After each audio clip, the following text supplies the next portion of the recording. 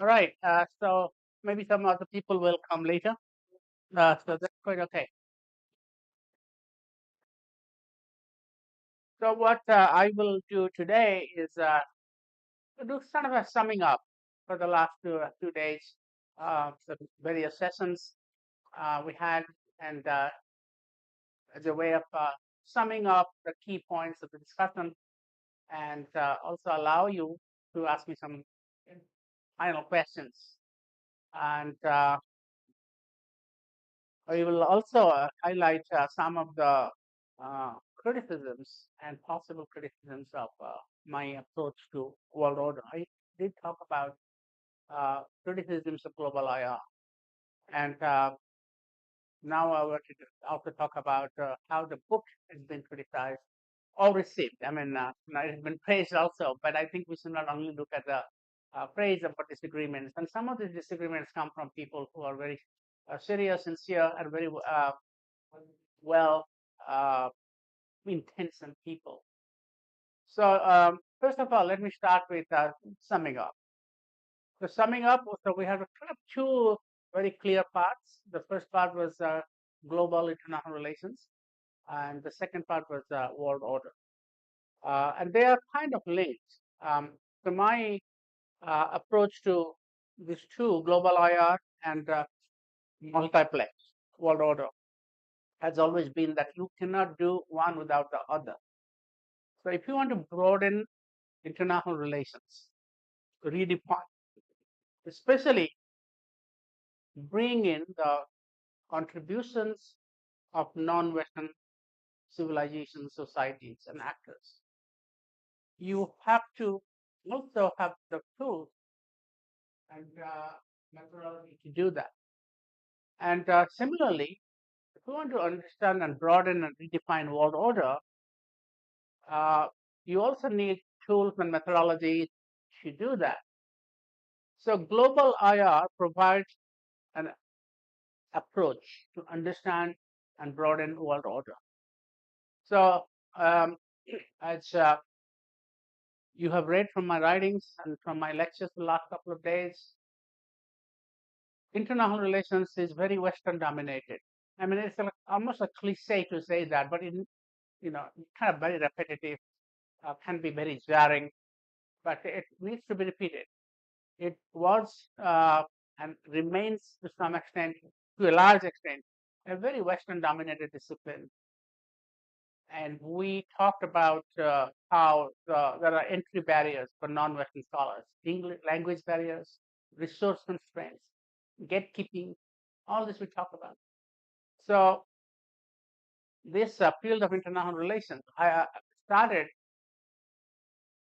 depending on how you count, it's 1919 with the first establishment of the first chair in the UK, but it moved, the center of gravity of IR moved from Britain, Europe to the United States.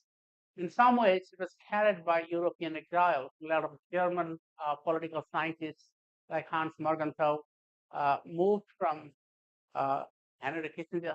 They came from Europe. They fled the Nazi persecution, and they became like in the United States for the nuclear program. So they found they helped to found the discipline of IR, and the United States, as the rising power, took over. So it became what Stanley Huffman said in American social science: the ideas, method, but also the training institutions, the universities, the think tanks, the journals, publishers. Most of them became American oriented. There are some exceptions to this. The British still have the Oxford and Cambridge University presses, very, very prestigious, and journals like International Affairs. But really, uh, it's the United States become the center of gravity for IR. So the United States, instead of actually broadening IR, actually narrowed it. And that's the irony of it. Uh, the United States, the British School of International Relations, uh, not the English school, the British Foundation was actually very historical oriented. It did talk because British are colonial powers, remember? So they knew a lot about other parts of the world. And they helped to establish think tanks. The Indian Council on World Affairs was actually modeled after the Royal Institute of International Affairs. Jawaharlal Nehru University, the School of International Studies, Indian School of International Studies, actually had quite a number of British professors, including Hadley Bull. And they came, J.D.B. Miller, they came and taught. So, the British actually, despite all the colonial baggage, they did know more about the non-Western world. They had interest in non-Western world. Americans had no such interest. And they also arrogated themselves to saying we have no colonialism, we don't have to study about it. And they also developed a very narrow view of theory. Theory doesn't just mean organizing knowledge systematically, providing a kind of a understanding, but it's all become explaining things, cause and effect. Then you started all this. Even the realism and liberalism started in Britain with the E.H. Carr's critique of the liberals, the 20 years crisis. But everything else since then, after that, was in US. So we have the great debates, the rationalism, constructivism, realism, liberalism, neoliberalism. So internationalism theory became narrower and narrower. And because it became narrower and narrower, and the Americans had no experience and no interest in dealing with the rest of the world, they become much more abstract, much more divorced from reality. The only reality they knew is the American reality, as they understood, and what they learned from Europe. So this was an incredible narrowing of IR. And that's what the global IR, non-Western IR is trying to change. Okay, so you have read all the stuff that Barry and I have written, but many others have written. Post-colonialism also started as a critique of that, the sort of excessive narrowing of the discipline by the United States. They also challenged how the American version of IR was even more unjust. Uh, it's very ironic, despite not being a colonial power, which is not true, by the way. United States is a colonial power, especially when you look at what they have done to the native Indians and also colonization of Philippines, Puerto Rico, the Monroe Doctrine, informal colonization. But let's assume that they didn't have large global empires. They didn't need to. They were hegemon, their power projection, the money. So even then, they uh, they they they arrogated themselves to thinking that we're not colonial powers. We don't have to worry about the global south, third world. So we will just develop theory for its own sake, uh, and we'll make it scientific. There is another debate: the classical versus scientific approach. The Hedley Bull representing the classical school, and David Singer representing the rationalist, quantitative, so-called scientific approach. All the Americans disparaged area studies, even though area studies was foundational to international relations. The British had a good sense of area studies because they were, again, uh, globally engaged. So the School of International Studies in JNU, which came out of the Indian School of International Studies, is actually mostly organized around area studies. So West Asian studies and the South Asian studies and the Indo-Pacific now is called. And then there is the European studies, Southeast Asian studies. There you go. Anyway, the United States have very little tolerance for area studies. The only area studies happened in the United States is intelligence, CIA. They founded a number of area study centers for language training during the Vietnam War. And so that Americans can be trained in understanding the places that US is intervening and engaging. So many of the foundational preeminent professors of area studies, um, such as John Fairbank is a classic example, Ezra Vogel, who I had the privilege of teaching together at Harvard, and they started as intelligence officers, very, during the Second World War, Office of Strategic Studies. They were collecting intelligence, uh, providing intelligence for the US government during World War II. And then after World War II, the United States created a corpus of area specialists, which provided substantial funding to learn about India, a lot about Vietnam, a lot about Russia, but they're all geared towards intelligence policymaking. Some of them did produce excellent area specialists. So as I said, I worked with Ezra Vogel, Japan, that's the number one, and amazing people they are. But they had no interest in theory. So, uh, so that's why the theorists of IR disparaged area studies. So area studies, which was closely integrated with IR in Britain, became completely divorced in the United States. So all I'm saying is that international relations became an American-dominated field and remains in many ways. The global non-Western IR first, then global IR coming following that, but post-colonial scholarship as well, before feminist scholarship, before the challenge this. Some people will bring in postmodern scholarship, which is a kind of French, European, continental European development. So, but nobody really paid as much attention to the global South as global IR. Now, post-colonialism did, okay? But I mentioned that when they did it, they only looked at the period after colonialism started, not what happened before. They have very little interest in culture, identity, civilization. In fact, they would disparage such studies. So everything revolved around colonialism, how it started, what are the lingering effects. But global IR and non-Western IR, so we have to start from the beginning. So one of the things we did in the book that Barry Buzan and I edited, we had looking at China, India, Islam, Japan, Korea, and later on, well, I think those were, we didn't have chapters in Africa or Americas. But the idea was to globalize the discipline, at least looking at some of the key neglected parts of IR and see how they had contributed to IR before colonial. So in some ways, global IR complemented post-colonialism or non-Western IR, but post-colonials don't accept that. They think they had it. It's completely wrong. They cannot. There's not much writing in post-colonialism 20 years ago that looks at pre-colonial times. In fact, the English School of IR did more. They talk about society or evolution. Adam Watson's book, later Barry Buzan and Richard Little's book. But English school also was not sufficient. They always assumed there is a European model that became universal. So the current international system, as Hedley Bull and Adam Watson put it, is the European state system writ large.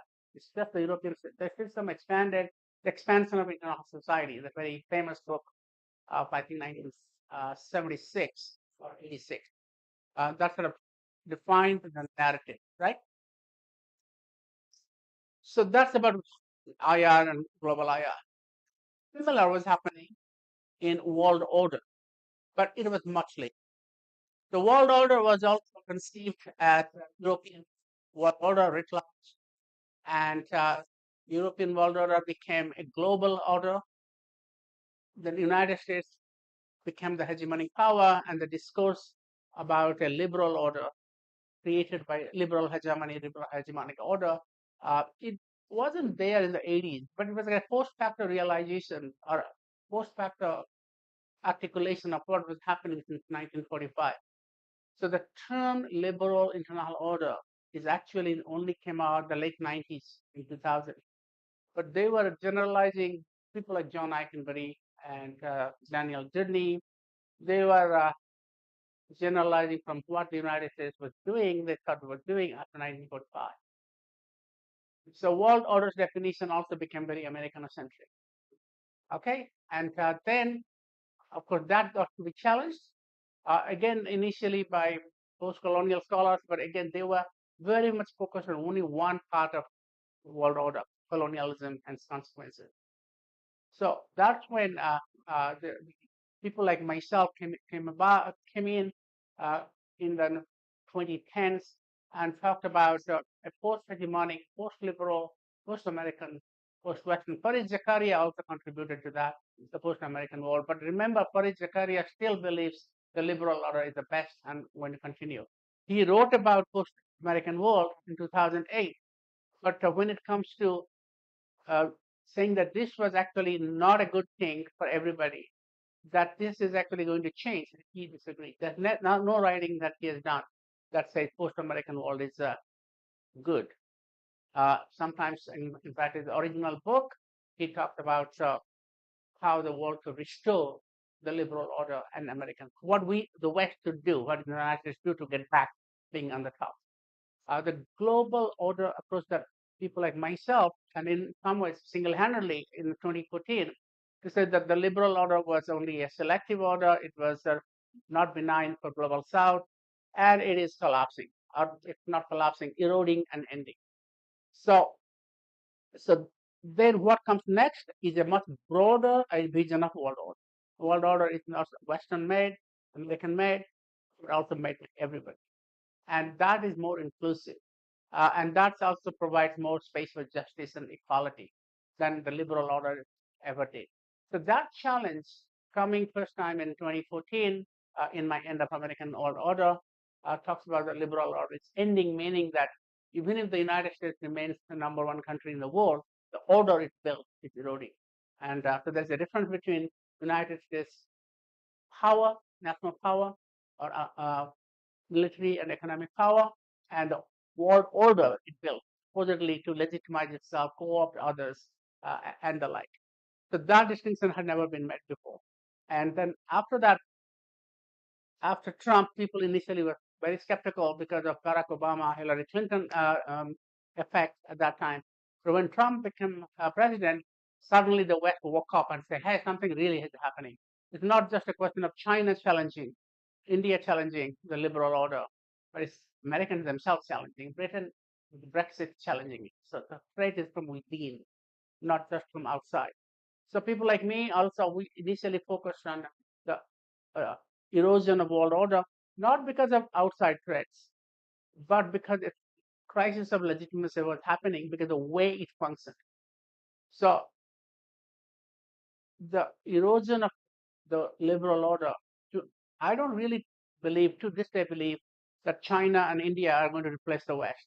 In fact, one of my chapters called the hype of the rest. A lot of hype. And C. Rajamohan today in the Indian Express has picked up that theme and called the West versus the rest, some sort of a myth and reality. So he actually does a review of my book, not a formal book review, but an article around the book. And he said the West versus the rest is kind of a myth. And I agree with that. And this is pretty much what I was trying to say. But what I said in the book, my book ends with that. But I think the key point to remember is that when we talk about global order, world order, and the erosion of American hegemony, we're not talking about how this is being challenged by China, and there's an obsession about China, and then Russia, of course, more recently, and then India comes in between. My point is that it's not them. They cannot challenge the liberal order. They don't want to challenge the liberal order. When you have a Indian government now says that we are not anti-Western, we are non-Western, but and not anti-Western. Like Jaishankar says that very very articulate foreign minister or external affairs minister. I have met him a couple of times, and I've listened to him. So India is not anti-Western. India is not going to build a world order, and I don't think China wants to also build a world order. That's a huge exaggeration. China wants to have its certain influence, reshape world order. They were kind of in some ways reformist, revisionist powers, not completely destroying the current world order. But the point I'm trying to make is that why the liberal order is ending our crisis is not because of external factors or not because of just domestic factors. Because you can have a president in 3 years and you will just issue another 1,000 executive orders and say no tariffs on the European Union. NATO back. The American president, he or she can do this, just like Trump did. Trump destroyed, it can be rebuilt. Not completely. It will take it because it's very messy. But he can say we are going to go through a multilateral system to renegotiate tariffs. We will, of course, domestically restore fundings to NGOs or think tanks and the like. Uh, so that could all happen. The liberal order, the American sense, could be revived to some extent. But the problem of the crisis of the liberal order is legitimacy before the war. It's not the Chinese government, Indian government that's challenging the legitimacy. They can't. They're too embedded. They have vested interest in this. It's not American public. Actually, you will find that the vast majority of the American public still want the United States to be engaged in the war. Trump base is not the majority. So But what is happening is what I pointed out, that the order is dysfunctional, it's inefficient, not inclusive, and not legitimate. That's also part of it. But it doesn't work, and it doesn't work for a vast majority of the people. All the wars are in the global south, 98.3% in my New York Times article, which actually Muhammad Ayub, one of the alumni of a very famous university, he actually first did that kind of research to point out how the third world countries that Tommy used have actually suffered, taken the disproportionate burden of global injustice and conflict. And I actually still quote him on that point. And Sishit Gupta, another Indian scholar who was teaching in GIAN's Indian precursor, he also made the same point. And so it is dysfunction, not just lack of legitimacy. And also economic growth, globalization only helped East Asian countries. Did very well, Japan and Korea and Singapore, the East Asian miracle. There's no African miracle, there's no Latin American miracle, there's no Middle Eastern miracle. The vast majority of the countries outside, there was no Indian miracle until 1990s, and they still not a miracle. Far from it. So China and India are not part of it. The order did not do it for them. So that's the point, okay? It's not the external powers challenging or the domestic uh, citizens of Western countries, populists challenging. It's the order not being able to cope with the challenges and what it pretends to manage. And that's the point of my book then and the point of my book now. But then what happens is just as we are broadening IR to global IR, we are broadening the Western liberal order to what I call a global multiplex order. And multi-civilization are broad and more inclusive. And so you can see that what is happening in theory is also being applied to, there is a parallel in the world order, which is much more practical, policy oriented, but also academic. To understand these changes that are happening, how the world is moving away from Western dominated liberal, US dominated liberal order to a multiplex world, you need new tools. You cannot simply use the same realism, liberalism, constructivism, which are very narrow anyway. Their theories come from Europe, basically. So you need to actually apply new conceptual tools. So that's where global IR comes in. The global IR says, okay, you want to study balance of power, fair enough. But it's not just what happened in Europe. There is a tendency for countries to balance each other. You can find that in the Near East. You can find that in ancient China. You maybe find that in the sort of ancient India. Or you want to study free trade. Again, it didn't start with the British and American hegemony. You have that in the Indian Ocean, as I told you yesterday. And then norms, humanitarian norms. Human rights is just one part of that. Again, it didn't start with the Magna Carta. It didn't start with the Declaration of French Revolution, American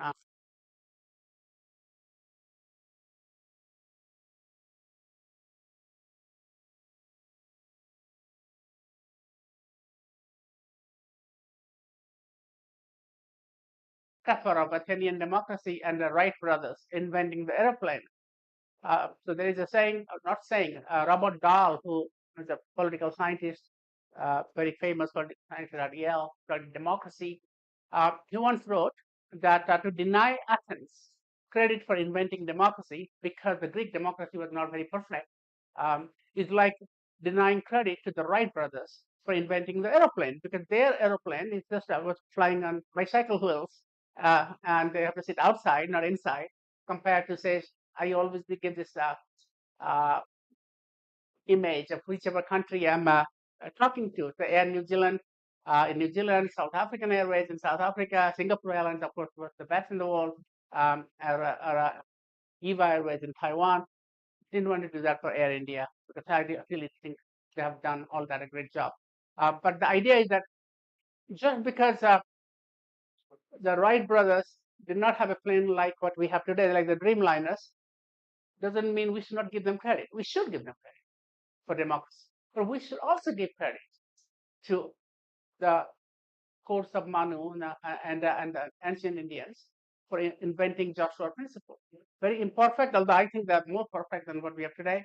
But the Islamic civilization for inventing so many things, including enhancing rational philosophy. The Chinese for civil service, and despite all the imperfections, the Sumerians for inventing the fast boundary system, the Egyptians for creating a narrative of chaos versus order, the uh, the Amarna diplomacy, the great powers of the Near East around 15th century for maintaining great power concept and cooperation and stability, the Kadesh Treaty for being the first diplomatic treaty.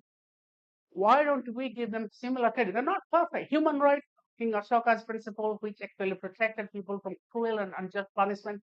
I don't know whether you know this, but it just floored me when I first found out. And Romila Thapar has actually written greatly about it. It's not that Ashoka wrote inscriptions on the walls of caves or pillars. We have one in Dauli, very close to where my family lives. But he also got them to be read.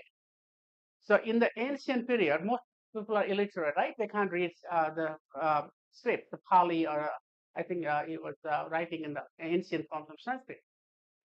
So how do you know what is written there? So every Tishya, it's like every 2-3 months of the cycle of the moon, those inscriptions, especially those in the pillars, will be read by a government official. And you can also have law on demand. So if you are being arrested or being persecuted, you can ask a government official to read it to you, what's in there. And one of the things that he reads is that, and you can read that in the book, that, but it's also, if you know the Ashokan inscriptions, it says very clearly that there are a lot of cases in my empire where people suffer cruel and unjust punishment. And many people suffer. And he uses the term cruel and unjust punishment. So I have instructed my city magistrates, not just bureaucrats, magistrates. There's a legal dimension to it to make sure this doesn't happen. So when you are a illiterate person being persecuted, you think it's unfair, and it's being read to you, then you have that's law for you, and it's being enforced.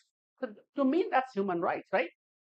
Human rights is not Magna Carta when you have a bunch of nobility putting a sword or a club and surrounding the king and getting him to sign. It's also uh, the rule of providing an example of creating laws that are being enforced. This is enforcement. So this is why when Amartya Sen wrote about human rights, he said, well, now what we have human rights today is actually not invented by either Europeans or anybody. It's a 19th, 20th century formulation. But there were always proto-human rights in many civilizations. And that includes Magna Carta, that includes the Ashokan inscriptions or Ashokan edicts, that includes principles from Confucianism, which actually gave the right to rebel against unjust or non-benevolent rulers. So there was some protection, and I'm sure you find I talked about property rights in West Africa. So many civilizations created admittedly foundational, crude, imperfect uh, prototypes of ideas, norms, and institutions of what we have today. But just like Athenian democracy, they should be also given credit. If you don't do that, then you are suffering from, or you're exercising what we call epistemic hypocrisy or injustice. And that's the key methodology of the book. So that's basically, you see the parallel between broadening IR and broadening the discussion of world order. And that's the two things I have done initially on IR and later, more recently, on world order. So you can actually, I've sometimes given a lecture called Global IR and Multiplex World, how they are related. You cannot understand the global the world order, the multiplex world, without going beyond the Western IR. And similarly, you cannot have a global IR unless you have understanding of what happened in other civilizations and their contribution So IR, as I said, even the IR was founded in 1919. Let them get credit, but the substance of IR was not founded in 1919. It was founded at least 3000 BC or before, with the Sumerian city-states or Egyptian, the centralization of Egypt. And maybe other parts of the world we don't know. Maybe one day we'll find out. And there are some Indian nationalists who say the Indus Valley civilization goes back to 10,000 years, which I think it's, let them provide evidence and I'll believe it. But certainly the Indus Valley civilization goes back to about 2,900, and we don't have a lot of evidence of how they conducted their international relations, but we know that they're trading with the Sumerians. Okay, so what are the problems with this view? I've talked about global IR, but let me talk about the world order book.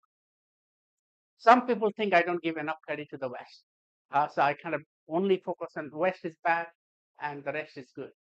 And that is to some extent true. But my answer to that is that don't we already know enough about the goodness of the West? So what can I add?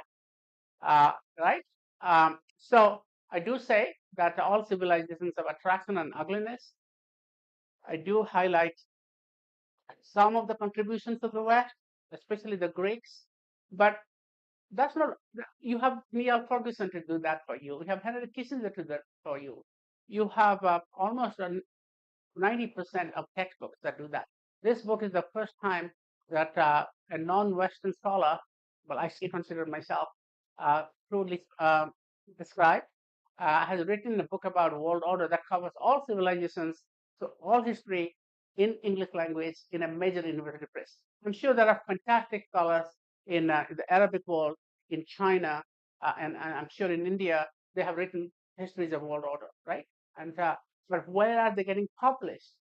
Because can they get past the gatekeepers of the West to get into the Cambridge, Oxford, or not to mention the kind of Hatchet books, Penguin Random House. Penguin Random House and I had quarrels about getting this published, though I like them. And I have published 2 books with Penguin in Southeast Asia. But they have published Kissinger, they have published Ferguson. They make a lot of money out of this. So why would they publish a total counter narrative that challenges everything that Kissinger and Ferguson have said? Neil Ferguson is a friend of mine, by the way. We taught together in Tsinghua in China. So personally, he endorsed my previous book. Nothing personal here. It's basically arguments.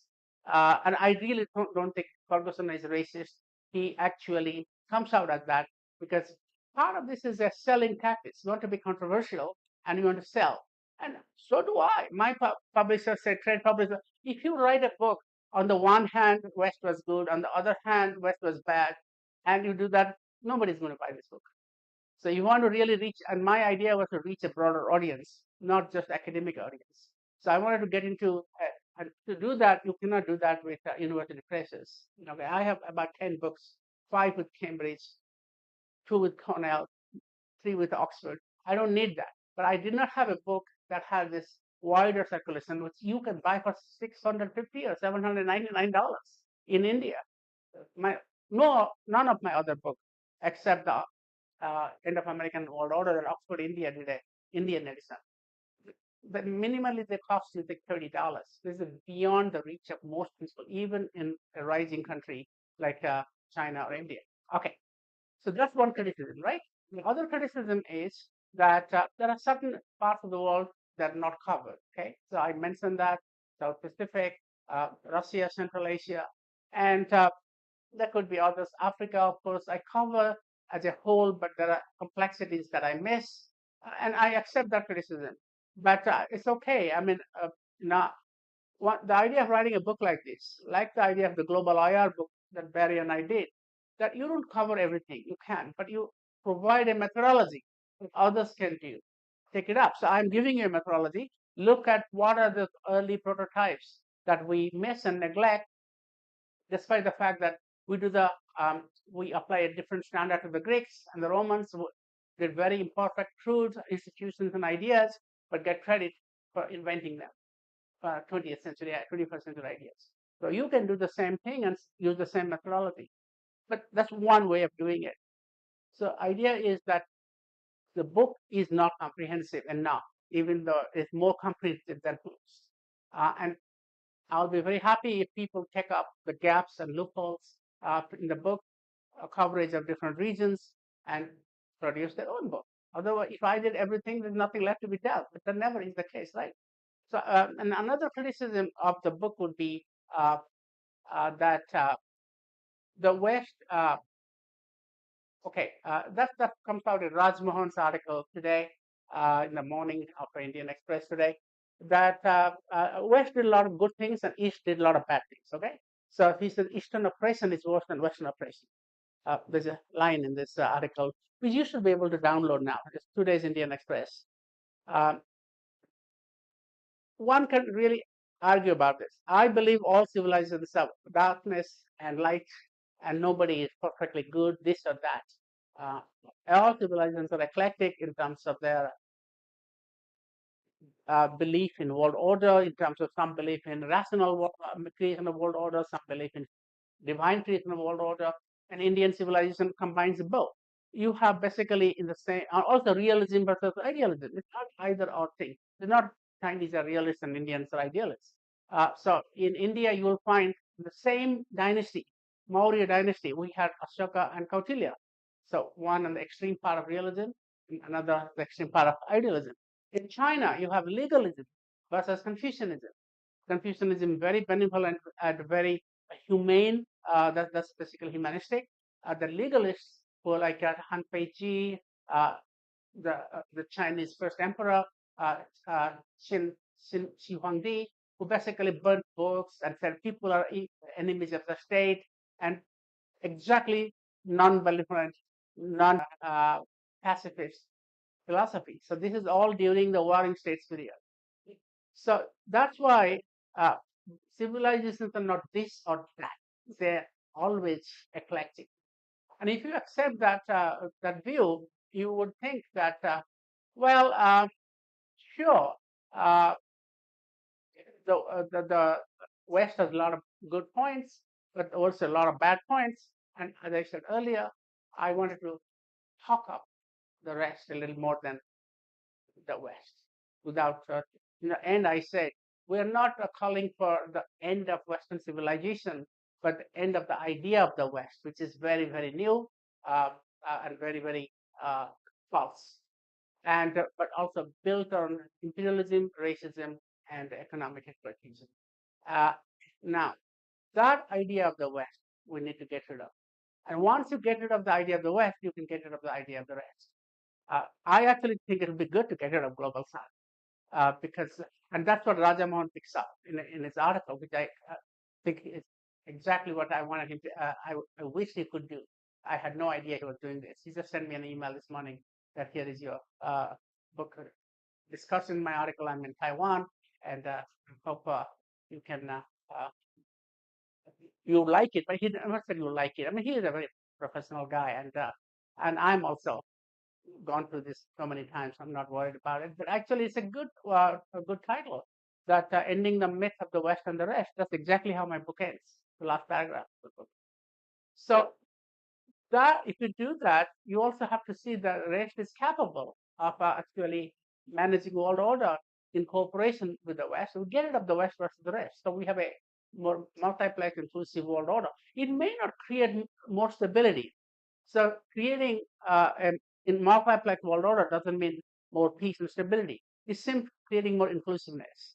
And it opens up more avenues, more approaches for creating truth and justice. That's the lessons of history. More mutual respect. And that's exactly also what Raj Mohan picks up. That the idea is the class of civilization narrative is actually wrong, not historically supported. The idea that you could actually, through mutual learning, and mutual learning leads to mutual respect, then you can actually have possibility of a world order that is more just, not necessarily more stable, but it could become more stable because we have examples where non-Western states, non-hegemonic powers, non-empires maintain peace and stability. And again, I give you the Indian Ocean thing, but there are many, many examples of from the Americas, the Iroquois, very, very good example. 600 years of peaceful coexistence with norms and ideas, and there was no Iroquois empire. None of those. The Senecas were not Mongols; they were also small uh, tribes and the Mohawks and Senecas, the American Indian tribes actually maintained peace. The South Pacific countries maintained peace, which I haven't read very much yet.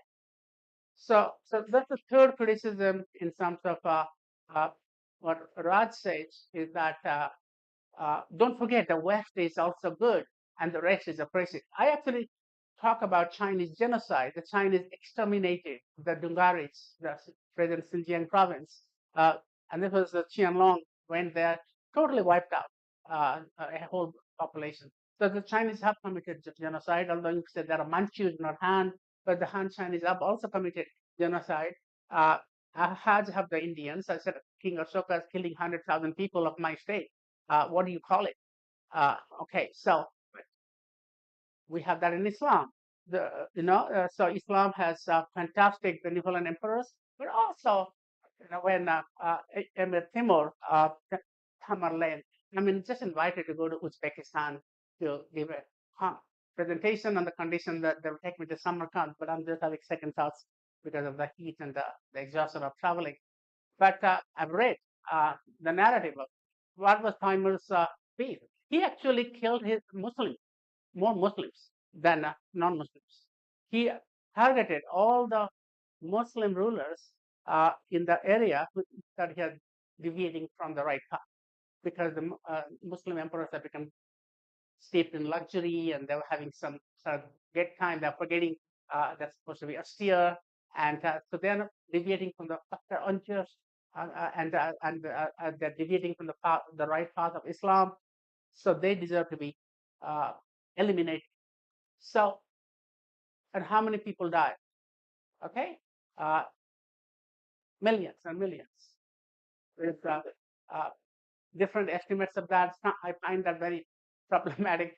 I have every chapter has a list of how many people are killed in by different rulers, the best possible extent, and I get that from the Encyclopedia of Genocide. And you will find that every civil, and the Incas did that, the Aztecs, human sacrifice, although it's hugely exaggerated, they did that. The Africans had their own slave trade. Uh, of course, the Americans and the Europeans committed genocide in large scale. So every civilization does. So I'm not saying the West is totally bad and the East is totally good. I agree that East has some cases been regressive. But we don't also look at the goodness of the Eastern civilization. That the Chinese actually maintained a world order very peacefully compared to the Westphalia. So if you contrast Westphalia with the so-called tributary system, which is a misnomer in many ways, because it's not really about political tribute, losing sovereignty. It's a trading system. The only way you can trade with the Chinese Empire is going through by giving gifts to the emperor. That happened everywhere in the world too. But they actually maintained there are far less wars in East Asia than in Europe. And this has been proven by a guy called David Kang. I'm a Korean American professor. So give them credit for that. It didn't extend to South Asia, but the South Asians did it under, well, there was no South Asia at that time. The Indian subcontinent and neighbors, they also maintained peace in their own way. Southeast Asians did it in their own way. So the idea is that the East did a lot of cruel things, but also had new and different pathways to order without creating the Westphalian anarchy model. And so that's how I will approach the third criticism. But I welcome this criticism. There's a review in Wall Street Journal, which guy called Tunku Badarajan, former editor of Newsweek, of course, originally from India. He just tears into me completely. And I think that's great. That is exactly what I want people, the Western analysts were sitting in, well, he is more Western than Eastern. He never really shouted. He calls me an Indian political scientist. It's by the fact that he himself is also an Indian sort of analyst from American Enterprise Institute, Hoover Institution, and Wall Street Journal. Okay, that's all I want to say. So I think it's good. It proves my point that, and the Wall Street Journal is dragging its feet, publishing a rejoinder from me. So we're going back and forth, and they just don't want to have a counter to that. So that's suppression of sort of academic freedom or journalistic freedom. But I will have other ways of. I will just talk to you like this. I will write my blog. I will actually wear it like a badge of honor. That yeah, being criticized like that in a very practical way. Those of my friends who have looked at it, they said, this is actually good for you. Okay, so I want to stop here and take a few questions before we go off. So those are my way of summarizing global IR, multiplex world, the two parts of my lecture, and some possible criticisms of the world order literature. Again, what I can defend myself, but you don't have to believe everything I say. You should go up and look at it and also have your own criticism. But that's the way these sort of things will advance. If you write a book, it's better to be criticized than to be ignored. It's better to create controversy than not to be. And this trade book allows me to do that. All right. So I'll take some questions. If-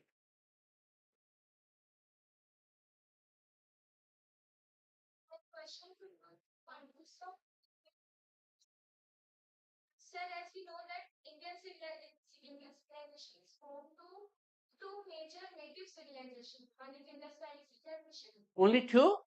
I thought, well, yeah.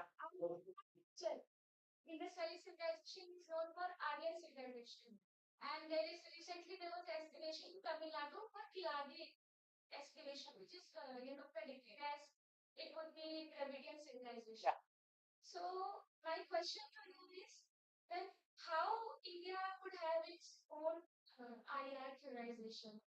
Well, you have Matthew coming tomorrow. Matthew Joseph is from South India. Okay.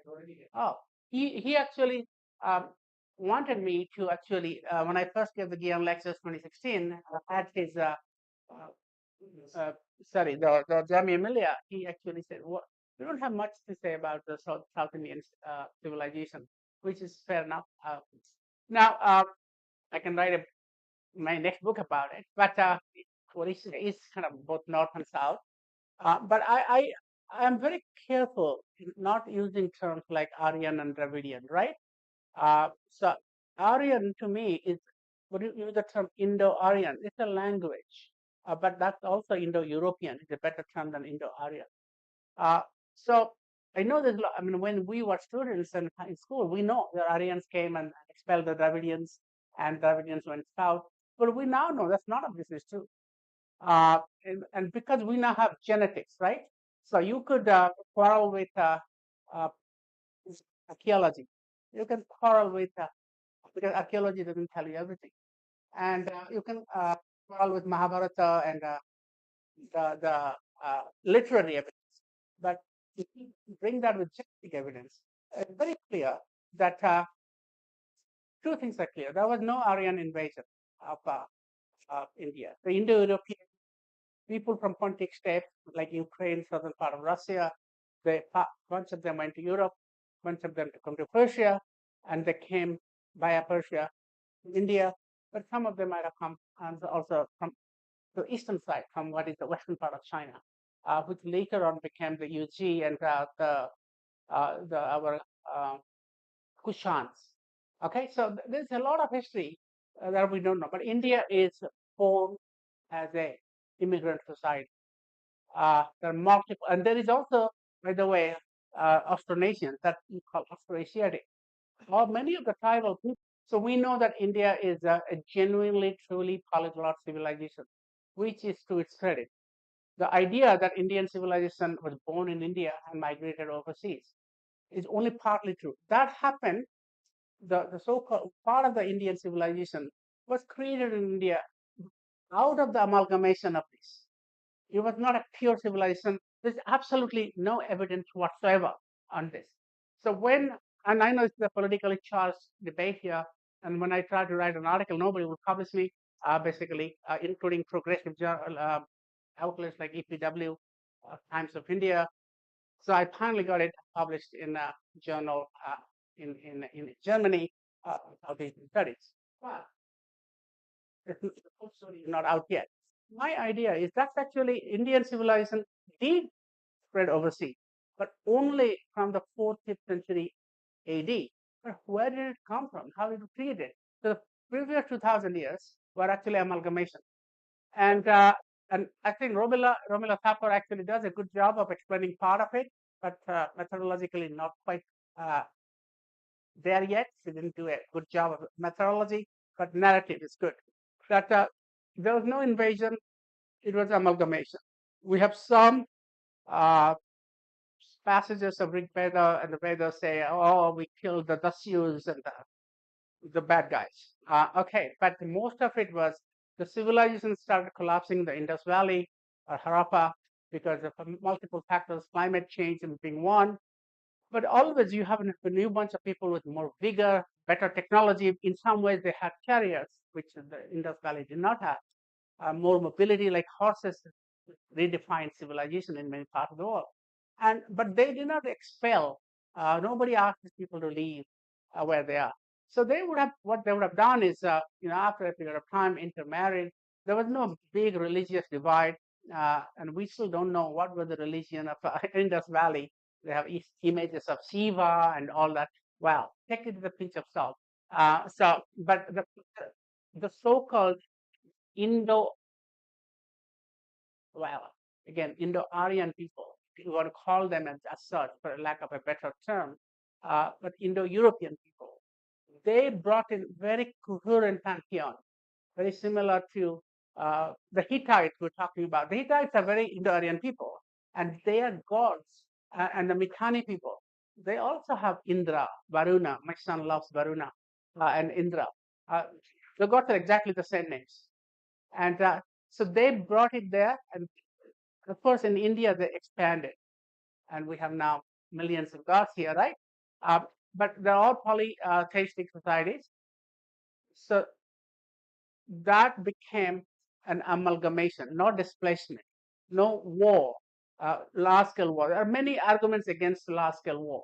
I cannot go into details. So India was born like that. The so called Vedic civilization, again, another problematic term, is an amalgamation of these influences. But that became entrenched, foundational, and many quarrels, and the Brahmins versus the rest, the Buddhists and the Jains protested against that. But slowly that started expanding from 4th century BC, but certainly 4th century AD under the Guptas. It went to Southeast Asia, it went to Central Asia. Buddhism expanded. That's also kind of an Indian export, and most of it was relatively very peaceful actually. So Indian civilization actually did go overseas, but it was not born purely in India. Why can't we just have this compromise that well, the right, those who say Indian civilization, out of India theory, you're right, but after a certain point of time. But those who say Indian civilization is actually amalgamation, because the genetic evidence also says that there was a migration, not war but migration. They're also right. Instead of saying that, you sort of have this false debate because of political reasons. Nobody would publish that in India. So uh, in major newspapers, they send it to Indian Express, Hindu, Hindustan Times, and Times of India, which usually publishes stuff I write. But anyway, the book actually discusses that a little bit, not too much, but there's a time for a separate book. So my point is that Indian civilization is fundamentally a migrant civilization, eclectic civilization, but it did have a global influence, and it did travel overseas, and there is evidence on both counts. You don't have to be either this or either that.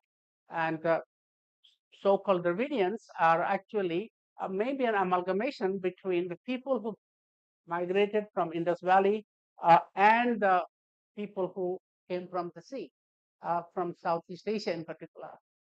So it's very hard to say. I just went to the museum in Orissa, a tribal museum in Orissa, and actually there's some narratives that these are Dravidian people. But I also know that they speak Austroasiatic languages, some of them, which is same as Cambodia and Vietnam, the language of Cambodia and Vietnam. So there you go. Uh, these debates are very political, but I stand by what I say. It's a fundamentally migrant eclectic civilization, but they created a lot of stuff in India, which then went overseas and had a deep influence on, at least in Southeast Asia. Not so much, and also in the world, but I think in Southeast Asia, East Asia had profound influence. All right, good morning. So my name is Rupa and I'm a research scholar. So my question is in resonance with the the statement made by Hannah Arendt, in which she talked about politics as an activity in consent. So, sir, my question is that do you think that true political engagement is marginalized, which impoverishes the human experiences and Yeah. limits our understanding of what a human actually is? We are more focusing on economy, on politics, and on wars and tensions instead of focusing on the major aspect of human beings, which are nowadays are in trouble, facing a lot of tensions with refugees, which we are seeing these days in Gaza and in Ukraine, sometimes back. So, sir, what's your stand on a very major question of human beings? Okay, so you were saying that we're focusing too much on the bad news, war, and also sometimes political polarization, and not so much on the human side, like human rights and the like. Um, and I think true because bad news sells, right? So it's always the strategy that if you look at the media, almost the algorithms bring out the bad news. In the United States, every day, where was the shooting? How many people died? Not so much what happened in Gaza, but what happened in Memphis or Minneapolis. So that's why we stopped watching TV. We don't have the television cable anymore. And even those Google, I am very selective about the areas of news I want to read. So bad news sells. That's why the media highlights bad news.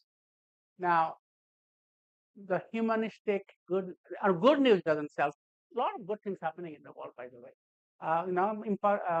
People being lifted out of poverty, examples, micro examples of cooperation, and you will find those things in the TV like as a sideshow. When the anchor will have a little smile and say, "Oh, the people in this village actually rescued a crocodile or something," or they would say, they built this bridge between communities. How many times do you see these things?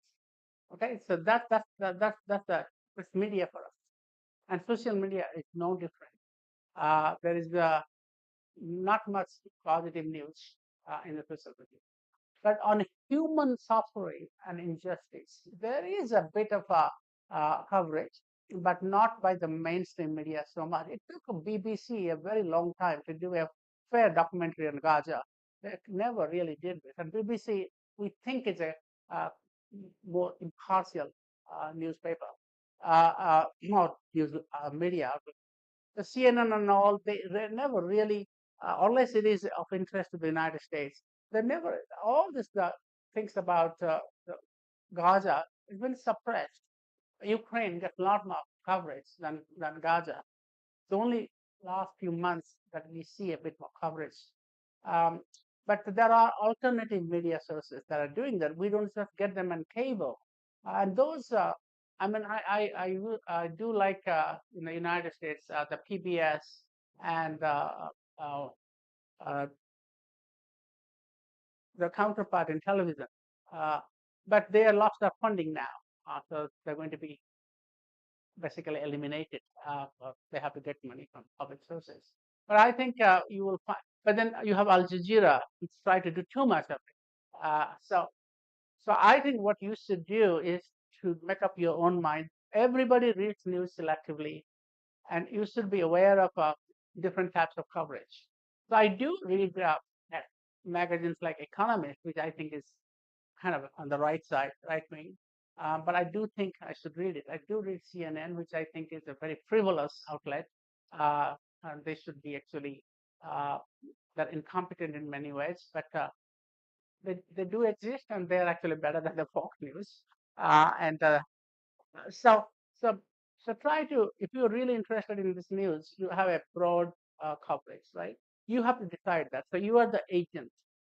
You don't get what you are uh, shown, right? Never watch TV on the airport. So close your eyes, stay away from them or hotels. So I will, in some ways, internet is good because you can also selectively read different types of viewpoints. I do read right-wing newspapers because I want to know what they are saying.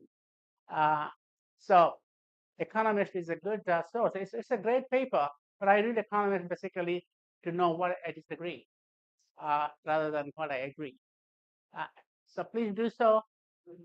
Don't worry too much, but it's not going to change very unless the media itself, the culture of the media changes, the funding pattern changes, where to get the money, advertisement, and the like. We in India used to be very proud of the fact that India had actually a wider range of opinions in the paper than the United States. The United States has no communist newspaper with mass circulation, right? So it's all either liberal, progressive, or in between, right? But India has a large population of a large range of opinion in the media and also multiple types of ownership. Now they're being monopolized and concentrated. I don't see a lot of really, I mean, there are some, I don't read that very much, but I do know that from time to time, the new online outlets do publish dissenting different opinion, but they are also under attack. Let me, yeah, yeah.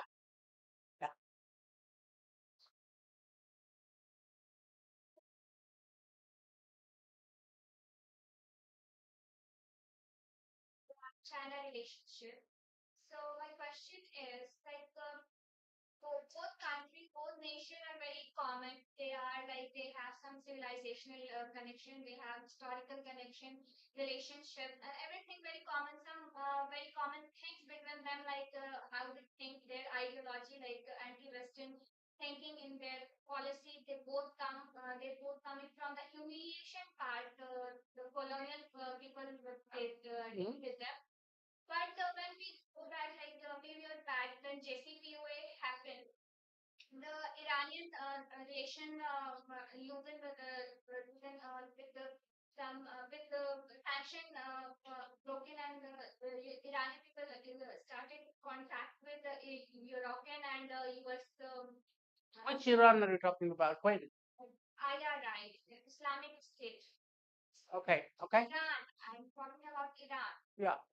When those sanction loosened in 2015, JCPOA happened. So, Can you sort of narrow it down to the question because I would not know all the narrative. So I agree.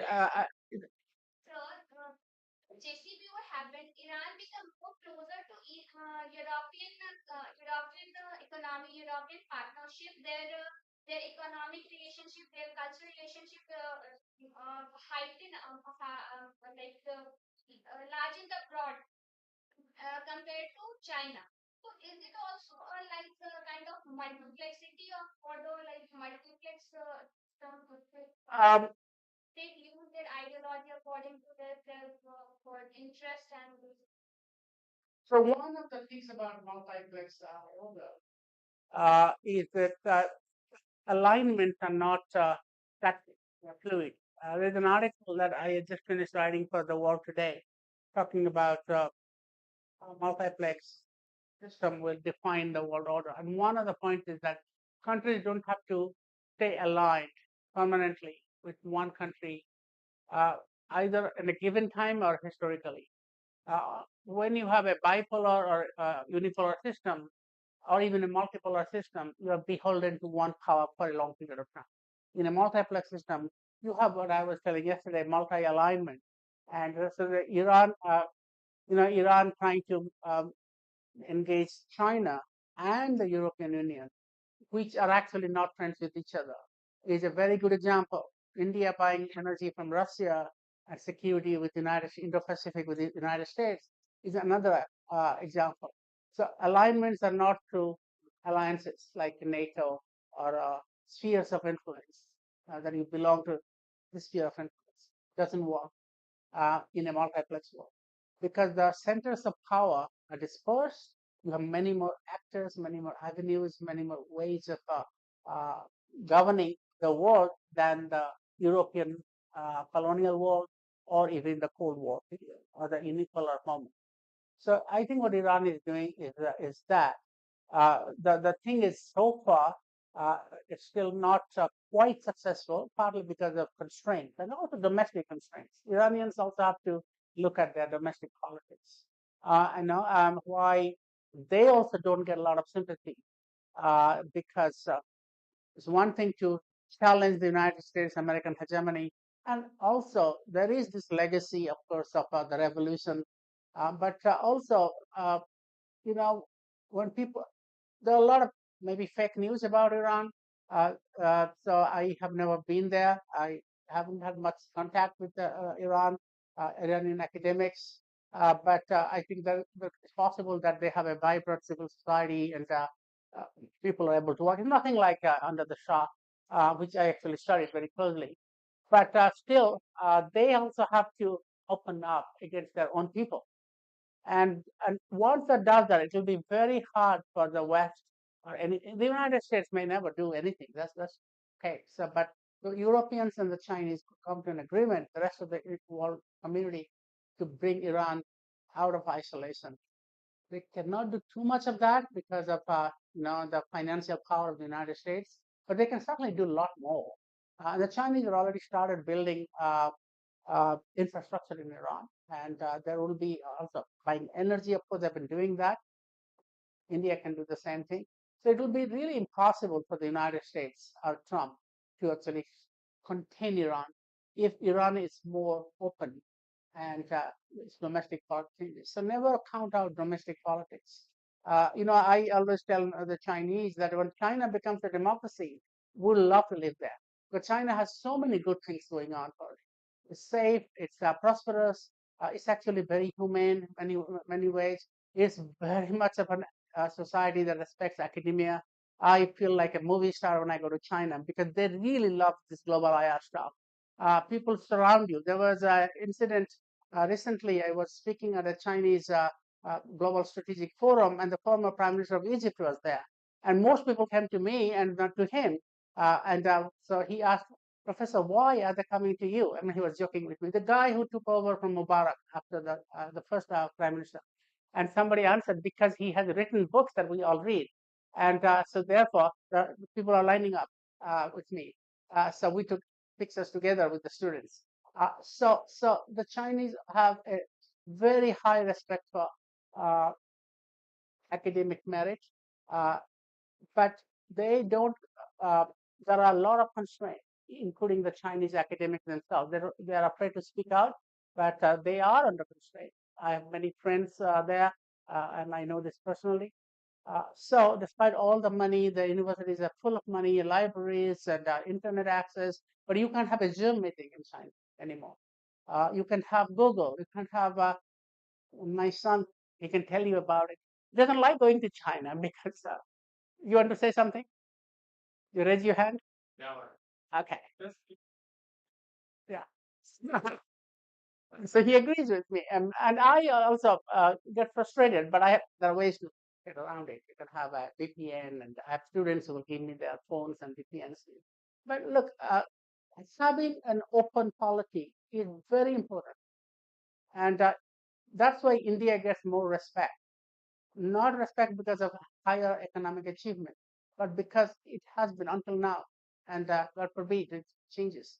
And there's a lot of worry about India now. So because it's an open society, Indonesia gets a lot more respect since Suharto because it's an open society. So it's not a democracy versus authoritarianism. It's openness when people feel they have a voice, and the international community respects it. So you can say democracy is overrated, but look, every is made of conflict resolution. Okay, so every society wants to be democratic in its own way.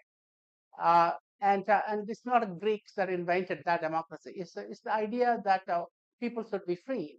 It's not a Western idea. It's an idea from all civilizations. And uh, don't know. I don't want to get into politics, but there was a former Indian prime minister who has a son in politics. He once told me when I met him that I actually reminded him that his father said India will survive only as a democracy or not survive at all. You probably know what I'm talking about, but let's not talk about this. So I think that's true. India will not survive without being a democracy. Democracy allows India and federalism also to resolve conflict in a way that now Indonesians are learning, but Burmese cannot do it because they cannot accept federalism. So let's put it this way. Okay, I'll take a few more questions, then we will go. Yeah, I'll come back to you. Yeah. My name is Apri. So after hearing about global IR and multiplex world order the past 3 days, I believe that global IR and multiplex world order have potential in downside in mainstream IR. But I would really like to know that what do you think that global IR and multiplex world order is? What are the challenges that it is going to face in near future? Well, yeah, I appreciate the question. Some of the things I said about global IR yesterday. Were you there yesterday or day before day? So criticisms of global IR is not sufficiently radical, reproduces Western knowledge. Global IR is not post-colonialism, wants to get rid of realism, liberalism, but it wants to live with them. Those have been so it's basically because I take a middle ground, so-called the Buddhist middle path, that people on the left, well, I don't think they're left, but these are kind of post-colonial, more radical IR scholars, and then the mainstream scholars. I sort of fall in between the stools. Uh, so, so, but as I explained, this is a turf battle. So you want to be more radical than the previous one, and then you want to also have new theories that are not called global IR, but pluriversal IR. This is the game that we all academics play, and we respect that game. So global IR to me is the broadest form of IR. But being broadest means you are also not dismissing the realists, the liberals, and conservatives. You're just telling them that you should be broader yourself. You should not just derive your ideas from the Western history, but also from non-Western history. So for multiplex world, I just explained that people think are not sufficiently recognizing Western contributions, and they think that I don't sufficiently highlight Eastern excesses that Eastern, like Raj, my friend, talks about today in Indian Express, and he is technically right. But I do talk about genocide and evils in non-Western societies, but I don't give them as much space as their contribution. And I didn't write this book to say who is good, who is bad. I basically wrote this book to say who did what, and some of them are good, and some of them are bad. But that's what the criticism is going to be. You cannot win, right? You cannot win every case. So we have a large number of people who are going to read and engage with this book, and there's bound to be, even in the classroom, differences. Right, in the back over there. Sorry, which one? Migrant. So, well, maybe migrant is a very bad word today, but it's a multicultural at birth. Yeah.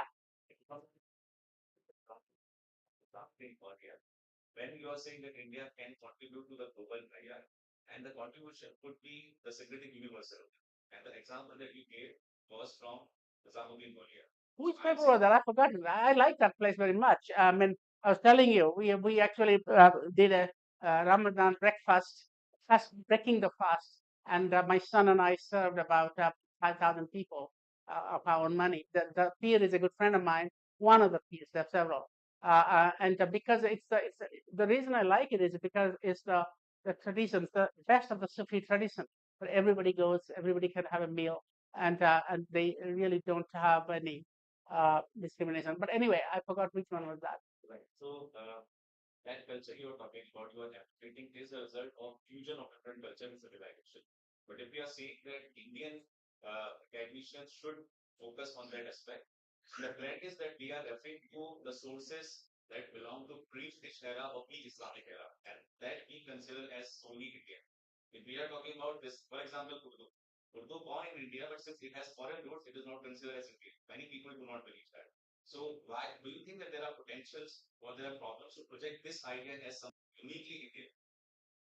Okay, so yeah, you can have certain unique Indian ideas which are products of India, but there are many things that goes into it. So there's nothing wrong in being an Indian idea or a Chinese idea, but you'll find that when you say where the ideas came from, you'll find different elements. Also, because as we are talking about India is north, south, northeast, west, central. Orissa is another tradition by itself, both north and south and west. So because India is so many things, but it has held together. India is not a British invention. I was telling about the Maurya Empire going all the way. You look at the literature, look at the language in the South. I mean, yeah, some of it to do with what M.N. Srinivas called the sanskritization, but there is also this interactions of trade, interactions of cultural diffusion, you know, uh, well, you have Ramayana, which basically the center is in North India and goes to the south.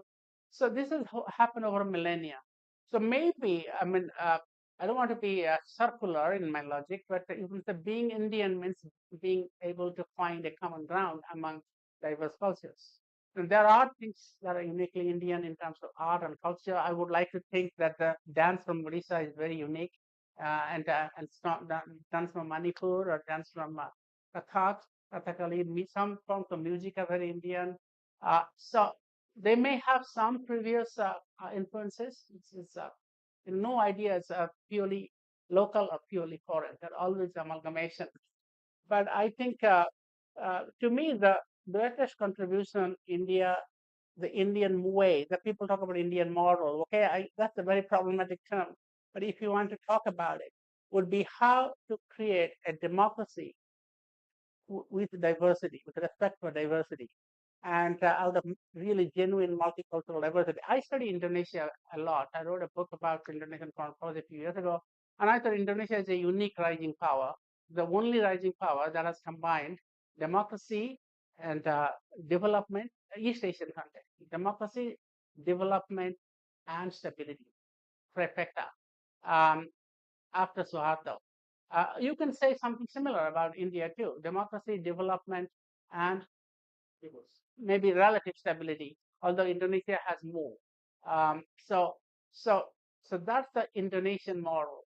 That's the Indian model, and that's a unique export. But where the stability came from, development came from, says purely Indians invented it. I would think that no, that's not true. They also absorbed a lot of influences. We have had many examples of American aid creating, universities around the country, and Western ideas influencing India. Uh, but they all came together. And when you say something is a model, something is in a way, it doesn't mean it has to be purely indigenous. It can actually be the melting pot of different sort of ideas, but creating in a way that becomes recognizable and exportable. So, and second part is the utilization of this technique. So I'm saying that this idea is under attack for a very long time. And if we as a society, as a nation, have not been able to Idea of a utilize this nation? idea of integrating universalism, if as a nation we have not been able to utilize it to solve our own problem, national problem, but we are advocating to the world that this is the way to solve the global problems, how convincing will be at the international level? We can't do that, and we should not, that's rhetoric, that's politician rhetoric. Luckily, many academics don't buy that in India. That's why we need a vibrant academic community. Uh, Politicians have their own reason for saying that. We can solve the problem, we'll provide solutions, but the evidence is that it's only partially successful, but also India doesn't have the resources, and sometimes the foreign policy credibility. There are always contradictions.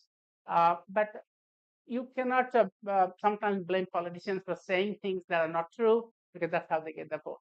Now, the idea of a syncretic Indian is very good, because I actually started working on this, and part of that in the paper that's Indian papers on published. Uh, Amartya Sen talks about argumentative Indian. I said no, India is actually the syncretic Indian, not argumentative, but they go together. So India always ends up the synthesis, always. And those regimes, and this is not just today, but throughout history, those rulers, uh, including the era of Hindu greatness, including the era of Muslim greatness, and also the British greatness, I consider all of them part of the Indian world order. They become intolerant of diversity, they become singular, not syncretic, they lost legitimacy. The Hindu civilization collapsed to a large extent, as Indian historians have collapsed, means weakened, because there was this infighting between the Orthodox Brahmins and the very tolerant Vedic civilization, which actually are much more open. Uh, so the rise of Brahmanism and castism might have actually destroyed Indian civilization. Uh, the initial phase of Hindu civilization. Aurangzeb did a lot of damage. In fact, has to be blamed for the downfall of Mughal Empire. Never recovered after that because of intolerance. The British, when they were tolerant, open, allowed autonomy, they governed very well. When they did not, like what happened to the 1857, they faced a lot of crises because they try to impose certain values like whatever the gun and the like, which are against the beliefs of the majority of people. And both the Hindus and Muslims came together and to challenge the British rule. So this will happen to any ruler in India. That's the Indian kind of historical norm. That the tolerance actually is good for Indian stability. Intolerance leads to downfall. And syncretic Indian is a good way to say that most Indians are syncretic. They are also argumentative because they talk very loud, and that just like Americans do.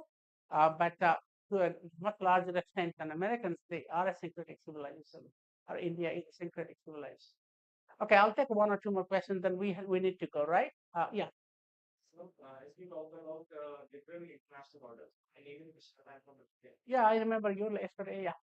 So, as we see post 1990, US getting involved, sort setting the normative understanding of humanitarian intervention in Bosnia, setting up of the Rome Statute (ICC), and we now see the unraveling of that system in the post-Gaza war, and how sort of their favorite child is sort of destabilizing the whole system, and because America is sort of growing sort of old and declining and losing control over this sort of young power that is even banning UNRWA.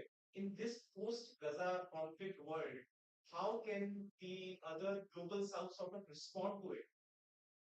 Well, they are responding. And in the beginning, there was basically geopolitical strategic interest trumped or prevailed over humanitarian interest. And you're right, humanitarian norms are severely weakened. The responsibility to protect and all weakened. And But I think there is going to be a backlash against it. And the Europeans are finally waking up. Finally, I mean, the French recognize Palestine as a state. That's a big deal. And the Americans are furious, but the French did it nonetheless. We might see that happen again. Spain has done that, and of course, I think global South countries have to do that. But humanitarianism is weak now at the official level. It's not so weak at when people get a chance. There are still institutions arguing, providing aid, trying to provide aid, and I think I'm hoping that at the societal level it will survive and maybe thrive, but at the official level, it's very weak, anemic. Okay, another question. Then we need to go because we're driving back to Delhi. Yeah. My name is Shavin. So you have written so extensively about the regionalism and regional organization. Yeah. Particularly in the context of art. And it was a great idea because this regional setup was started working at the international federalism. But nowadays, these regional organizations and regional setup are is withering away. Is there the impact of global changing order, or there is something else? You talk about ASEAN in particular, or all regional organizations? Well, they are withering away in some ways. They're not withering away. I don't think. I mean, ASEAN has a big problem now. The war between kind of a Thailand bombing Cambodia and Cambodia retaliating. That happened in 2011, except that Thailand didn't have F-16s at that time. But they have had minor wars, but they have been contained. So what happened is, as usual, Trump took credit, but actually Malaysian Prime Minister Anwar Ibrahim stepped in and did the actual deal, got them to meet together. And that happened in 2011 when they also had a war. 100 people died. I don't know how many people have died this time. And it was Indonesians that stepped in. Martin Natlegawa stepped in and got them to uh, peace. And they were also went to the International Court of Justice to solve the problem. So this is a lot of due to domestic politics in both Cambodia and Thailand. But I'm very confident that it will not lead to all out war. Uh, that is not going to happen because there's so much at stake here. The conflict will be contained within the border, and there will be outside mediation, which is happening from Malaysian side. Huh? I don't know what Trump said then. Yeah. Okay, so thank you very much. I should go now, and we have a long day. I have meetings in the afternoon in Delhi, so We'll have a group photo outside just immediately after this session with Professor Acharya. I would like to formally thank Professor Acharya for sparing time and coming over here. It was really a difficult task on his part as well as on our part because we have been communicating with him for the last 1 year, trying to fit his schedule with our rather program here, but finally he made it. It's really great for students to have a scholar of his stature and academic rather excellence, the kind of academic work he has done. So merely seeing him is great for you, and of course you all interacted him for the last 3 days, so that might have been definitely very inspiring for you. You might have taken a lot of ideas from him, so try to build on that and try to learn things from him. One thing which stood out other than academics was his rather he was always on time. Today the class was at 8. He was here in the class at 8 drought, and you see his rather he's much senior to you in age as well, and most of our students could not make it to the class at that time. They were dropping in later. So that's something else, you have to learn, and that connects with the academic excellence. If you're so diligent, so on time, so punctual, then you actually go on and produce work like he did. So thank you, sir, once again, and his family also. And allow my son to take a photo of me. Yeah. So with the students, okay, all the participants. Yeah. No, I think this is better in accent. I don't like the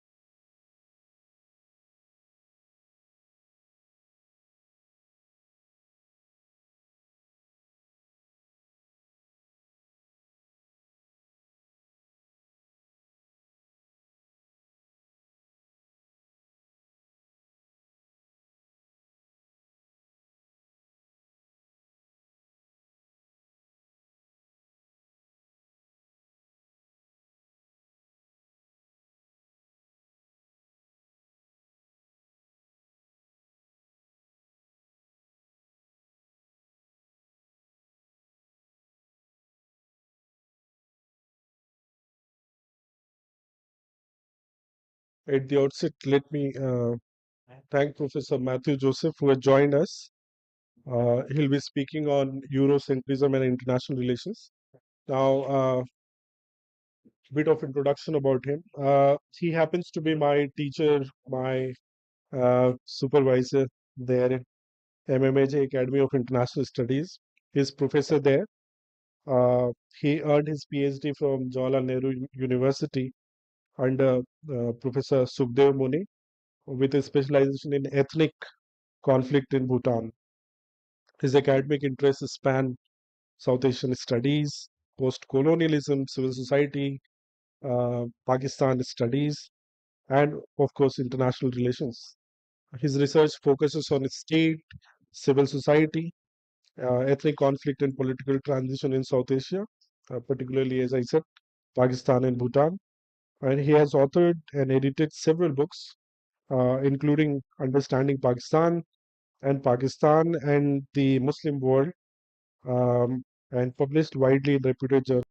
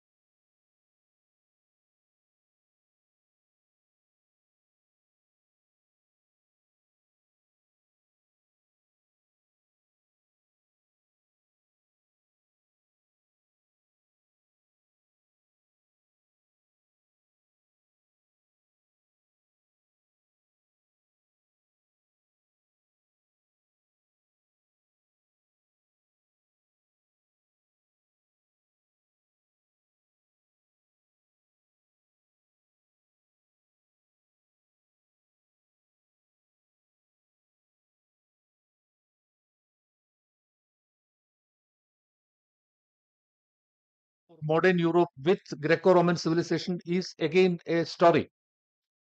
It is something which is beyond our imagination. The Renaissance, Enlightenment, and the end of history narrative, which emphasizes the ultimate triumph of West or Euro-American world, are inalienable to the idea of Eurocentrism. You see all the narratives,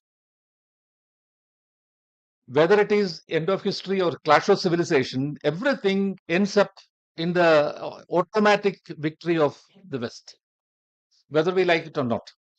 Even though we are opposing, many people are opposing the clash of civilization, but the narrative, when we engage that, we are also engaging with that narrative and thereby imbibing the logic of it. The projected connection between the Greco-Roman civilization and medieval and modern Europe is also imaginary and ideological. Frankly speaking, one cannot find any meaningful connection between the Greek tradition and Northern Europe. Basically, if you look at the spatial distance between these areas, Greco-Roman civilization was in Southern Europe. And its connection with Northern Europe is absolutely not there. But whenever we think about Europe, we think about both Southern Europe as well as Western Europe connected, and it is all linked to the great so-called Greco-Roman civilization. The establishment of Greenwich Mean Time as the global standard time and the adoption of Gregorian calendar are examples of how Eurocentrism shapes our perception of time and periodization of history. We have Indian Standard Time. Pakistan has Pakistan Standard Time. Even small countries like Bhutan have their own Standard Time. But these are all in reference to GMT, Greenwich Mean Time. So a particular observatory in England is deciding the time schedule of all other places. How it happened? It happened in the last 500 years only. And again, calendar. There are many calendars existing, Islamic calendar, for example. Every place has got its own calendar. African regions, they have their own calendar. Many parts of India has their own calendar. India has a different calendar, Saga year and all that. But these calendars are there. They are calendars, ethno-specific calendars. But calendar is Gregorian calendar. So we calculate everything according to that. This has also happened in the last 500 years. It has not more than that much of history. The periodization of history, like ancient history, medieval history, and modern history.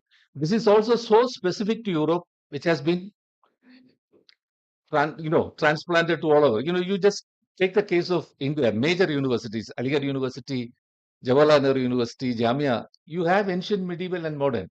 Whether this particular periodization is applicable to us or not, how do you distinguish between ancient and medieval? How do you distinguish between medieval and modern? And in order to escape this problem, now people are talking about early modern, late medieval.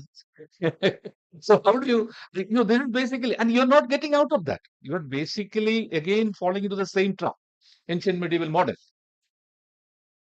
The classification of the world into West and East and North and South also happened due to Eurocentric notion about the centrality of Western Europe. North Europe, West Europe, East Europe, West and the rest, West and East, North and South, with the debate, global North and global South. These are all actually linked to the position of Europe. Whenever we discuss about it, see everywhere, whether it is in history, in international politics, everything is basically revolving around Europe. They have created a manner in which, we cannot escape. Everything is like that. The terms Near East and Far East are also coined to gauge the distance between these areas from the center of the universe, Western Europe. The center of Europe is always Western Europe. So Near East means which are the Near Eastern regions. Basically, that Soviet, southern part of Soviet Union, that area was Near East. Then Far East. I still remember my brother was a student of history. He was a student of Tirupati Venkateswara University. He had a paper, History of the Far East. So it is basically Japan, Korea, and all that. So why Far East? Because it is far east from London. That is the reason. So everything is calculated from that point of view. invention of certain regions by Christopher Columbus. This is again an interesting fact. The invention of certain regions by Christopher Columbus is still celebrated. By celebrating these inventions by Columbus, the distinct histories and people of those regions are erased or obliterated. For example, it's a simple question: who invented United America? Amerigo Vespucci. Who invented the West Indies? Columbus. This is a fifth standard, sixth standard question. So everybody will answer like that. Before that, nobody existed. Like, they are there to just to, Columbus to go there and just invent that place. So by saying this or by answering this question, you are trying to erase the history of the people who lived there. Inca, Maya, Aztec, those civilizations are not there. When we write this, Columbus, the answer Columbus, then automatically it is very clear these civilizations never existed.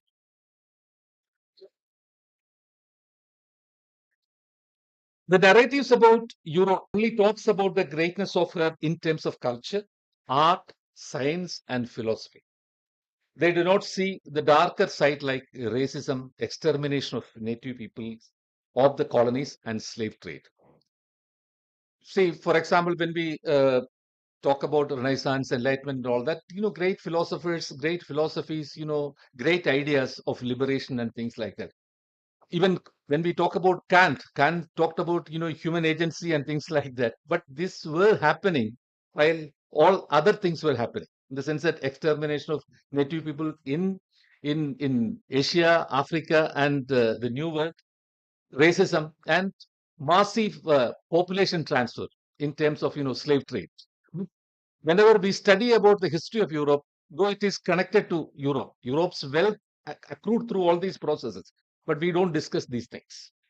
That is the beauty of the history which we generally study. Eurocentrism assumes that the values of Europe has universal application. Colonialism and modernity ensured the universalization of European values all over the world. European values are always universal. European history is universal. That is why we have to say that there is something called Asiatic mode of production. Even Marx is, a person who has seen the problems within European tradition, European history, and all that. But to explain, he was not able to explain the developments in India or China on the basis of what he has studied or what he had inherited. So he had to say that the normal yardstick which we use to explain European history is not applicable to India or China or Asian. So that is why this is the new thing called Asiatic mode of production. The rise of capitalism in the West is attributed to certain inherent qualities and values so specific to Europe. According to this argument, the European countries gradually overtaken India and China in all walks of life. Suddenly, one fine morning, Europe just started walking fast. This is what when we study the, history of civilization, we get that feeling. So one fine morning, Europe moved ahead with Renaissance, Enlightenment, and all that, and we became far behind. That is how. But this is very historical kind of explanation and understanding, and absolutely erroneous also. Eurocentrism conveniently avoids the fact that the contributions of other cultures in the growth of West. The notion of Europe being a standalone wonder is absolutely historical and erroneous. We get a feeling generally while study world history that Europe marched ahead and other civilizations were not able to do that. So it is a standalone case. But how can a standalone case happen just like that? That is very ahistorical. Though we study history, in the name of history, we study such a historical thing, such an erroneous thing. The Eurocentric understanding of the East or Orient constituted the body of knowledge called Orientalism. So for many years, Orientalist scholars got maximum amount of prestige and support from the state because that was a very important profession for many people. Under the imperial expansion, Orientalism and scholarship on Orient was a respectable academic profession. So you would see in the late 18th century and 19th century, many of the Europeans who came here, especially in India as colonial administrators, they went back went back to academic institutions as Oriental scholars, and they got maximum. William Jones is a classic example. So they got much state support. They were accepted as great intellectuals and things like that. The publication of the book Orientalism by Said in 1978 made the term Orientalism with negative meaning. Till then, Orientalism was a very respectable position, a respectable profession also. But this book, which was released in 1978, actually changed everything. After that, Orientalism, Oriental scholarship, people who actually got degrees in Oriental, from Oriental institutes and things like that, they were not able to say that we are from Oriental Institute because it has got such a negative connotation because of, says very strong criticism towards that. According to Said, Orientalism is the representation of Orient, actually misrepresentation of Orient in the European thought. Orient never got an opportunity to represent itself. On the contrary, Europeans basically understood the way they wanted to understand the situation and they projected it as the Orient. So we actually got an Orient in the books or in the historical texts or in other kinds of texts available in literary texts also, which is not at all representing ourselves. Something else they have written about us, but that has become an academic subject, academic profession, very respectable profession for quite some time. Through this representation, the Orient lost its political agency and the capacity to represent itself. Europe needed a passive Orient to define its virulence. In this process, the Orient became the other of the West. Frankly speaking, this misrepresentation created the so-called, strong Europe. Strong Europe needed a weak Orient. A male, macho Europe needed a feminine Orient. This is exactly what happened. Orient was the other way around, but Orient was represented in this fashion. So Orient was that kind of Orient, that projection of Orient was needed for the perpetuation of the idea of the virulence of Europe. Though the Oriental scholarship lost its glitter due to the scathing attack by the post-colonial thinkers, Eurocentrism still exists in almost all of academic disciplines, including the discipline of international relations, where its influence is very profound.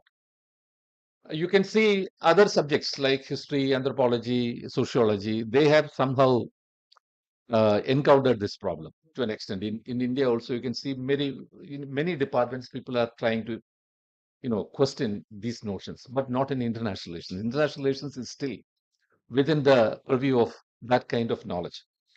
The discipline of IR is originated in Western European academic terrain after the First World War. You all know that.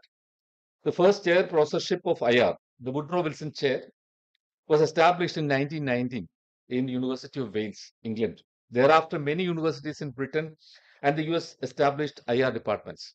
In the case of India, the first academic institution of IR was started in 1955, Indian School of International Studies, which was affiliated to University of Delhi. Later on, that became the basis of Jawaharlal Nehru University. School of International Studies of Jawaharlal Nehru University has actually grown out of Indian School of International Studies. When we were students of SAS, I'm ashamed to say that, though I claim I'm a student of JNU, Ubedar sir knows much better. We never used to say we are from SAS because School of International Studies, because of its particular, that ideological baggage, never went along with the other schools of, JNU. Those days we were not knowing why some of my seniors, they don't say, when you move around people from social science and other disciplines, so don't say, because we never used to get that kind of, value. So the reason is now when I started studying it, then I realized that this is the reason why, because this particular discipline has never been decolonized. So that is the reason why all other social science disciplines, whether it's sociology, political science, economics, and history to a great extent, and we had great scholars there in those departments. They were decolonized to an extent, and then they started questioning these European notions, Euro-centrism within their disciplines, but we were not able to do that. We were not even able to identify that. That was the problem. The academic discipline of IR was formulated in the high time of imperialism, and obviously, due to this, it was heavily influenced by Eurocentric notions. As everybody knows, the Treaty of Westphalia in 1648 seems to be the basic starting point of the discipline. Popular textbook of IR, like the one authored by Norman D. Palmer and Howard C. Perkins, titled International Relations, repeated these things very clearly. It underlined. So, as a student of international, I started my exactly these people have written in that. So, that was the situation at that time. The Treaty of Westphalia was an outcome of a specific European war and political situation. It established the principle of sovereign equality between states. The importance of Westphalia was the establishment of the idea of sovereign equality of states. It also later paved the way for the principle of balance of power and diplomacy in resolving conflicts between states. So, balance of power as an operational principle, as well as diplomacy to resolve issues. These are the two, three things: one, sovereign equality, balance of power, and diplomacy. The 19th century Europe experienced relative peace due to balance of power, concept of Europe and things like that. However, it collapsed in the 20th century and two world wars happened when balance of power, how fragile those kinds of ideas that collapsed. The principles of sovereign equality and balance of power, so particular to Europe, they were not applicable to the non-European world.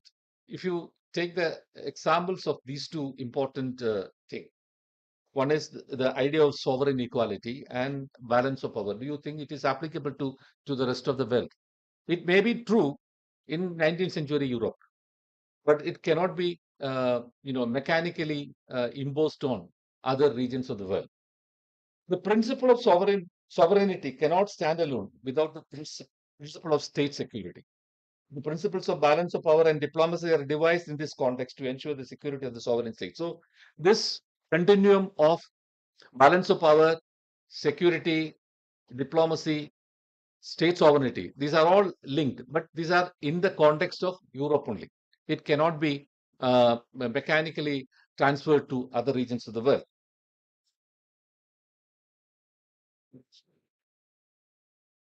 IR scholars of almost all hues think that the international realm is lacking a central authority and therefore very anarchic. Both realism and liberalism accept this fact within quote, and devise different means to address it.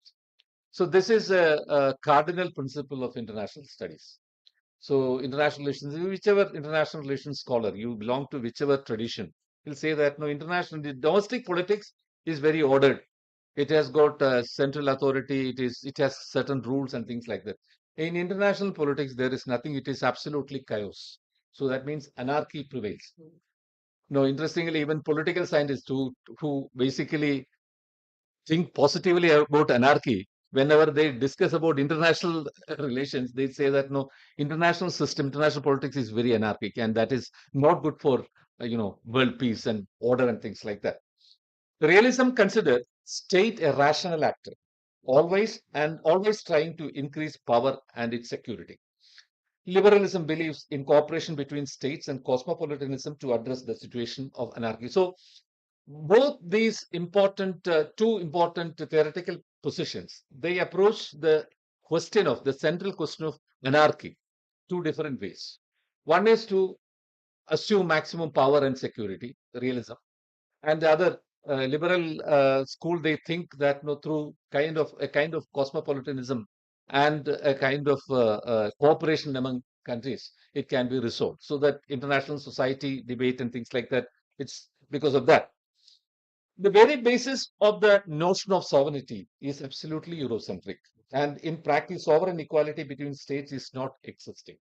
The state system itself is very hierarchical. So the first thing which we generally study about, in political science classes at the degree level and then PG level, we study that sovereignty is indivisible. This is the first principle of sovereignty.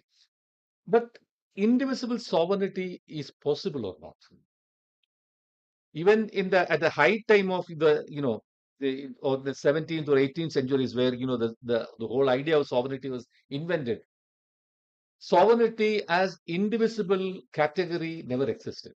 Sovereignty is always subject to some kind of control from somewhere. And you see, in the international system, the order is such that sovereignty of United States, technically speaking, as a principle of United Nations, also all sovereign states are equal. Can you equate United States with Bhutan? Both are sovereign states. Sovereign equality should prevail. In principle, that is there also. But you cannot, in real terms, there is no equality existing. So the whole idea on which our international order is actually created is again very Eurocentric, and which is not existing. That is why all this, the way whenever the United States want, it intervenes and changes regimes in different countries. This happens because of that. So this is very hierarchical in nature. And frankly speaking, though sovereign equality as a principle exists, in reality, the world order is very hierarchical, where countries are basically arranged vertically, not horizontally. In the words of Naveed Pormo Khatri, the idea of sovereignty and colonialism are linked. Without colonialism, sovereignty could not have been imagined. This linkage is never discussed about sovereignty in IR. Whenever we discuss about sovereignty, we discuss sovereignty as an absolute principle. It has nothing to do with colonialism. This is the general trend in discussions in international relations. The concept of security, which is another important aspect in IR, is also extremely Eurocentric in its detail. The development security linkage in IR presupposes that development in the developing world ensure security in the first world or Western world. Security of what happened, why Afghanistan became a problem for United States, why Middle East is a problem for United States, why the so-called failed states is a problem for United States or Western Europe. This is the reason. If there is no development in these regions, there is a possibility that they may reach there as refugees or political prisoners, whatever. In whatever category they can reach, they can create more problems there. So it is important to have development in third world. Third world development will ensure some kind of security at the metropolis. That is the reason why. So all these are all connected. These are all how much Eurocentric it is. Whenever all these international donor agencies, IBRD or IMF, when they promote this idea of development, the basic point is this, that they don't want people there. The people here should be somehow managed so that they should not create any problem in the metropolis. The ontological foundations of IR, like the concepts of sovereignty and security, are Eurocentric, and they need to be interrogated. The epistemological claim of IR as an objective and value-free knowledge is also now identified as an Eurocentric notion. The discipline of IR is revolving around the primacy and supremacy of Europe over the rest of the world. The epistemological foundation of IR, that it is a very objective science. It's a value-free. There is nothing called a value-free social science or science per se. Everything is value loaded. So in that sense, it is also a value loaded thing. It cannot claim that it is a value free kind of a social science or humanity division. It is actually the discipline itself. It is not true with other disciplines, because of the internal criticism developed over a period of time. Other social sciences have changed a lot, but IR is still revolving around Europe.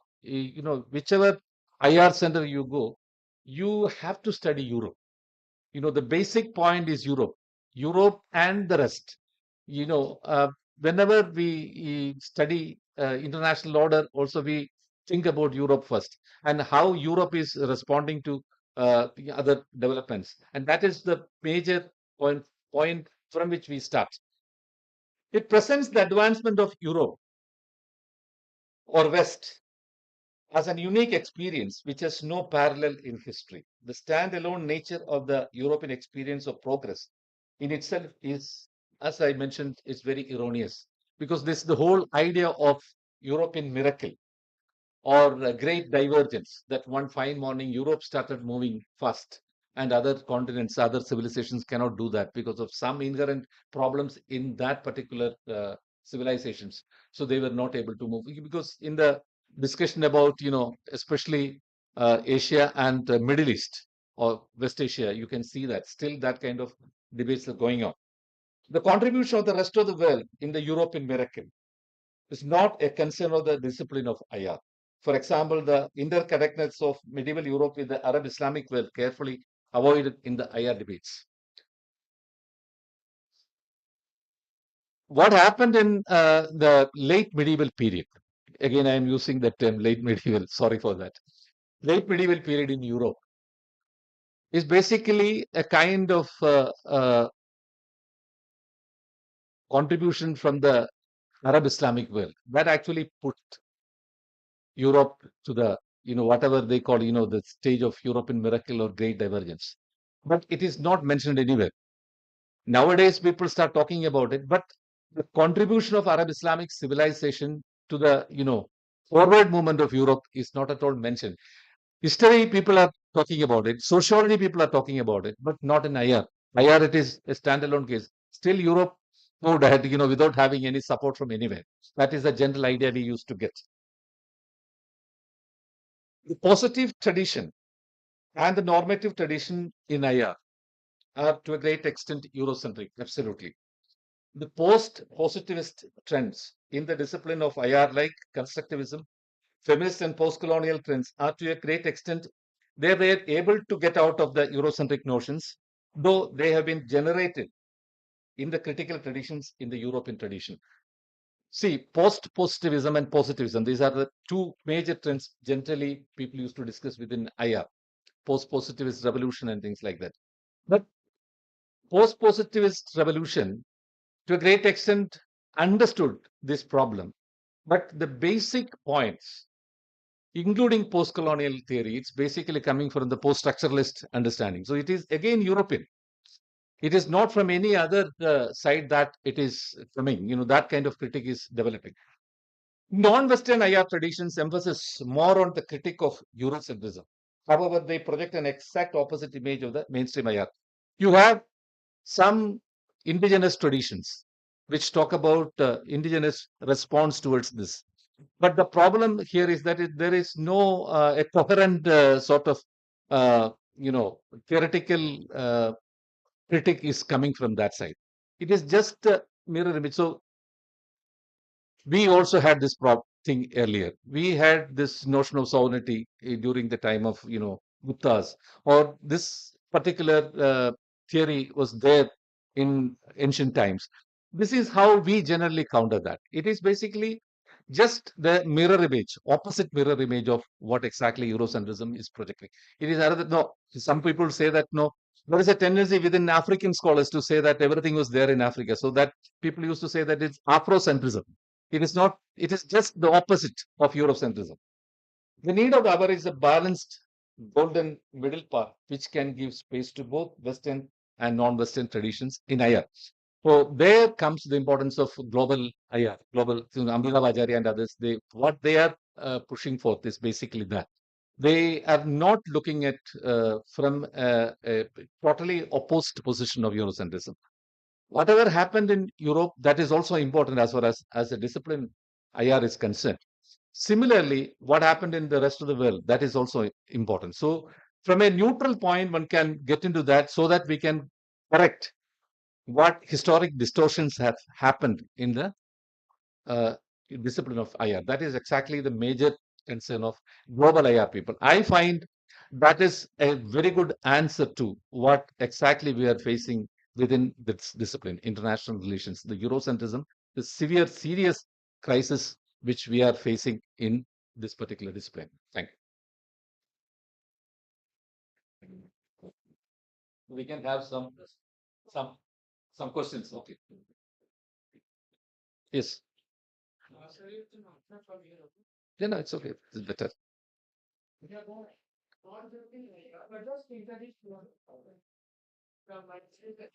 Ah, PhD scholar at Aligarh Muslim University Department of Political Science.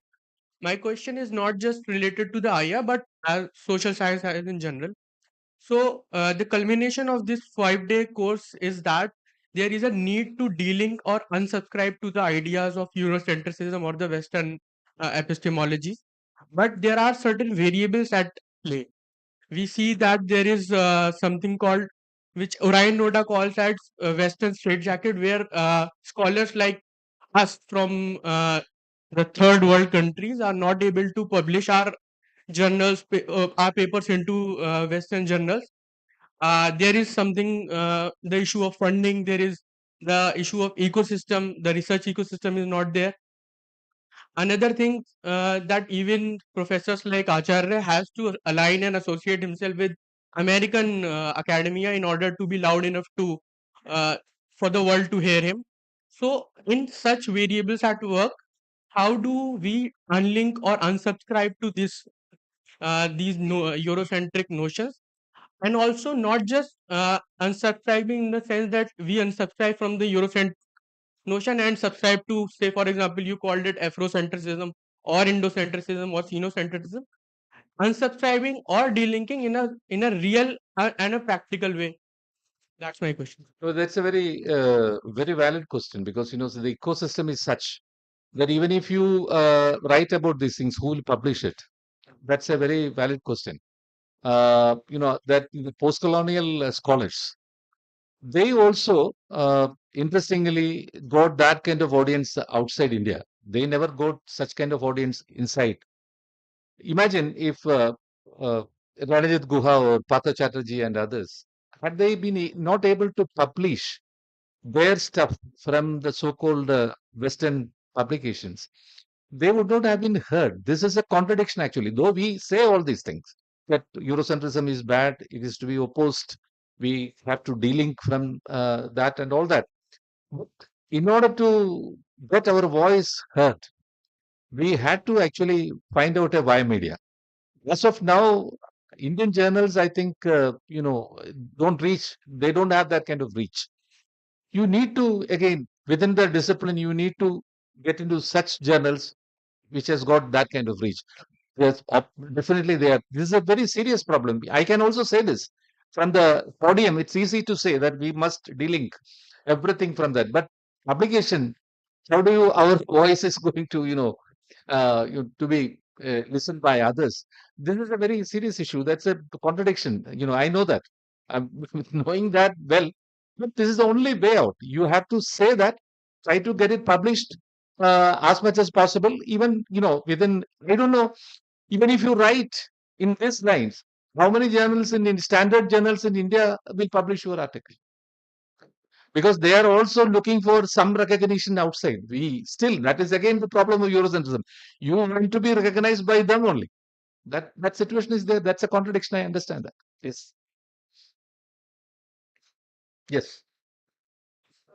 My name is Bhagat. Sir, I want to ask connected. Sir, I am Ahmed and I want to ask a connected question. Sir, don't you think that Orient voices or whatever such ideas such as post-colonialism and global world order, don't you think that Orient voices have to come forward to promote these ideas? Because sir, as I talked yesterday also, the sir most of the faculty or the people or the scholars, they are Western trained. We find paucity of Orient scholars coming in this field and talking about it. That is one part, sir. And as you were highlighting, many of the issues, such as sovereignty and security, are European construct. So, sir, nation or nationalism similarly is a European construct, in my view. And, sir, what can be other means I don't find nationalism too bad or bad, but what can be the other forms in which nationalism could take? Because nationalism has not been predominant. It has been since last 300 or 400 years, as you pointed out, since the Treaty of Westphalia. So, what could be other forms coming up? Thank you. See, other forms is that, some people who post-national state, when they talk about, that also empires are in their mind. The structure of, not the power structure, the structure of the empire, Roman Empire, because it included many people, people from different ethnicities were there. Ottoman Empire, uh, people from many ethnicities, many religions, they existed in a cosmopolitan fashion. People used to give the example of Constantinople, Istanbul as the very good example of multicultural city. How that was possible? If imagine the idea of nation is there. Do you think a city like Istanbul would have developed? I don't think a city like Istanbul would not have developed provided nation and nationalism. These ideas were very strong at that point of time. That time, those ideas, even when the whole idea of nation was invented in Europe, that was not there in Ottoman Empire. That is why these cities, especially Istanbul, could survive as a cosmopolitan city. So cosmopolitanism should be the answer to this. But then, what kind of political form, in the sense of organizational form, it would take? Then we can only think about the form of empire without the kind of power relations. That is, I think, it's a very serious question. Somebody has to this post-national state debates. He's basically talking about that, but who nobody see the problem with words. The moment you talk about empire, everything associated with empire will come in that. So you have to say that no, this is for example, fundamentalism. What is wrong in fundamentalism? Fundamentalism, one who goes into the fundamentals of a particular thing.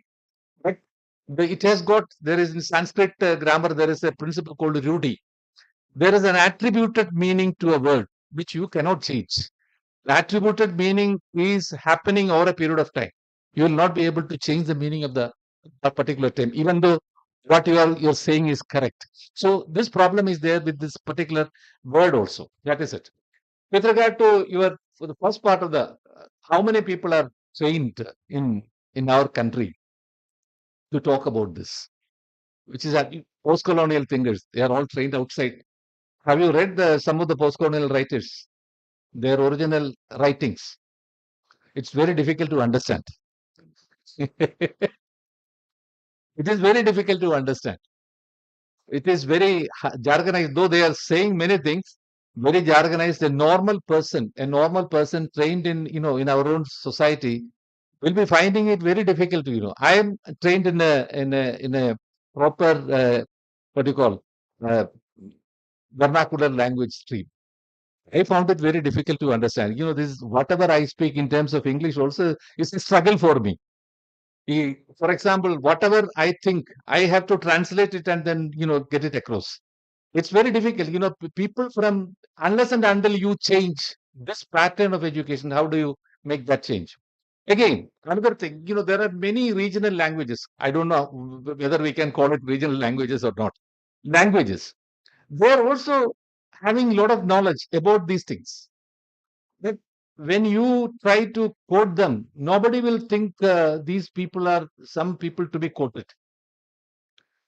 This is the problem. So you are compelled to quote people who have made their names in the English language or European language circles, plus some translations which are generally accepted all over.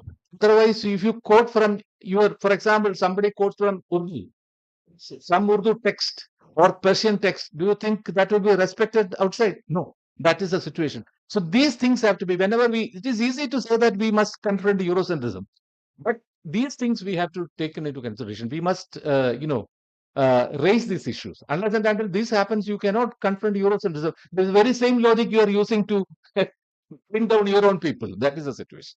Yes. Yes. Because, she is okay. My name is Neha. My name is Neha. So my question is with the regard with diplomacy and balance of power. As you said, the institution of diplomacy and balance of power came in the context of Europe. So since I'm working on digital diplomacy, so my question is with regard to that. So Global South tries to counter this narrative that Eurocentrism. So basically, Eurocentrism has started all the global norms and institutions, and it is always these institutions were initiated by them. So my question is, ki, in the age of technology and social media, so Western nation were the early adopters of digital platforms, and the countries like India, China, or South Africa, we have started using it around early 2010. So the question is, does this digital gap reinforce the Eurocentric dominance by suggesting that even in the realm of digital diplomacy, institutional norms are still initiated by the West? Definitely. Is there any doubt about it? Norms with regard to, social media issues and organizations, everything starts from there. We are just consumers only. In your question also, you used many terms which are Eurocentric, Global South. Why Global South? Whenever we say, no, in order to mention ourselves, we are saying the Global South. But Global South has a specific meaning attributed to that. We are not able to break that. The point is that all these things, the domination is still there. Though people would say that Europe lost its, strategic value and things like that. No, it has got that strategic value in, maybe in terms of, military power, they may not be having that kind of capacity. But all other aspects, they are much ahead of many others. So in these new fields, definitely they are the early birds. They are moving fast. So we are actually galloping behind. So definitely we have to follow them unless and until we take this position of criticizing Eurocentrism and things like that, critiquing them. We will be always dominated by them. In digital diplomacy, especially in cyber world, all norms are actually created by them. We are just following it. We don't have a proper cyber laws. Also, we don't have. We are trying to model cyber laws from European countries. So that is the situation. Yes. Good morning, sir. My name is Muhammad Hassan. Sir, as you said that for security of Europe and America, they want some kind of third world country. So people don't mind it. But we know that with the invasion of many countries, like you talk about Afghanistan and many Middle Eastern countries, while the invasion of America, the migration more happened than earlier. So provide the See, their imagination is that if you introduce some kind of economic change or some kind of development, quote unquote, that will resolve this problem of migration. Take the case of Afghanistan, the 20-year period from 2001 to 2021. They were basically trying to do that. It never succeeded. That's a different story altogether. But during that period, you could see nowadays the Afghan resistance group. There are many women where, even in Twitter also you can see they are very active. These women got education during that period. So that 20-year period, the civil society was active, donor agencies were there, NGOs were there. They were trying to create a situation whereby Afghans will remain in Afghanistan. Afghans will not move to other countries as, warriors or anything like that. But that never succeeded. This is the strategy they are pursuing everywhere. So even after decolonization, all these independent countries, they were all trying to give, food supply, food grant, PL 480. We know that wheat we used to get in the initial days. These are all for that purpose only. So if development is happening in third world or global south, as she used, uh, that migration, migration is a security problem there. Right now, what we are seeing in Europe is that they pursue it as a security issue. That would not happen. One. Second thing is sustainable development. What is sustainable development? In development discourse, this is also very important. What is sustainable development? They want to sustain the forests here. They have all domesticated their forests. You in YouTube, you can see, if you see European forests are like parks only. They are not proper forests. They are domesticated because of commercial forestry and things like that. They have domesticated their forests. So they are not performing the role of forest there. Only tropical forests can do that. So for their clean air, we need to, all these forests have to be, protected properly. They are ready to give money to us. That is sustainable development. You should not trouble us. We'll give you money. They created all the problems during the 400 years of colonialism. That is forgotten. By giving money, they think that that will be forgotten. Cannot be. But the point is that their idea, development, is for that only. The idea of development is basically revolving around that. If development is there in these areas, migration will be lesser, and that will ensure our security.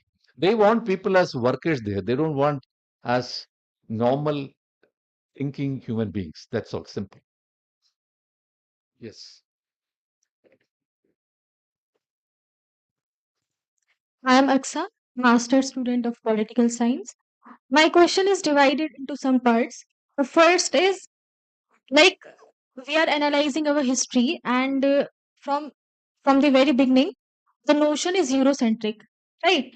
But can we say that world is moving ahead towards xenocentrism or other central notions?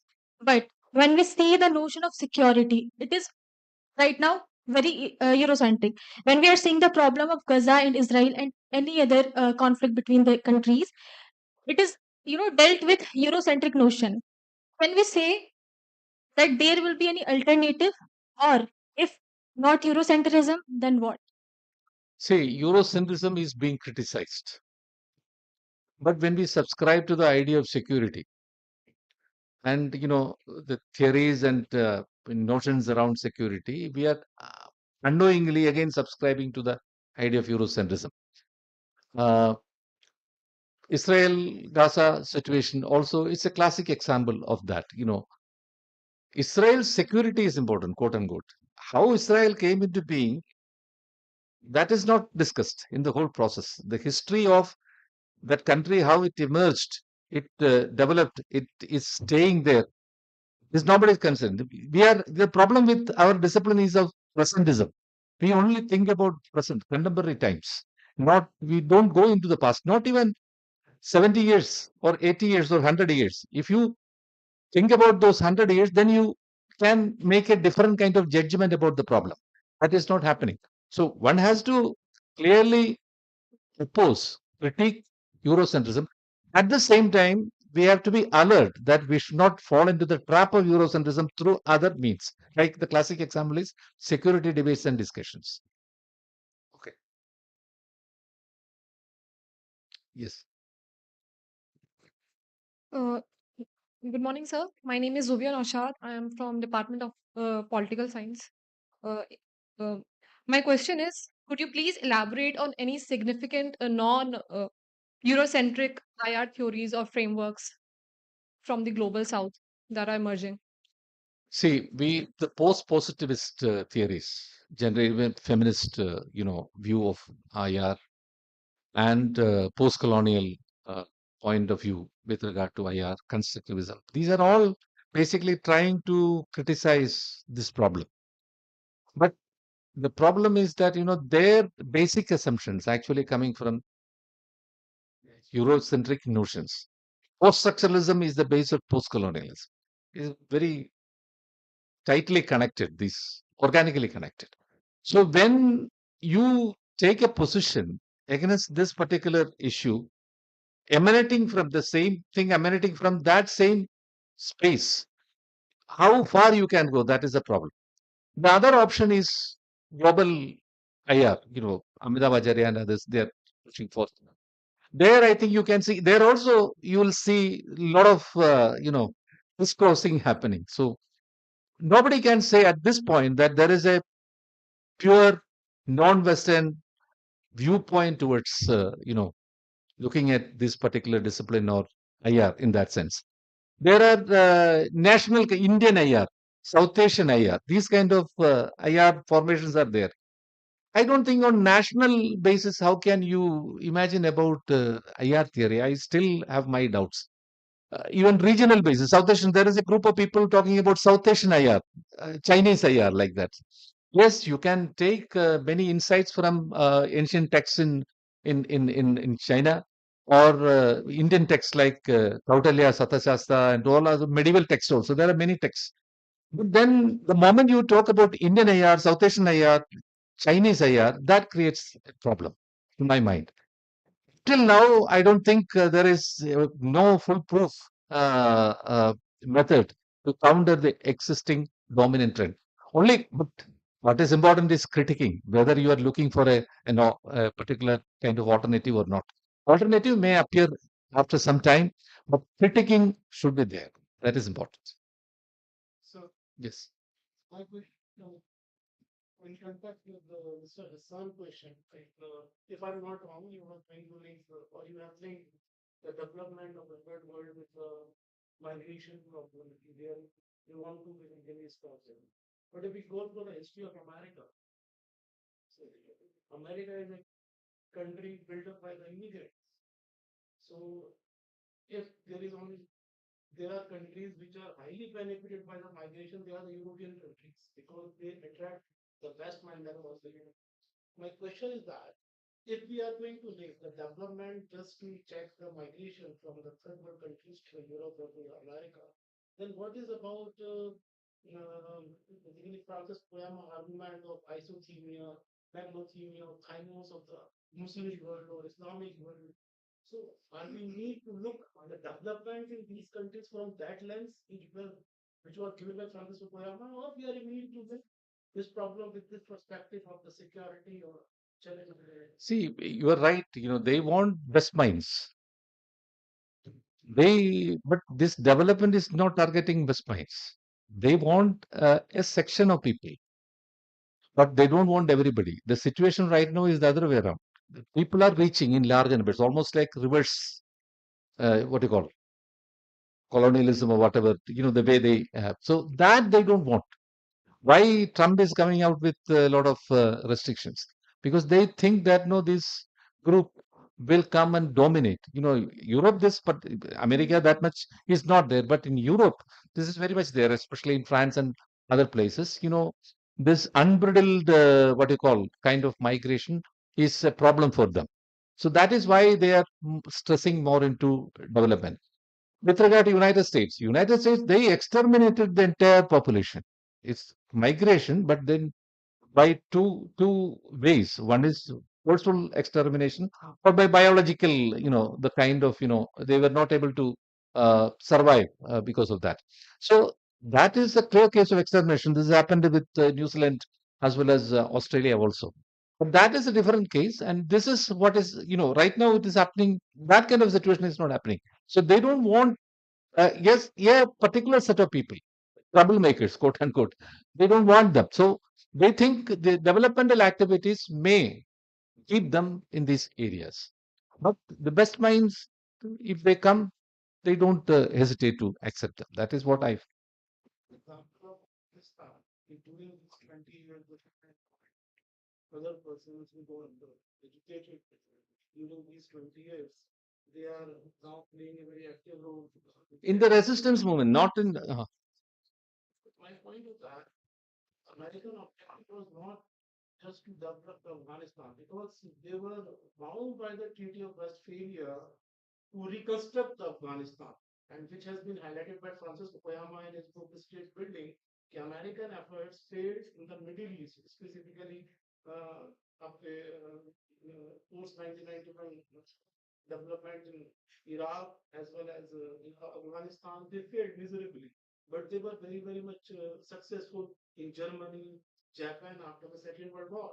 So basically, they were duty bound to reconstruct the Afghanistan which was destroyed after the war, after their invasion. They were not doing this development to check the migration of. No, it's not that. It's not that. My point is that their approach is like that. Their approach is like that. If third world is developed, you can to an extent counter this sort of migration to the first world. That is the whole idea.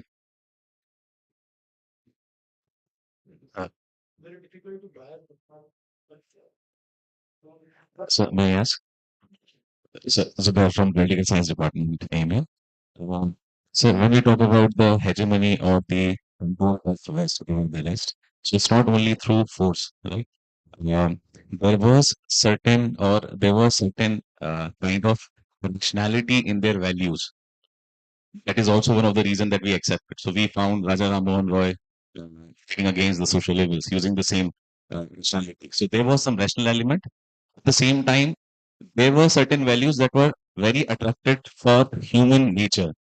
So liberalism, yeah, capitalism, I may criticize for its oppressive nature, but when I enter in the air-conditioned mall, I really enjoy it.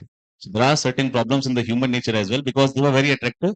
We basically adopted or observed those things. So I am trying to ask, when we are talking about Western hegemony or oppression, are we only criticizing the West, or we are also self-introspecting our own self in the process of colonization theory or global idea? Actually, that should have been the ideal position. What you are saying is the ideal position, that when you criticize, you should look at yourself also. But generally, that never happens. What is happening? What is happening is the other way around.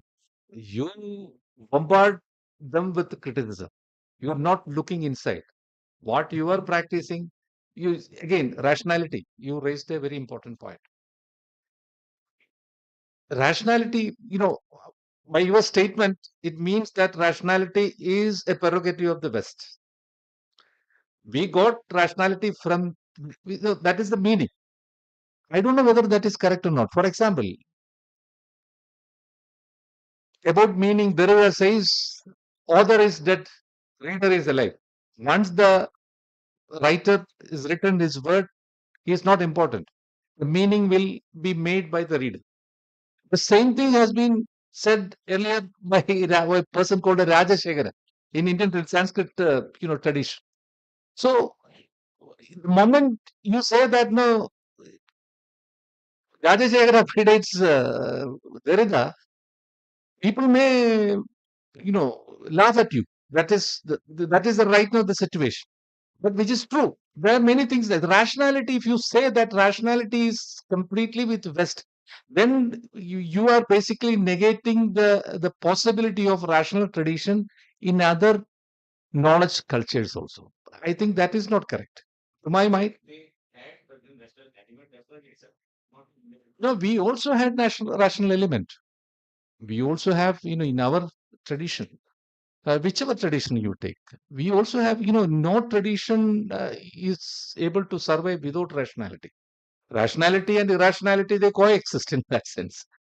Rational traditions are there here also, but or Chinese civilization, or for example, classic example is Islamic civilization. If you say that no, only Europe has rationality, then what is the meaning of that? So my point is that part somehow we got attracted. We thought that is much better than our kind of rationality. But to my mind, that is a notion which we should seriously critique.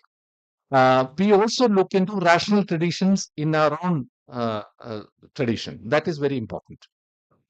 Yes. So basically, why this kind of question pops up when, say, rationality is adhered to the West, um, and that is related to the question. Uh, Non-Western IR theory had a very less life, right? 2007 to 2014, when Acharya is just transforming it. Um I think the mirror image was very important. Uh, Mirror knowledge was very important because the kind of eraser of knowledge we have seen through colonial expeditions and those disciplines which were colonial disciplines, not only IR but also anthropology to some extent and many more other disciplines. Even now people are saying natural sciences had also very Mathematics. yeah, mathematics and so on and so forth. So I think non-Western IR theory would have at least survived for a bit, say 50 years, 60 years, to create certain sense of, say, liberating conceptual categories which were local to counter the Western hegemonic, say, episteme, and that would have given certain kind of confidence to come up and then say that now we create a middle path or something, because the the eraser was such that now whenever we talk of anything, say rationality or nyaya, the nyaya in our tradition would always be starting with Plato's justice, but will not actually go to our own local tradition, or for that matter, say 1970s hijama concept in African tradition or Ubuntu tradition and many more, right? I think this this entire disjuncture of emergence of global IR is doing. I mean, I'm suspicious. I mean, you may counter it. It's doing disservice to the post-colonial overhauling of discipline, which happened in other social sciences, but in IR, only within 7 years you realize that we have to just take a somersault jump. But why that is happening, right? You're right. You're right. It's the devil is in details, actually. So, my point is that yes, non-Western IR. Non-Western IR again. The issue was that it start splitting into Indian IR, South Asian IR, Chinese IR. That created one problem. So, how do you confront the so-called global, not the Amitabh Acharya kind of global IR I'm talking about, global mainstream IR, just with Indian IR, South Asian IR, Chinese IR? It won't be possible, to my mind. On the other hand, there should have been a kind of synthesis from other sources, and then we should have developed. But in that kind of intellectual cooperation has not happened among scholars. That is one problem. Then this group must have decided that how do you counter a global mainstream IR? For that, you need to talk about a global thing. Otherwise, the moment you talk about Indian IR, South Asian IR, Chinese IR, it is easy for them to categorize or castigate it as ethnocentric sort of reaction. For example, Carnatic music is a well-developed thing. Hindustani music are also very well-developed kind of music. But for Western imagination, it is ethno music. Music means Mozart, Beethoven, Bach. Western music. So that is the problem. That problem these people must have. Basically, we are all in India. We don't on a daily basis confront this problem. But these scholars are right now in the citadels of academic power. They are seeing this issue. So they're confronting them. So they may be sidelined within the they are dealing with Indian IR or Chinese IR. So that must have created this problem. So how to confront a global mainstream IR if you are not also using the term global? That may be the reason. But to my mind, again, the detail create the problem. So there may be elements of positive criticism from towards Eurocentrism in this line of thinking also. I'm not very familiar with that. Yes. Yeah. Yes, sir. My name is Shavesh, sir. So thank you very much for your outlining your Eurocentrism. I'm pretty much impressed and convinced with all the points which you have made in the context of the Eurocentric area. But sir, the problem is, my question is related to that we often see that we use West and Eurocentric interchangeably. Though I believe that there should be a kind of dealing and demarcations between both of them. Because most of the writings, if we allow, one of them is Giovanni Arrighi, written in the long 20th century, in which he wrote extensively chapter The Three Histories of Capitalism, in which he remarked that how Pax Britannica converted into the Pax Americana, and obviously the American IR and European IR is very much different in terms of not only colonialism but also institutionalization of the international relation. So we should also demarcate and dealing both of the international relation, I do believe, because whatever American IR or American political scientist, American IR theorists produce, it's incorporated into the disciplinary boundary. But the problem with us that when we pointing all these ideas, when we questioning, challenging these ideas, our ideas or points have somehow sidelined on the basis of ideological intersectionality, ideological differences. So somehow we are lacking behind it. So I want to listen to both of these points. You're right. You're right. In the sense that no, the West also again, the people of East Europe may be thinking very differently. East European history is different. East European imagination is different. Though they may be thinking, but when the moment we talk about West we put everything together. Euro-American world. Thankfully, Latin America is not there. Why, in our imagination, West means minus Latin America. So my point is that yes, that distinction is required. But the point is that this particular discipline, unlike, you can say that with history or anthropology or sociology for that matter. Here, the dominant trend is so dominant that most of the institutions in these countries, though they are outside the circle of this particular West Eurocentric, Euro-American uh, universe, they are also following that. The classic example is Indian IR institutions, major Indian IR institutions. You see the curriculum. You see the curriculum, their syllabus, their terms, their topics, research topics. It's the same. Nobody is capable or courageous enough to challenge by just taking one different research topic. That's, oh, no, please don't take this. No, this may create problem. That is how it is happening. So unless and until that is happening, it is very difficult to do that. In history, in sociology, in political science, other disciplines, this issue is not there. Still, you'll find a lot of scholars behind us. Almost already fought this battle, but we don't have that kind of people right now.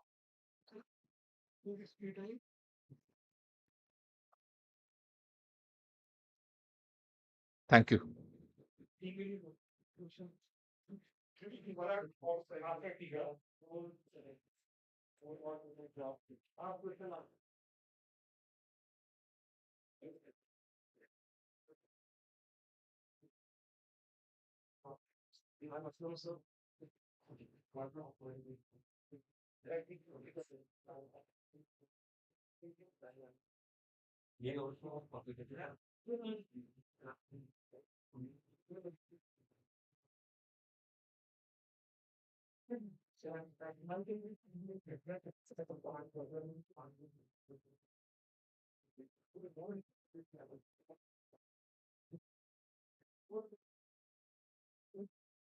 Uh, Dear participant, there is an important announcement regarding next session.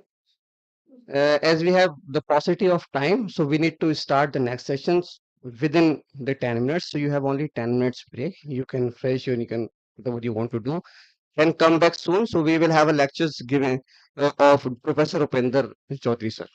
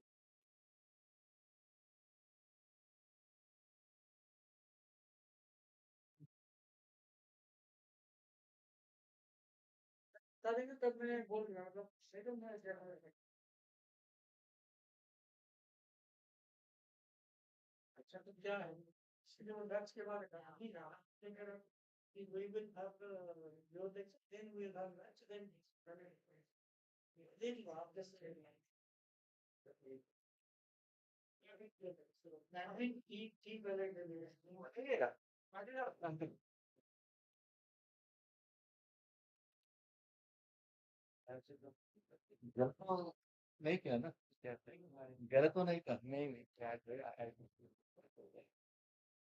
the whole the program is good no the entire thing yes it's very interesting Radhe Harry's has two lieutenants are here he was not knowing I don't know whether he knows or he must have told it no I will report back after दो सिपाही है एक I think that will be Thailand Thailand no no he is there on photo की तक photo डाली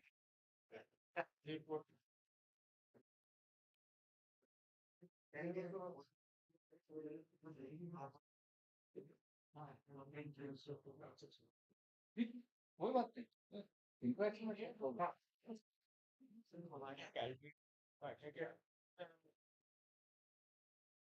क्या था ये ज्ञान होगा हमारे टाइम ये मेरा वजह कब आए उन्होंने बोला वो मैच 2016 में खेले थे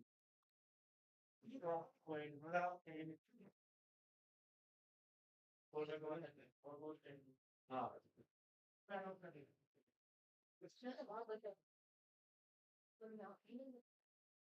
चलो बाहर होंगे जो यहाँ बैठे हैं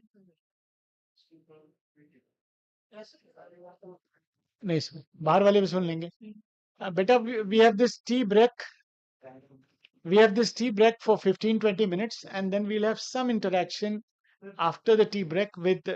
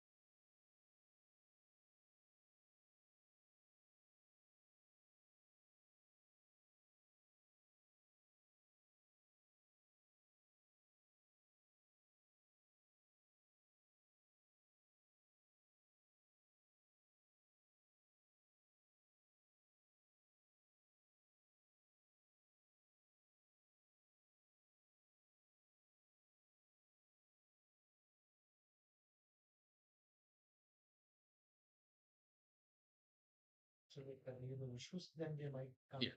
So I planned a second lecture also post colonialism, but because of positive time. But anyway, these things are actually related to each other. Ah. So there is a, generally people used to write just the idea of post-colonialism.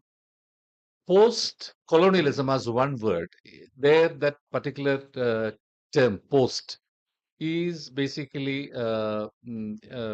including the meaning that the experience of colonialism is still a reality and still continuing. Most of the, post-colonial countries, post-colonial countries are actually post-colonial countries. They are not post without colonial countries. That is the reason. So we have political freedom to an extent. To some countries, economic freedom is also there, but not cultural and intellectual freedom. So you look at our pedagogies. Pedagogies are the same. The same. We have not changed much over a period of time. The education policies are changing, but that overriding influence of colonialism still continues. You cannot make that much of progress in that. Uh, you know, but if you look at some of the, but if you look at some of the disciplines, social science disciplines, you can see some kind of resistance is being offered against the colonial influences, but not in IR. IR is still within that terrain. Very, very difficult. Post-colonialism. If you ask people about post-colonial IR people, you don't get a clear answer. Who all are post-colonial IR people? Have you come across some of the post-colonial IR writers? Have you know some names? Huh? Partho Chatterjee is not an IR person, though his degree is in IR. He is not. Huh? Amitabh Ghosh is also not an IR person in that sense. I am asking precisely about post-colonial IR writers.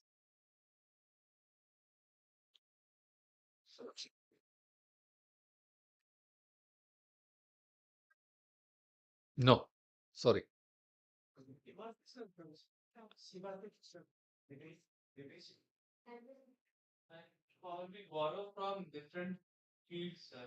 No, actually, there is a set of IR scholars writing on post-colonialism. That means post-colonial IR.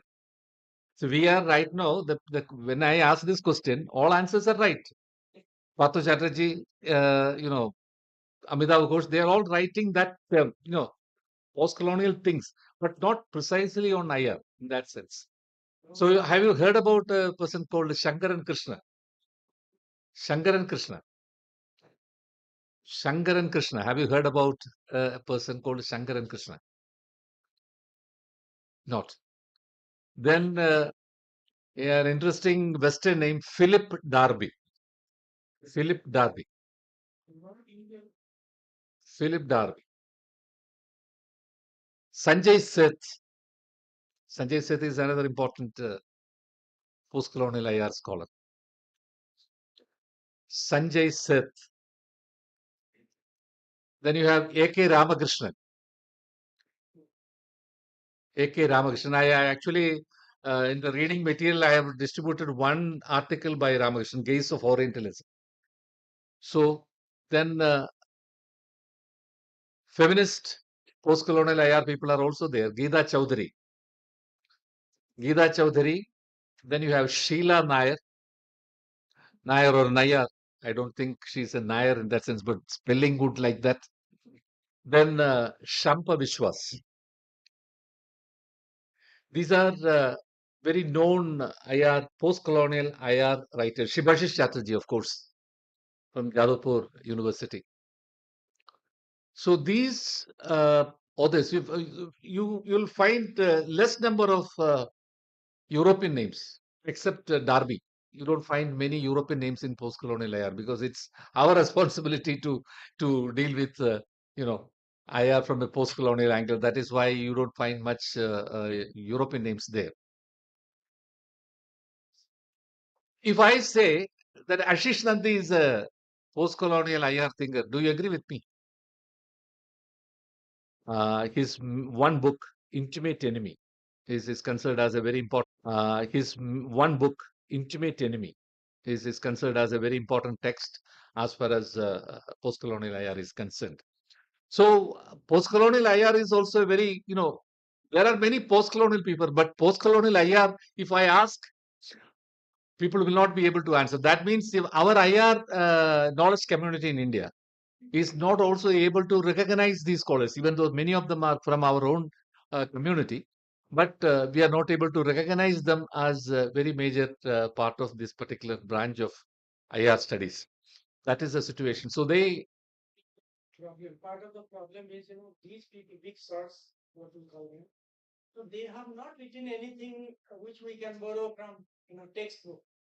Yeah. The student, they study textbook. Yeah. They don't study Ashish Nandi or somebody else. So there is a gap between what they have produced and what is there in the textbook. That is a major problem.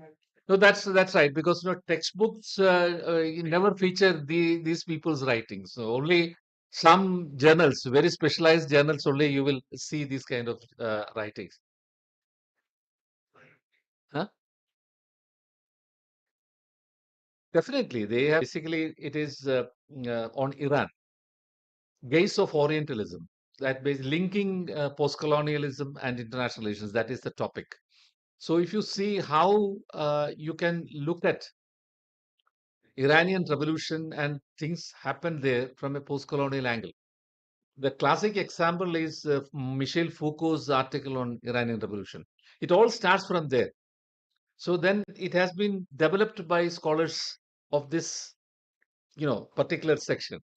But that is not popular. Nobody, I think, won't look at Iranian revolution. If you ask a common man or a person active in political theory and things like that, ask him or her whether that Foucauldian analysis of Iranian revolution, are you familiar with? Many people are not familiar with that. So the problem is that these kind of observations and analysis is not able to reach the target knowledge community. That is a major problem which I find. Some of us clearly pursuing these kind of writings, then only you will be able to understand. From footnote to footnote, when you go, you will be able to find out some of them. Otherwise, in general, as Uben sir has pointed out, in the general, visibility circles, it is not there at all. So that is a major problem. So this is one major issue post-colonial IR is facing. But that community is there. That is not, it's very important. It is not Indian IR. It is not South Asian IR. It is not Chinese IR. It is post-colonial IR. That means from an ideological point, they are trying to address the issue, not from a national or regional play. That's it. So I think your questions, I will be very happy to answer your questions. So when you talk about post-colonial, we always start with Fidler says uh, that East has never been represented just right? And another argument after that, we say that we have to represent ourselves. We have to write about ourselves. Then the argument comes, can subaltern speak? And they speak or not. But as you mentioned, the post-colonial thinkers, we find that they are speaking. They speak very well, but we are not able to hear them, or we are not ready to hear them. So, is it the gate keeping forces that they are blocking the voices, or it's colonization of our mind and our conscience that we are not ready to listen them? What is the real thing here? If we are not ready, or these writings and our frameworks are not as good as the West produced by Westerns or uh, mainstream theories. No, my point is that it is methodology. We don't have an adequate or required methodology to absorb the kind of voices which you are talking about. The classic example is environmental activism. That is also part of one way the post-colonial, resistance towards the European knowledge tradition and system. Uh, how many of you are familiar with a movement called Pico movement, which has happened in Karnataka? How many of you are familiar with that movement? It happened in the last 30 years' time. We are all familiar with Narmada Bachao Andolan. And this particular movement also has been to a great extent took lessons from Chipko movement. And the leader of the movement was a disciple of Sundarlal Bahuguna. How many of you are aware of this movement? How many of you can tell me the name of the leader of the movement?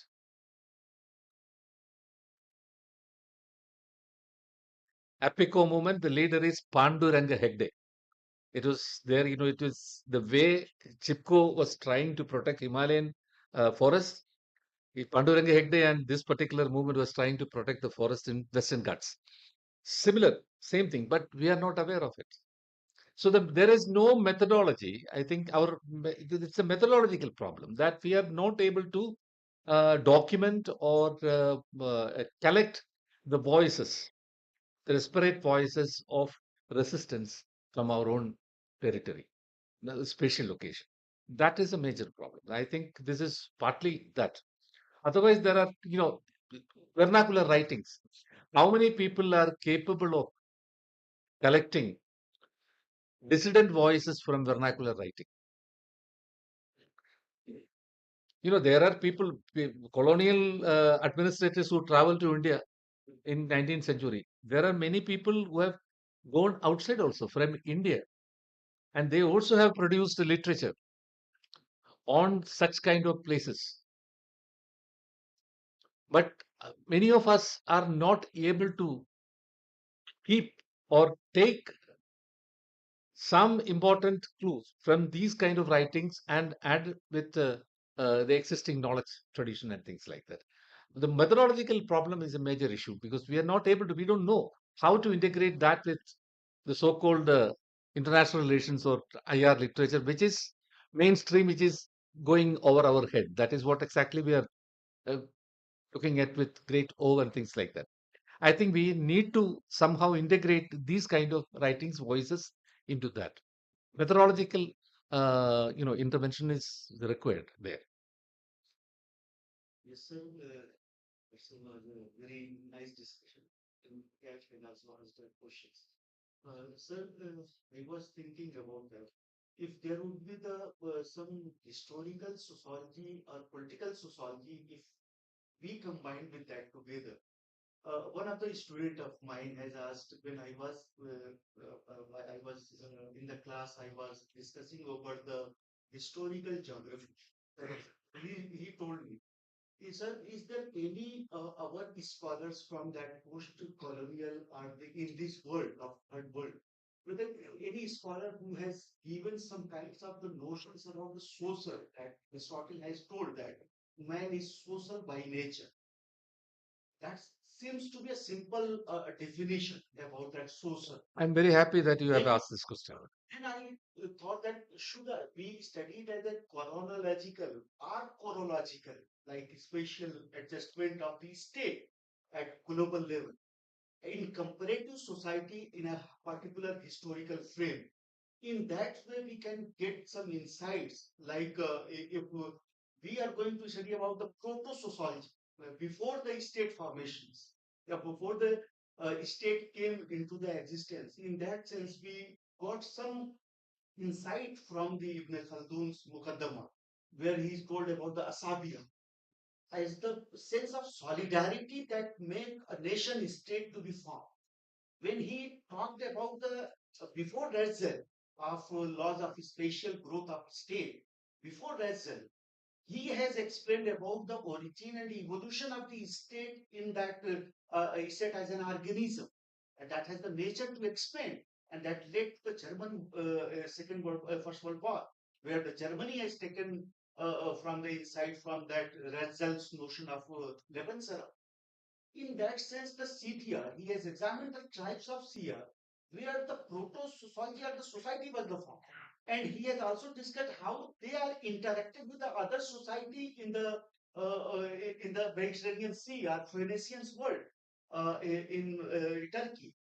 So from that insights from Turkey, from these historical writings of the Arab scholars, and then we can get the and make IR as a discipline where in each historical era and the formations before the colonialism, pre-colonialism, and the post-colonialism in historical frame, post-colonialism, not in the same that we are colonized by the bio-colonialism, and there are different instruments in the historical formations.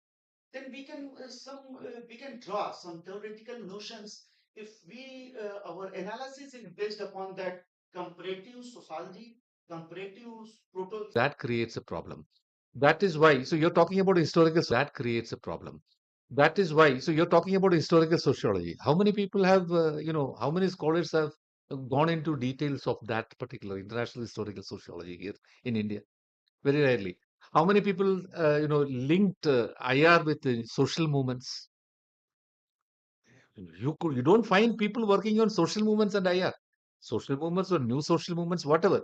Social movements or new social movements with IR, you don't find. These kind of topics have no currency. IR means, or international studies means security studies. I think proximity to power.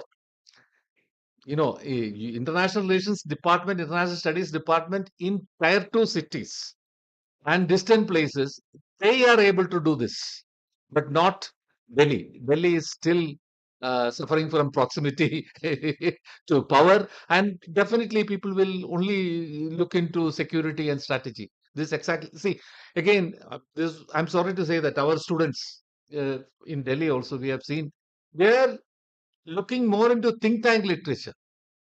Think tank literature is not oriented towards anything related to theory or anything like that. There is no methodological exploration happening there. It is basically a kind of trend analysis. They're trying, they're trying to see. They will find out an enemy if enemy is not there also. So that is how it is. That is how the literature, So that is what they're reading. And newspaper columns, our newspaper commentators, people who are commenting on IR also, they're doing like this. So this new generation who are basically interested in reading, they're reading this kind of stuff. You're not able to go seriously into the kind of things which you have. How many people will be, if you tell them Ibn Khaldun, how many people will read? This is the situation. Don't tell them in Ibn Khaldun. Sayyid Farid Alatas, who worked on Ibn Khaldun. You ask them to read one or two articles of Alatas, they won't read. That is the kind of situation. So this is a very serious issue as far as IR academicians are concerned. But many of the IR academicians are into security strategy studies. They are experts of that particular, section of the discipline. I'm not belittling them. That is important. It has very limited value as far as the broader contours of the discipline is concerned. That's the issue. Yes. You mentioned Popolian analysis and you also mentioned Delhi centricism. Sir, in accordance to how the discipline we sort of focus on Eurocentrism, so that is if we psychoanalyze it, we need a central power in order to set an ordering principle. And in the same way, in domestic politics, we see how Delhi has sort of become this uh, power center, and the peripheries like Northeast, we don't read about them, we don't read about their differentiations, what is happening in Manipur and everything. So, if you can provide a psychoanalytical analysis of is this a tendency that is bound to happen, or can we sort of move away from this? Like any hegemon would definitely want to focus on centricism and would like the world around to function in that way. No, no, no, no. It is not necessarily. Even in Delhi, you will find people working on these kind of, very marginal topics. It is basically an attitude. Your training, your attitude, your politics. That actually decides that. I don't think it is anything related to centricism.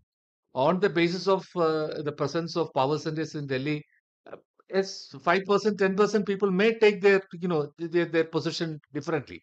But I don't think people who are committed to certain positions, certain attitudes, certain politics, they don't change. I know many people who are basically working on topics which have nothing to do with, power and things like that in Delhi also.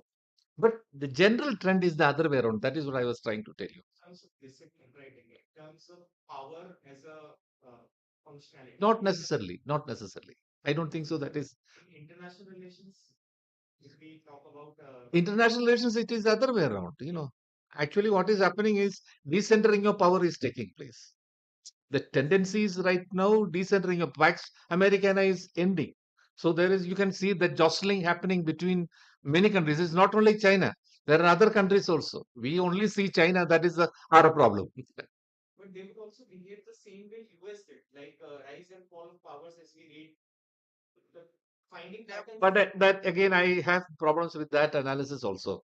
See, how do you, presume that China also will behave the way US or Britain behaved? Started to show the same economistic. Yes. That's something to be debated, actually.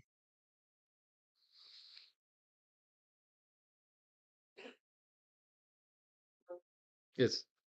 Sir, actually, when in your first lecture, you say that, and many scholars say that, the sovereignty Hmm. is the main thing in the international relations study.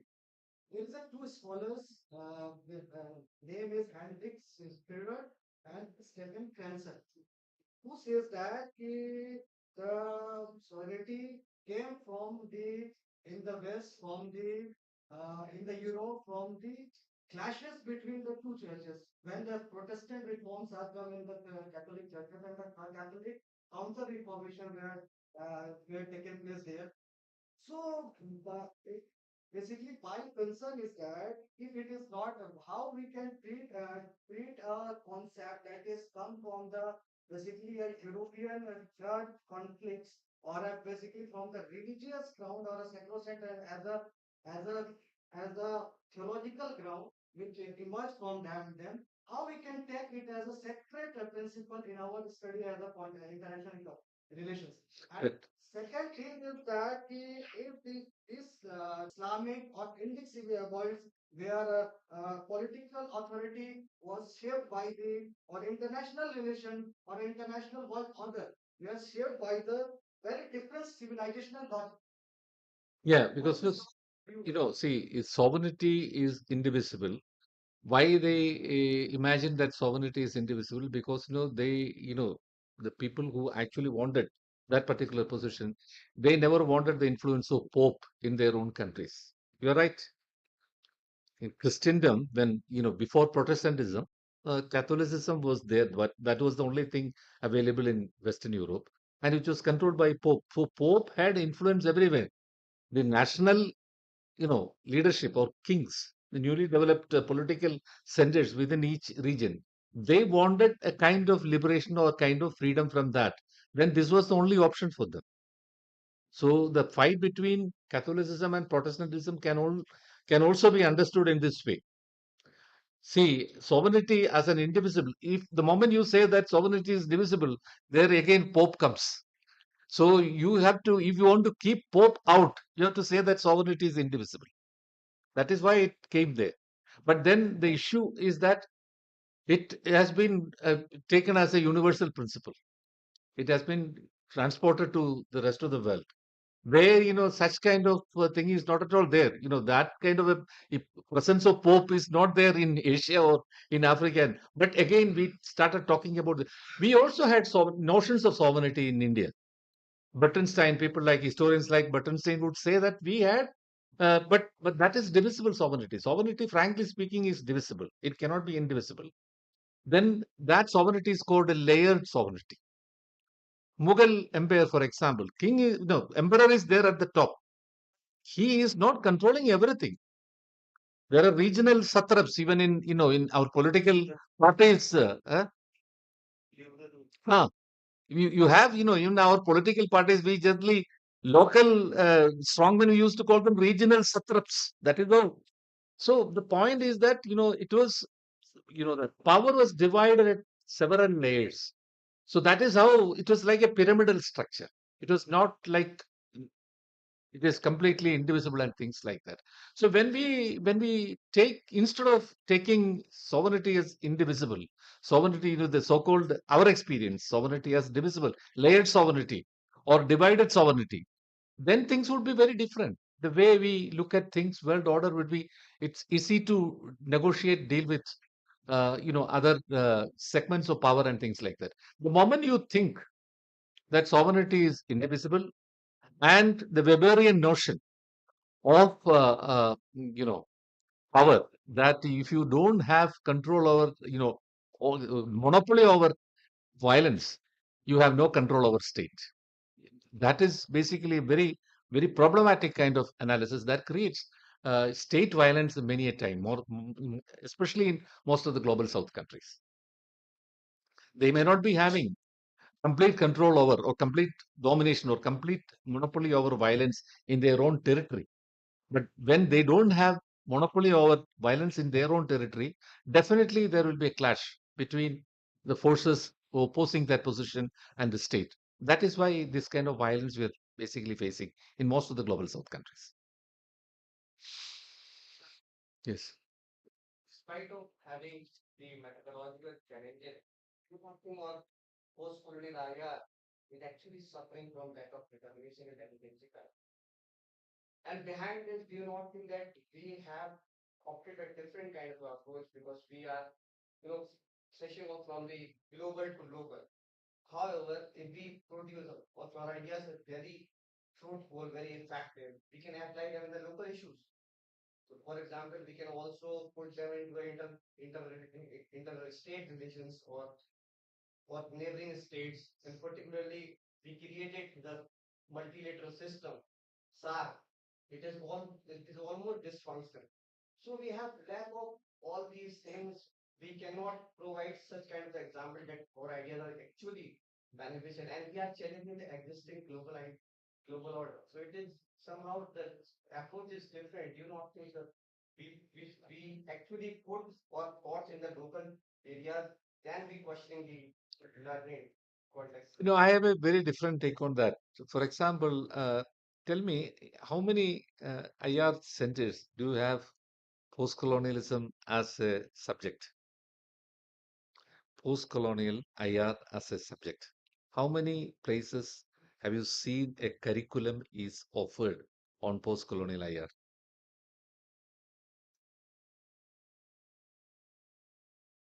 We have. I am offering a course. In Hyderabad University Political Science Department, there is a course on this kind of a thing. But apart from that, even in SIS, you don't have a course like this. If you don't have a course like this, a curriculum like this, how do you come to know about the people who think in these terms or write about, like, for example, Philip Darby, when I, other names almost like, familiar, many people, you must have seen them also. But Philip Darby is a person many people have not seen. But unless and until you go for this kind of literature, then only you will find out that kind of people. So this is an issue because we are not addressing it. Yes, you are right. Your point is very valid. At the same time, as a pedagogical discipline or subject or subject, it is not available in our universities.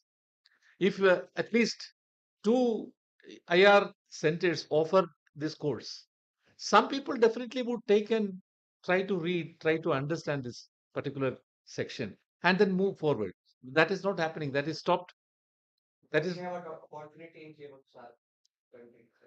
SARC University was a great initiative, but then because of the problem you have pointed out, in SARC University is also suffering. Yeah. Ah, yes, that's correct. Yes. Yes.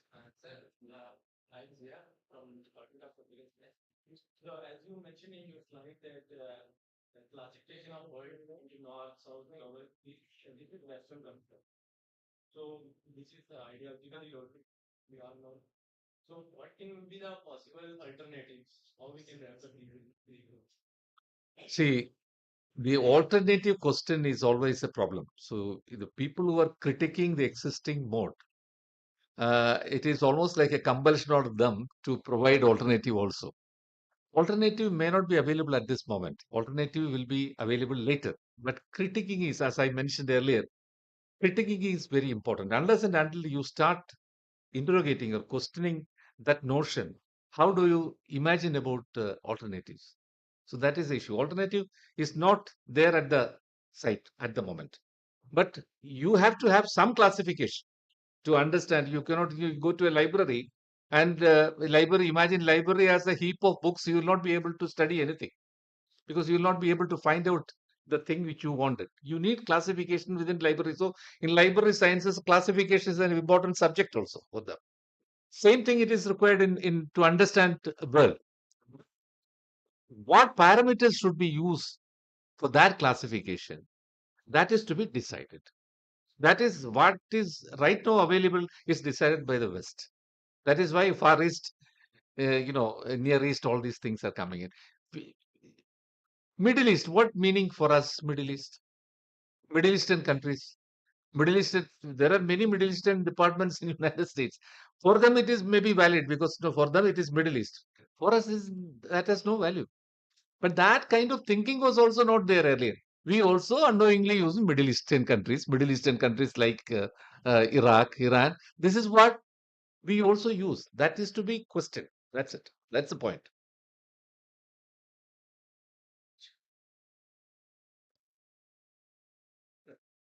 It's fine. Thank you, friends. So we break for lunch, and immediately after lunch, we come back at 1:30 here for the session with Professor Chaudhary, and immediately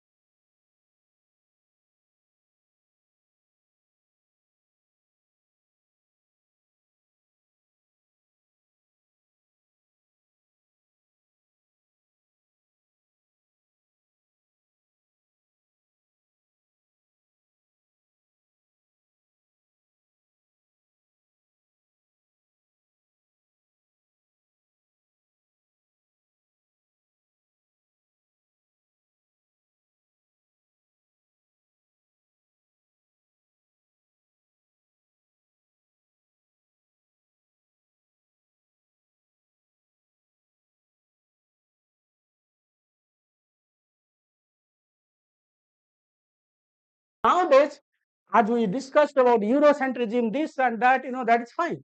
But the main purpose is to democratize international relations, and by doing that, you are also going to use those theories, methods, and concepts for your rise as a major world power. So that is basically I'm going to highlight. Yeah. So, epistemic power is the crucial ability to shape global narratives and define what is considered truth in international relations. So, we have seen how, Morgenthau used Cold War experience to claim about classical realism, right? Then we had new realism. When there are four varieties of new realism, right? We have, subaltern realism, we have defensive realism, we have offensive realism, we have new realism. Then we have a liberal theory, that was also based on the criticism or dialogue going on between realism and liberalism. And there are also varieties of new, realism. Then Marxism. So all these theories, all these methods, they claim about the universality nature of the application of the theories, but they are all based on Western experiences. Which theory is based on Indian experience? Nothing, because, as we discussed during the morning session, everything is close to Europe. Europe was the center of gravity, and that is why everything, all knowledge is developed keeping in view of the European or American experience. For great powers, this means setting the intellectual agenda, dictating the terms of debate, and framing global challenges. Advantage. Think of NPT, think of CTBT. They were all negotiated when you have no power, when you had no voice. That's why those were crafted keeping in view of the American and other superpowers' interest and other major powers' interest. Think of change. Think of TO. When these are negotiated, you play an important role and you try to secure your own interest.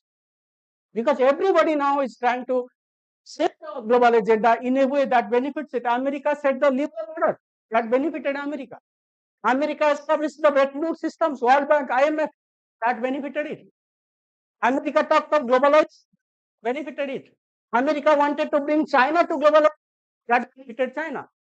And now America is talking of make America great again, talking of deglobalization or deliberalization. So that's a different thing. Historical example like Britain's civilization and America's democratic peace theory illustrate how they use legitimate power.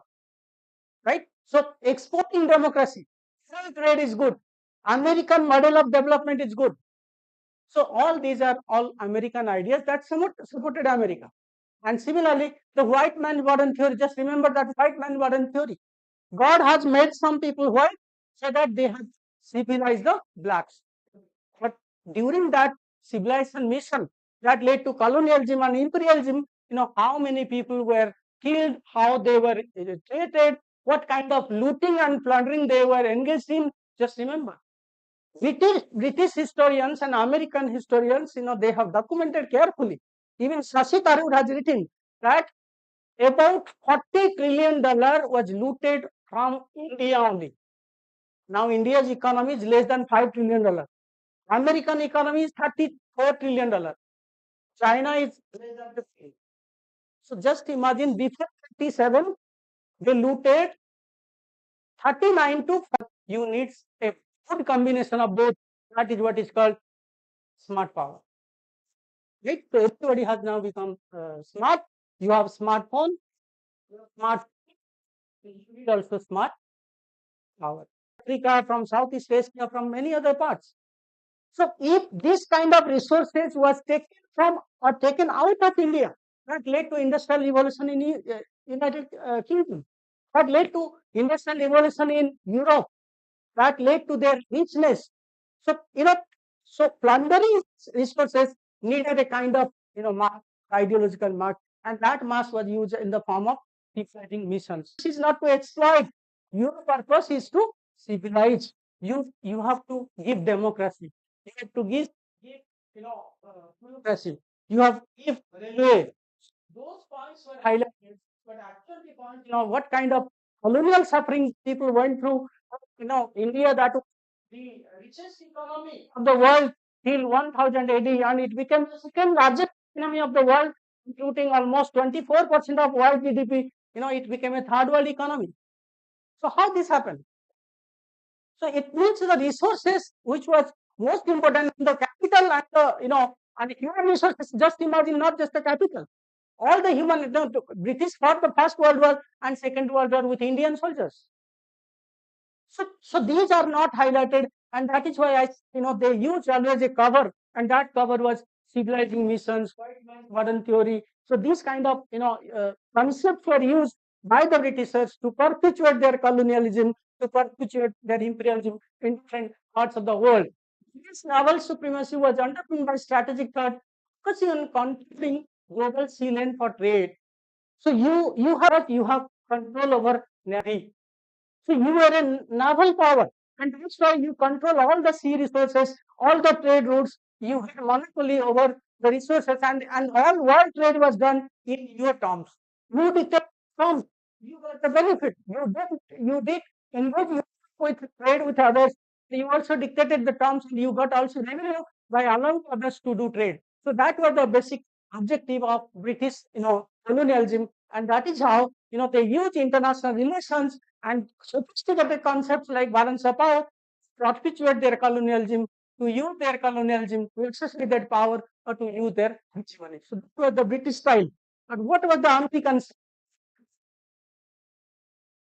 I think it's creating problem. British.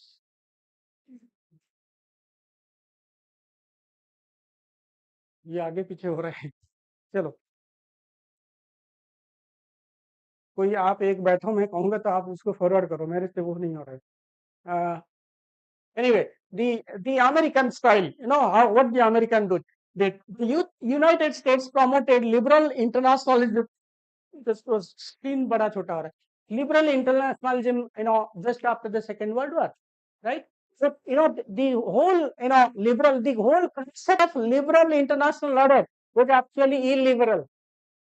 It was illiberal because there was no scope for other countries except the United States and its Western allies. Even Japan and Germany, they had no space in that liberal order. Think of the United Nations Security Council. Think of the World Bank, IMF. They don't have adequate voice in the World Bank or IMF. So it was all structured by the Americans, designed by the Americans for perpetuating their interest. World Bank president is always from IMF. Director is always a European. Where is the scope for others? So you are talking of liberal international order to perpetuate your leadership. So whatever leadership position the United Kingdom enjoyed before Second World War, that once it was defeated, once its economy was smashed, so that vacant position, that power vacuum was taken over by the United States. Right. So if there's Second World War, and one country that benefited the most, that was the United States. Like we say that about Abdul Kalam. If there is only one person who benefited out of India's second nuclear test, it was Abdul Kalam. Because he was made a president after the nuclear test. So the point is, it was the United States because it was having nuclear weapons at a time when no other country possessed that. It defeated and militarily crushed Japan because of the weapons used, and also it had the opportunity to provide economic assistance to all other Western countries. So that kind of situation, that kind of military power and economic hegemony provided the United States the kind of authority it needed to exercise power, and it was the victorious nation, all world economic and political order as per its convenience. Containment, we say democratic governance, became the intellectual blueprint for Cold War foreign policy, framing the USA confrontation with the Soviet Union. So the justification was given, and then there are transitional, there are modern, and they should try to aspire to become politically developed like the United States. ये concept हम पढ़ाते हैं ना political development में, modernisation में, ये traditional है, ये ट्रांजिशनल है और ये मॉडर्न है. बट मॉडर्न कैसे होंगे? If you are acceptable to the United States, you follow their model, then you will be the modern, really modern. So for fundamentally rethinking international relations, as I said, we have a long civilization, we have great scriptures, we have great texts. Buddha bath in India, Nepal. So text, there are lots of the scriptures written forms that has not been used by any of the Indian higher scholars who are claiming to globalize that. Now it is time for all of us to think about that. This reclamation focuses on four critical areas that, as I said, theory, concept, methodology, and policy ideas. The aim is to construct alternative theoretical framework for global. At the same time, we should accept if we have an opportunity. Why should we, you read the poetry about Thames, but it's from politics. You think of Indian statecraft or any Indian thinker who has dharma ka farak. If you look at Mahabharata, right? So Arjun is not, is not interested in his kith and kin. He is advised by Lord Krishna to do that because it is in the interest of dharma. आप अगर आप धर्म के लिए काम करोगे तो आपको ये फर्क नहीं बना ये मेरा रिश्तेदार है ये मेरा रिश्तेदार नहीं है तो अगर आप ये भी देखते हो कि in the western literature there is a linear progress of the state system linear progress का मतलब है डिसऑर्डर ऑर्डर हमारे यहाँ पे है साइक्लिकल धर्म अधर्म फिर जब अधर्म का बहुत ज्यादा अधर्म बढ़ जाता है there is a collapse of the state there is a collapse of the civilisation there is a collapse of the order and there is restructuring. War concept is something very different from the Western, theories. Power transition theory of organs की, organ governance कौन से Western realism में, rationalism में नहीं मिलेगा. अगर आपने suppose you are a member of any military alliances and that it, अपना यहाँ पे ऐसा नहीं है. हमारे यहाँ पे ethical, moral, politics ये सब interrelated है and we can't think of that. European or Euro-centric universalism versus liberalism that is being taught by Vasudhaiva Kutumbakam is not available in the Western literature, right? So they are talking of sovereign state, selfish state, autonomic state, or basically the states those who have no interest with each other, right? We are talking of a different kind of order. Right, so you are basically focusing not on autonomic states, sovereign state systems, or you are not talking of something like hegemony, chaos, anarchy, this and that. Rather, we are talking of an international order that is supported by cosmopolitanism. When you have the vaccine, others don't have the vaccine. It is your duty to provide them vaccines. So that is the logic, right? So you are not always guided by your self-interest. There are situations when you have to go beyond your self-interest. And that is how I said, we have so many concepts, methodologies, which we can borrow from this kind of literature. Next. Okay, key concept. What are the problems with key concept in Western, higher literature and Indian? Balance of power, right? So we are talking, Mardantho is talking of the kind of anarchical situation, the kind of, state system, they are fighting against each other. When he's talking of self-help there, when he's talking of militarization, power, hegemony, all this. And for that, to maintain the peace and order in a sovereign and anarchical system, you need balance of power. We are not talking of that. When they talked about balance of power, we talked about non-alignment. We talked of startup multi-engagement. Right? So our concept of understanding the world is different from their balance of power theory. You have to understand this different. Humanitarian intervention versus responsibility to protect. Right? When there was any problem in any country, so you intervened militarily because you thought, that suits our interest. What USA did in Afghanistan, in Iraq. You fought against Taliban 20 years back. You dethroned Taliban in Afghanistan 20 years back. Again, you reinstalled Taliban and went back. 20 years, several trillion dollars, almost $950 billion in their Afghanistan mission. So you have no responsibility, you have people are, when the Americans, they vanish from Afghanistan, think of the situation. That people are, they are just, lying with the flight, and they are being killed by the speed of the, and just imagine that situation. So military intervention is fine, but you have to think of, first not humanitarian, responsibility to protect the people where you are intervening. India also intervened in Sri Lanka. India also intervened in Maldives. India has never stayed in those countries. Just think of American intervention in Iraq, in Afghanistan, in many other countries. So they are not bothered what is happening to you. They are thinking of their interest only. That is the problem with their concept. So humanitarian concept or humanitarian intervention concept is no longer acceptable. That's why we are thinking of a new term, a refinished term, and that puts responsibility to the power that actually intervenes in a particular country. That's why instead of humanitarian intervention, think of responsibility to protect. What is we the economic aid versus development partnership. Americans, when they give any kind of monetary help, they will say, we are the donor. Right? We are the donors. And when we use the word donor, it speaks of inequality. जमींदार जो जो पैसे देते हैं, उधार देते हैं, वो भी अलग होते हैं, जिनको उधार दिया गया वो भी अलग होते हैं. हम लोग उनको डोनर नहीं कहते, हम अपने आप को donor. And when we are talking of partnership, it is based on equality. Right? When we talk of donor, it is inequality. When you talk of partnership, it is equality. So that is the difference between their concept and our concept. Material power hegemony. So the main purpose of the state is to be more and more power, capture more and more power. Power will help you to maintain hegemony, as Schimmer says in offensive realism. So the main purpose of the state is to acquire more and more power, because a powerful state can maintain its hegemony as the United States is doing at present. But that is not our purpose.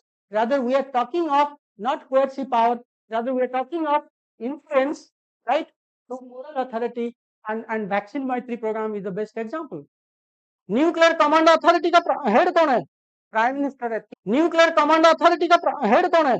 Prime minister है. तीनों मिलेंगे तभी जाके nuclear bomb इकट्ठी होगा. तो इसलिए आप इंपोर्ट करके you can't use. Same is the case with Pakistan. Same is the case with China. All these three countries they follow distributed nuclear posture. हम वो न्यूक्लियर डेटरेंस थ्योरी जो यूएसए और यूएसएसआर का कोल्ड वॉर के time का जो theory है, massive destruction, ये सब हम we don't in that. Rather when India Pakistan acquired nuclear weapons, it was called as nuclear flashpoint. South Asia one was considered as a nuclear flashpoint. Bill Clinton वगैरह को याद करो. साउथ एशिया जो है nuclear flashpoint है. क्यों? क्योंकि यहाँ पे रहते हैं, किसी भी टाइम वो एक दूसरे को न्यूक्लियर बम मार के यूज करके मार देंगे एक दूसरे. So the point is we are considered as nuclear flashpoint. कितने बार न्यूक्लियर वॉर हुआ है अभी से? 83 में पाकिस्तान के पास बम है. 74 में इंडिया ने टेस्ट किया था. कितने बार कोई न्यूक्लियर वॉर हुआ है? कभी हुआ है? या सारी को सारे पागल है सब लोग, एक दूसरे को nuclear bomb. So the kind of thinking was totally irrational and racist, and that was the reason we have a different nuclear factor. We don't buy their theory, nuclear deterrence theory. We have our own theory, and that is based on no half, right? And as I said, to stop the frequent or immediate use of nuclear weapons, we have distributed nuclear posture, and that is a contribution to IR, particularly military strategies. तो आप इसको कैसे deny कर दोगे कि India वाले कुछ नहीं जानते, पाकिस्तान वाले कुछ नहीं जानते?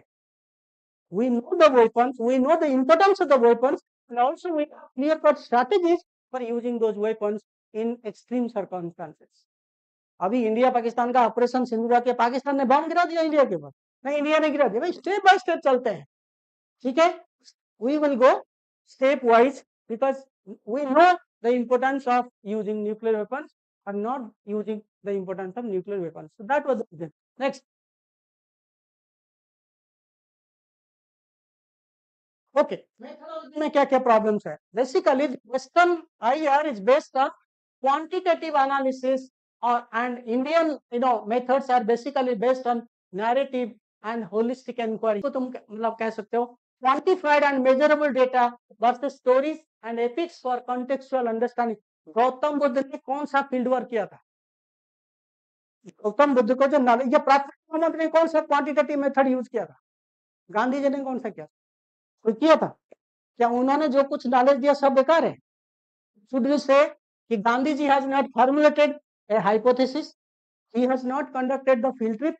ना कह सकते हो गांधी जी की केस में कह सकते हो कि उन्होंने इंडिया को फ्रीडम स्ट्रगल में. Problem is the western method of IR is highly narrow because it is based on quantification of data measurement of data, and that is not an that may be one of the method, but you can't say this is the sole method of knowledge production. That is the problem, right? We have Panchatantra. अरे मूर्खों, तुम लोग पंचतंत्र का story जानते हो ना? जो था, दो तीन बच्चे जो बिल्कुल Vishnu Sharma wrote Panchatantra. So so how can you ignore this? How can you ignore so many other examples? So the point is, their method may be one of the methods, but you can't say that is the sole method of knowledge production, and our methods are not necessary. Or you can't rely. You have, I said, you have Veda, which have been written. Nobody can trace the history of Vedas, but they are written documents. So the point is, you have Shastras, you have Puranas, you have. Why not use resources? There are so many historians in medieval. Why not to use their, their sources of knowledge? The point is, we have a different kind of state. We have a different kind of civilization. In fact, we say civilizational state, not a nation state, because nation state is very narrow and it is based on material power and material construct. But civilization is based on spirituality. Civilization is based on cultural construct. So that is the difference. Then we have adversarial negotiation and dialogue, sincere dialogue, or what you say, samvad. Think of negotiation between the United States and USSR during the Arms Control Treaty or SALT 1, SALT 2. Basically, the purpose is zero-sum game. You consider the opponent as a rival, your enemy. आप enemy के साथ जब negotiation करते हैं, you always think that you get the best.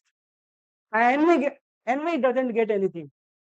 But our process of negotiation is different because we want, we don't believe in zero-sum game. Rather, we believe shared understanding and truth.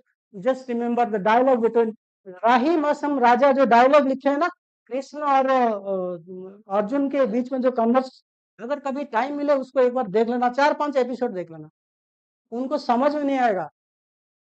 जो लोग, the point is, जब Alexander was returning from India, उन्होंने देखा एक आदमी जो है पेड़ के ऊपर लटक के नीचे आग जल रहा है, सर को लटका के वो जो है ऐसे कर रहा है. सो अलेक्जेंडर laughed at him. उनको लगा ये बेवकूफ क्या कर रहा है. That person also laughed at Alexander. जो लटक के कर रहा था वो भी अलेक्जेंडर को देख के हंसा. तो अलेक्जेंडर ने अपनी ट्रांसलेटर को पूछा, इसको पूछो वो मेरे को देख के क्यों हंस रहा है. मैंने तो इसको जो देख के हंस किया मुझे समझ में आ रहा है, वो क्यों हंस रहा है. उसने कहा he is trying to conquer or detach from material power. तुम material power के पीछे हो, वो spiritual power के पीछे है. वो सोचता है तुम बेवकूफ हो, तुम सोचते हो वो बेवकूफ है. You got my point? So that sadhu was trying to master the material expectations, material hopes, and material kind of needs. And he was trying to detach himself from this sansaric or this mundane kind of world. But Alexander was doing exactly the opposite. So Alexander was thinking that the sadhu was a fool, and the sadhu was thinking this guy is a fool. So that kind of narration, we need to borrow from many examples. There are many historical examples. There are so many examples in the ancient period, in the medieval period, even in the colonial period. But these need to be come to the public discourse so that we know. Then rational actor model versus the sthiti prajna model. Now, they expect their leaders to be, basically, leaders should be cold, rational actors, those who try to maximize the interest of the state. So rational actors for the West is the person or the leader who tries to maximize their interest, particularly the state interest. But for India, it is guided by dharma, wisdom and discipline. ऐसे कोई भी leader जो होगा उसकी एक अपनी personality होगा. He should be highly disciplined, right? And he should have some morality, and he is respected by his citizens, by his subjects. So ऐसे कोई leader नहीं हो सकता. So the kind of leadership requirements that is there in Arthashastra, in Manuskriti, in many other medieval texts, you find a lot of examples where their kind of leadership or Max Weber kind of leadership, ठीक है, authority है, rational legal है, traditional है, charismatic है. So these are all artificial kind of things. Right? So you think of that way. There are methods you can. Then Eurocentric canons versus multi-source knowledge. Particularly, as I said, Western sources are basically narrow but yours are rich in resources that need to be used for writing a theory of international relations, that needs to be used for reframing the concepts in international relations, that need to be used for giving good ideas for contemporary world problems like climate change or so many other problems. Needs to be there. Post-colonial critique or reconstructive civilization studies, but basically the post-colonial critiques diagnostic and opposite, whereas we believe in building alternative narratives. So this project of globalizing international relations is based on providing alternative narrative. It is not just based on criticism. Okay, you just criticize this and that. That is not the purpose. The purpose is you should have alternative ideas. You should provide alternative paradigms, and that should be the motto of this kind of research methods. Next, think of the policy ideas, right? There are some policy ideas, particularly the West. In the West literature, you find sphere of influence. Instead of sphere of influence that talks of dominancy and hegemony, we talk of neighborhood first. Like I said, neighborhood first policy means it is not based on hegemony, right? Or simple, the problem is there are conceptual problems because they think in a different way, we think in a different way. They talk of Asia Pacific community,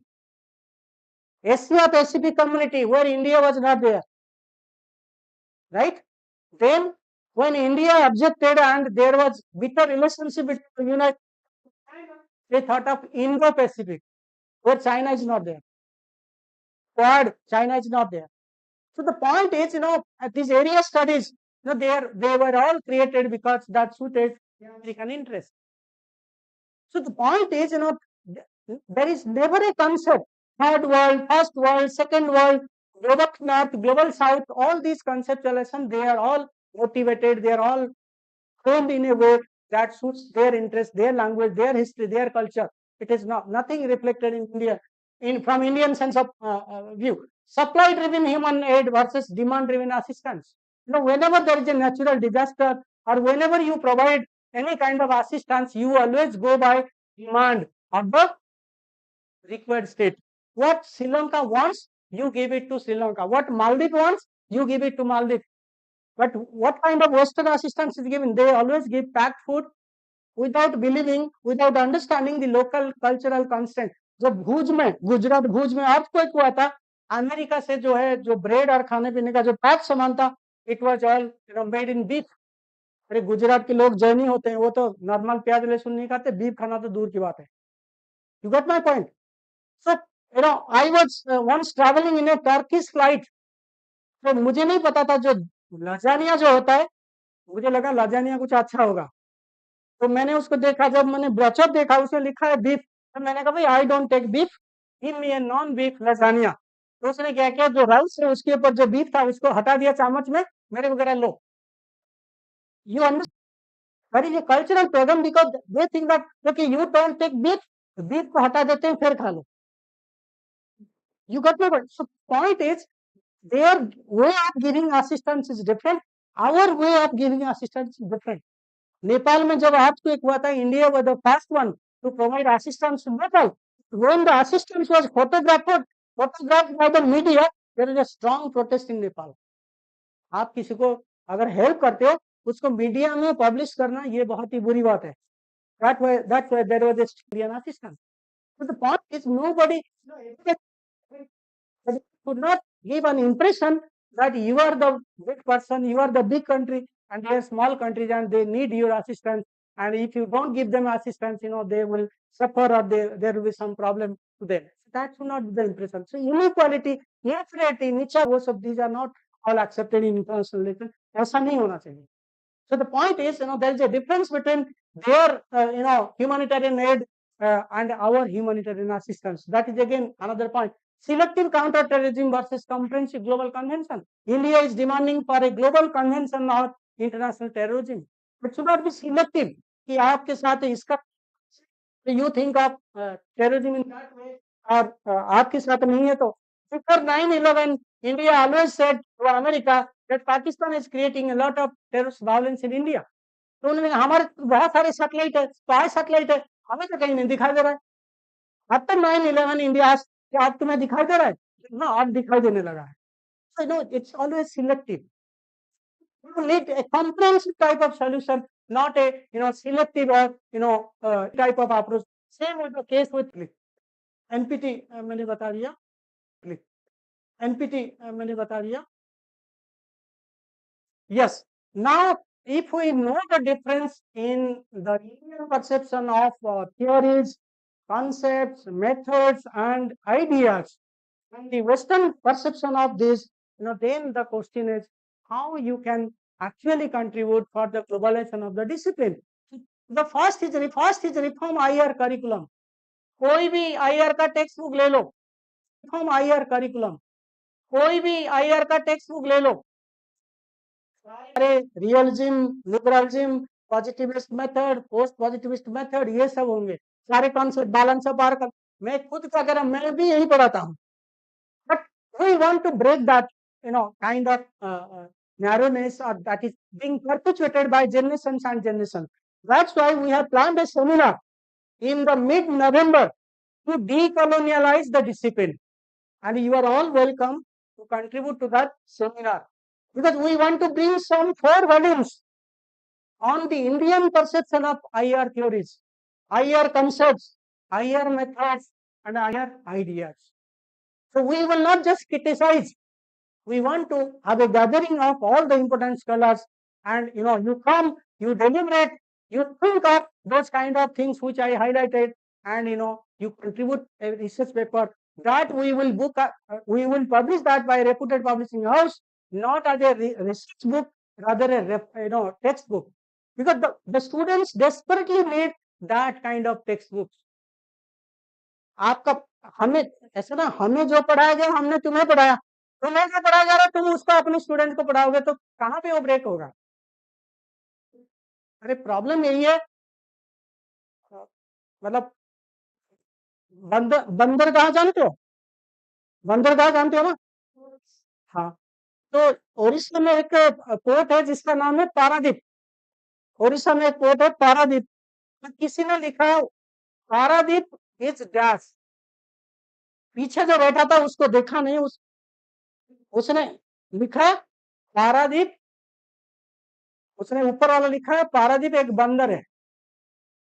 बंदरगाह के sense में वो कह रहा है. दूसरा उसको देख के लग रहा है बंदर का मतलब मंकी है, वो लिख रहा है पारादीप एक मंकी है. प्रॉब्लम कहीं ना कहीं what it did for the United Kingdom, then promote IR in Indian languages. How many of you know about थिरुवल्लभर? सबको कौटिल्य के बारे में पता है. थिरुवल्लभर के बारे में किसको पता है? कितने लोगों को पता है? थिरुवल्लभर was even more, in terms of knowledge and wisdom, he was one of the most, interesting IR scholar on statecraft. किसी को कुछ नहीं पता, खाली पीएम जब तमिलनाडु जाएंगे तब तमिलनाडु का कॉस्ट्यूम पहन लेंगे. You got my. और तमिल में 2-4 वर्ड कह दोगे कहा कि लोग ताली मार. That is not the purpose. Unless and until you localize Indian international relations, you cannot bring the best elements of local IR. Thirukkural जो है, जो लिखा है थिरुवल्लभर ने, Thirukkural is made in slow pitch and that is available in local Tamil language. We need good translated work of that, and that's how you can compare, or you are in a position to compare Kautilya with Tiruvallabhar. And again, there is a problem in North India versus South India, right? So हम सोचते हैं कि IR का जो कुछ हो रहा है, ग्लोबलाइजेशन हो रहा है, democratisation, it's all North responsibility. लेकिन वो नॉर्थ साउथ का जो डिबेट हो इंडिया के अंदर भी है, यहाँ पे नॉर्थ इंडिया कुछ है, वहां पे साउथ इंडिया कुछ है. So that should not be the approach.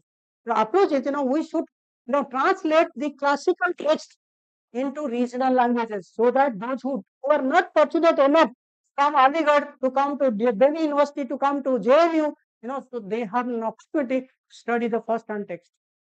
So that can only be possible when you regionalize, when you translate those, IR concepts and theories in regional language. When you invest in scholar diplomatic dialogue. In India, we have a gap of industry, academics, policy maker. Policy maker को लगता है academic में जितने लोग हैं सब बेवकूफ हैं. मैं एक बार जो है शास्त्री भवन गया था जहाँ पे मिनिस्टर ऑफ एजुकेशन का, तो he made an interesting point. जो सेक्रेटरी था, एजुकेशन सेक्रेटरी, वो मुझे कहने लगा कि आप क्या करते हो? मैंने कहा भाई मैं प्रोफेसर हूँ किसी सेंट्रल यूनिवर्सिटी में। तो बोला we don't like the academics. तो मैंने कहा ऐसा क्यों? बोला वी लाइक द पॉलिटिशियन, क्योंकि वो कभी ना नहीं करते। पॉलिटिशियन को जो भी कोई काम करोगे करेगा, नहीं करेगा तो हाँ कर दूंगा। We don't like, we also like bureaucrats, क्योंकि ब्यूरोक्रेट कभी कोई काम को करेगा या हाँ नहीं करेगा। ठीक है मैं देखूंगा, अगर लॉ के हिसाब से होगा मैं कर दूंगा, नहीं होगा तो नहीं करूंगा। वो साफ सुफ कह देता है या तो करेगा या तो नहीं करेगा। एकेडमिक्स लोगों का प्रॉब्लम है, ना तो वो हाँ कहते हैं ना तो वो ना करते हैं। अगर आप कोई भी काम दोगे, एकेडमिक रिसर्च दोगे तो ठीक है ये भी हो सकता है, दूसरा आएगा तो वो भी हो सकता है।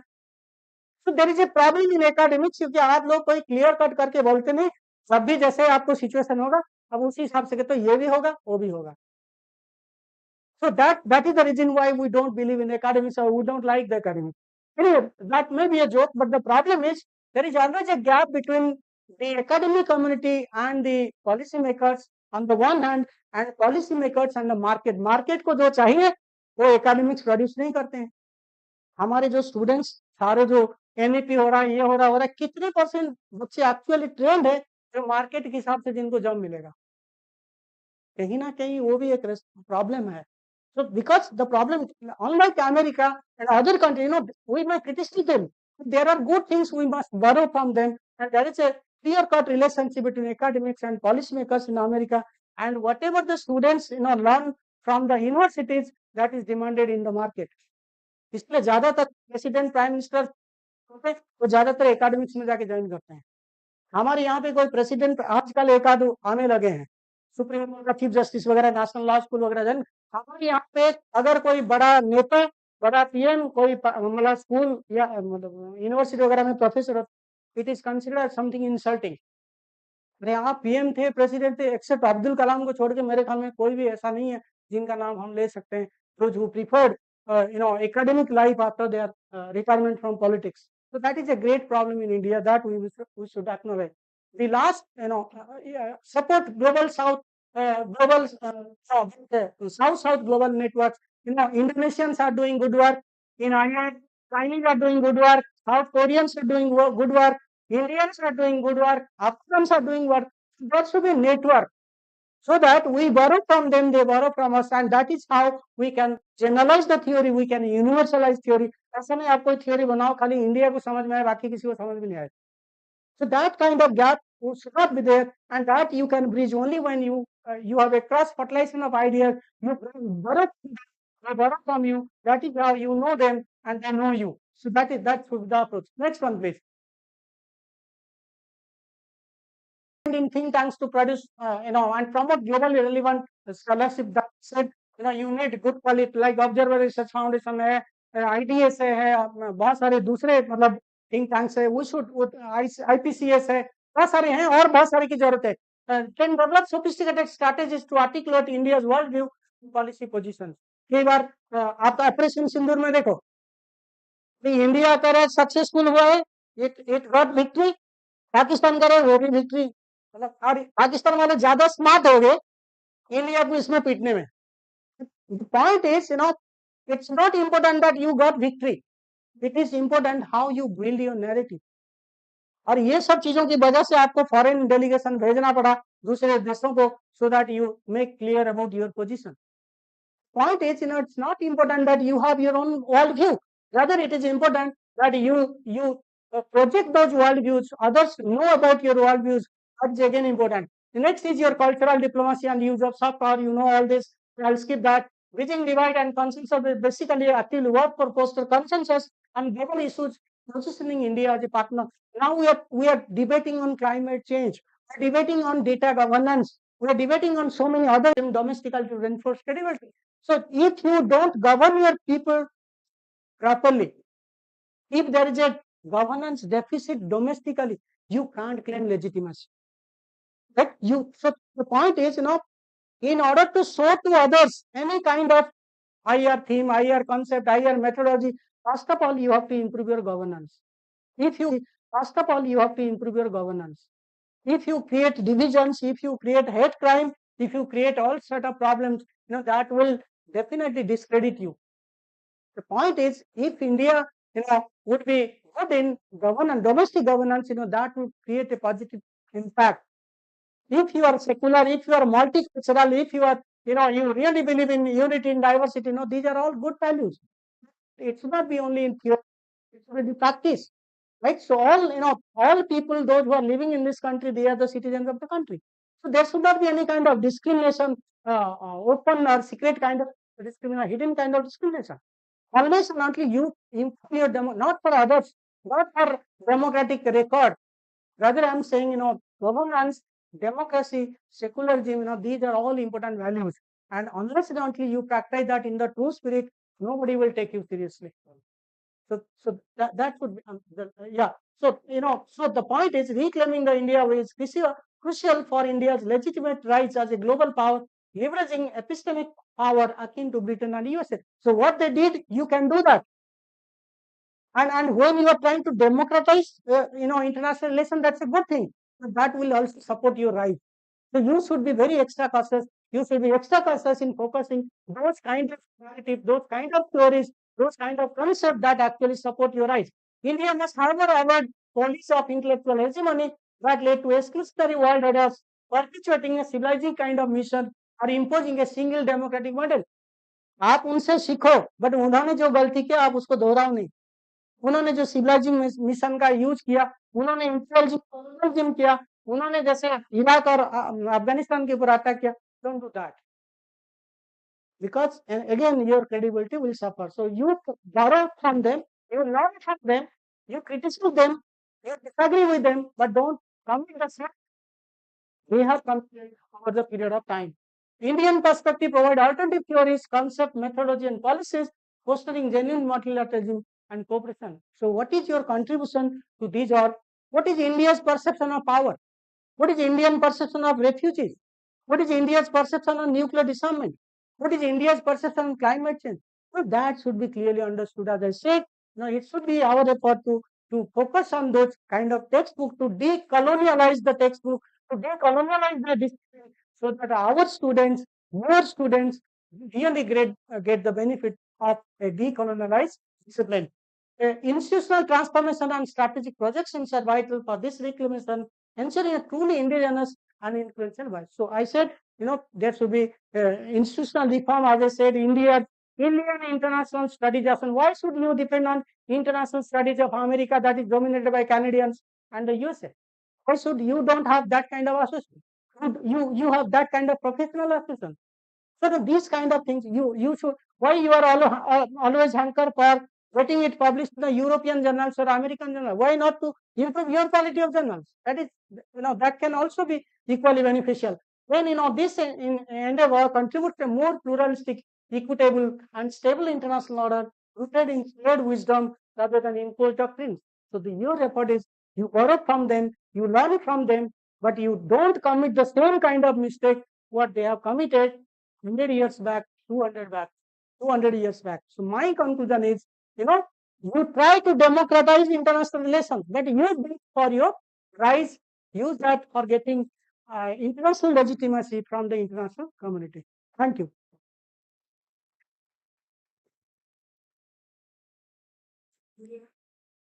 कुछ पूछना है तो आप पूछ लो, अगर टाइम है तो.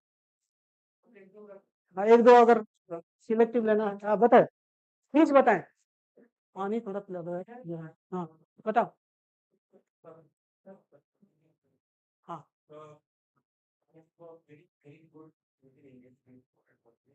And then I also like we have India work in going on. So I have followed by.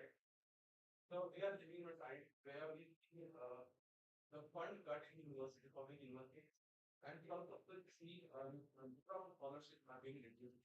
We also see that the academic voices are being suppressed.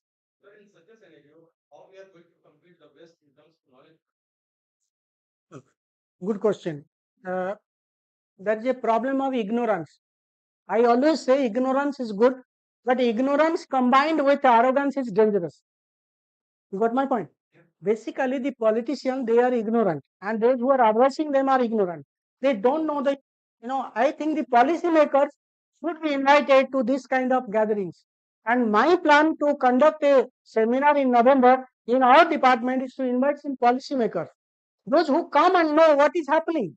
They are not, Raja को नहीं पता कि क्या कुछ हो रहा है, उसका जो जो था चमचा होते हैं वही उसको उल्टा सीधा पढ़ाते हैं, सब कुछ बढ़िया है जी। You got my point? So that kind of situation is happening. Education में अभी ज्यादा पैसा लगाना चाहिए। Think of China. मैंने सांघाई यूनिवर्सिटी गया था, सांघाई यूनिवर्सिटी में, जो फुटान यूनिवर्सिटी इन सांघाई है, यूनिवर्सिटी को देखोगे आपको लगेगा कि you are not in university. इतना बढ़िया मतलब जो है बिल्डिंग है, इंफ्रास्ट्रक्चर है सब। हमारे यूनिवर्सिटी का देखो, टॉयलेट भी आप जाना चाहोगे 2 बार सोचोगे। पॉइंट देखो, पैसे भी खर्च हो रहा है, मैनेजमेंट सही नहीं है, फंडिंग की प्रॉब्लम है। तो I think the problem is not about funding, the problem is about ignorance. Unless and until we address that issue,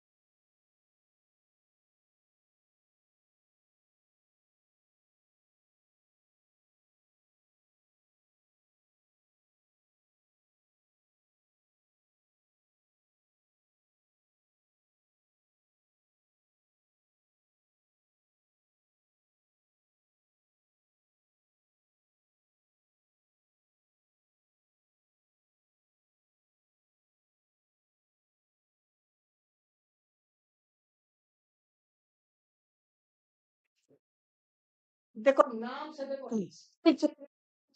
भाव वो सब देखो, एक्सरसाइज नाम मत देखो। जी sir. I would request. Listen, point is to highlight civilizational insights that also consist medieval India. मैं ये नहीं कर रहा हूँ खाली आंसर इंडिया को फोकस करूँ, मीडिया वाले तो कोई मतलब कोई बाहर के। That should not be the approach. We have to borrow all ideas, concepts useful for theories, methods, each from Vedic period to Navika.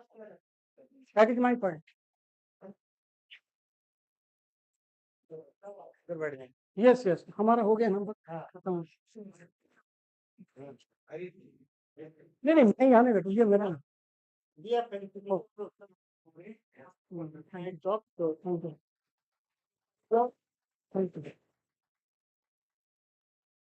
Thank you. हम लोग म्यूचुअल एडमिरेशन प्लस डिफाइन का जरूरत दे रहे हैं। Friends, I'm going to start the validity function immediately. Get out here.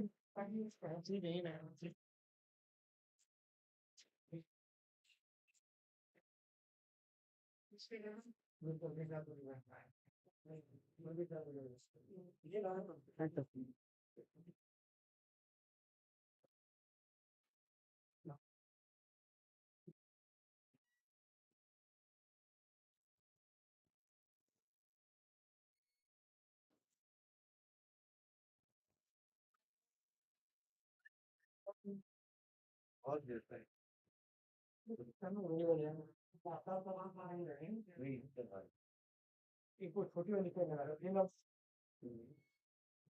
इसे इधर लगा दो यहाँ, आराम से नहीं नहीं, आप कहाँ है तो मुझे बैठा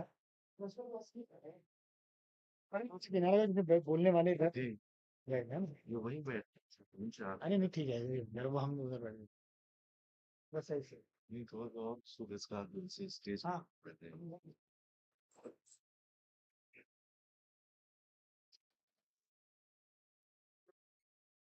पहले आप अनाउंस करेंगे कि आपका नाम सही करेंगे जावेद मोहम्मद जी गेस्ट हैं और पेशेंट से नीचे मैम जिससे कि मतलब क्लियर हो जाए कटिंग हो जाए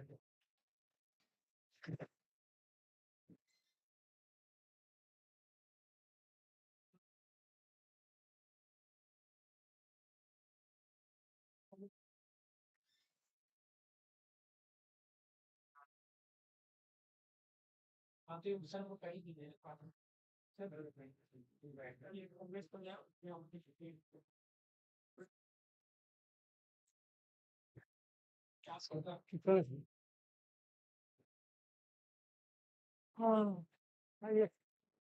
Apart the formal things, I invite Abdul Hasib Sahab for the recitation few verses of Holy Quran.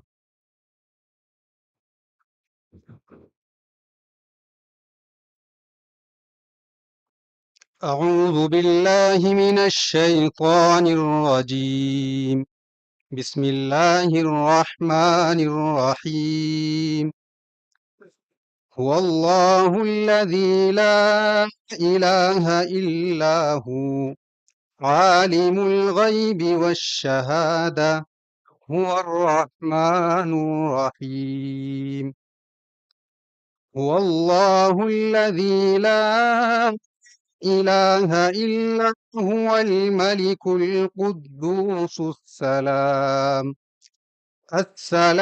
المؤمن المهيمن العزيز الجبار المتكبر سبحان الله عما يشركون هو الله الخالق البارئ المصور له الأسماء الحسنى يسبح له ما في السماوات والأرض وهو العزيز science.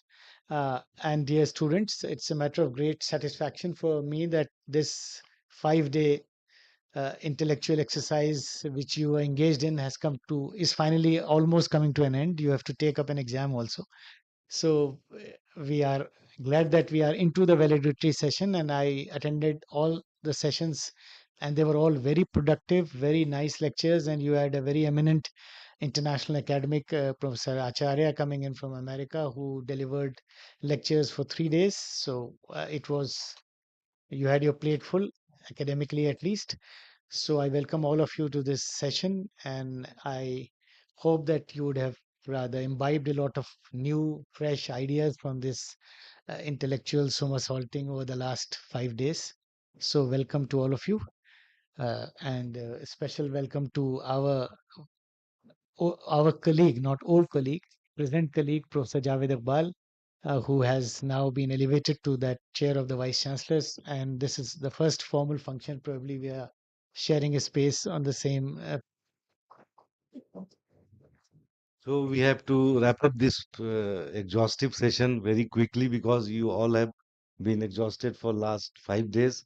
And so because as sir has informed that you have to appear in exam also and you remember the tradition that our department conducts very tough exam. So be prepared for this. And after this, we will have some feedback from different participants. And I see from west to center to Aligarh and to south, we have a very all India representation, and that itself speaks about the success of this GIAN course on post-colonialism and global international relations.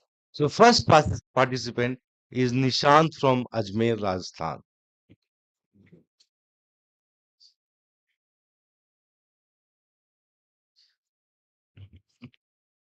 Good afternoon, respected Vice Chancellor, respected Chairperson, respected Dean, the faculty, the sort of institutional values with us, the kind of hospitality, the students, the support they give to you, the way we were treated all around these days, the campus tour, the history this institution has, the kind of academic pull, which we had such a academic pull in colleges in Rajasthan.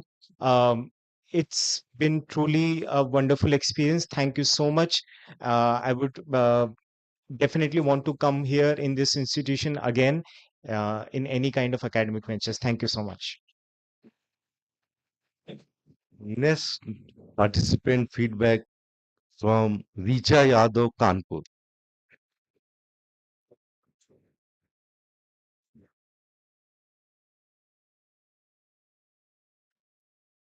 Good afternoon, everybody. My name is Richa Yadav. I'm from Kanpur University, and my area of research is ASEAN, India-ASEAN relations. Sorry, India-ASEAN relations in the context of geopolitics of Indo-Pacific. So one of the aspects that I'm studying within my research area is how different actors that exist or are invested in the region, how they perceive this construct of Indo-Pacific. So while we were discussing about the construct of the concept of global IR, I could relate very much to it, because to create a comprehensive picture of any existing particular reality, we need to be inclusive of the actors, of the ideas, the history of various actors included in that or being influenced by that particular reality. So this has been a very extremely insightful experience for me, and I would like to thank AMU for providing me with this opportunity and for such a good hospitality. So thank you, everybody. Thank you. Next participant is local, Rifa from AMU.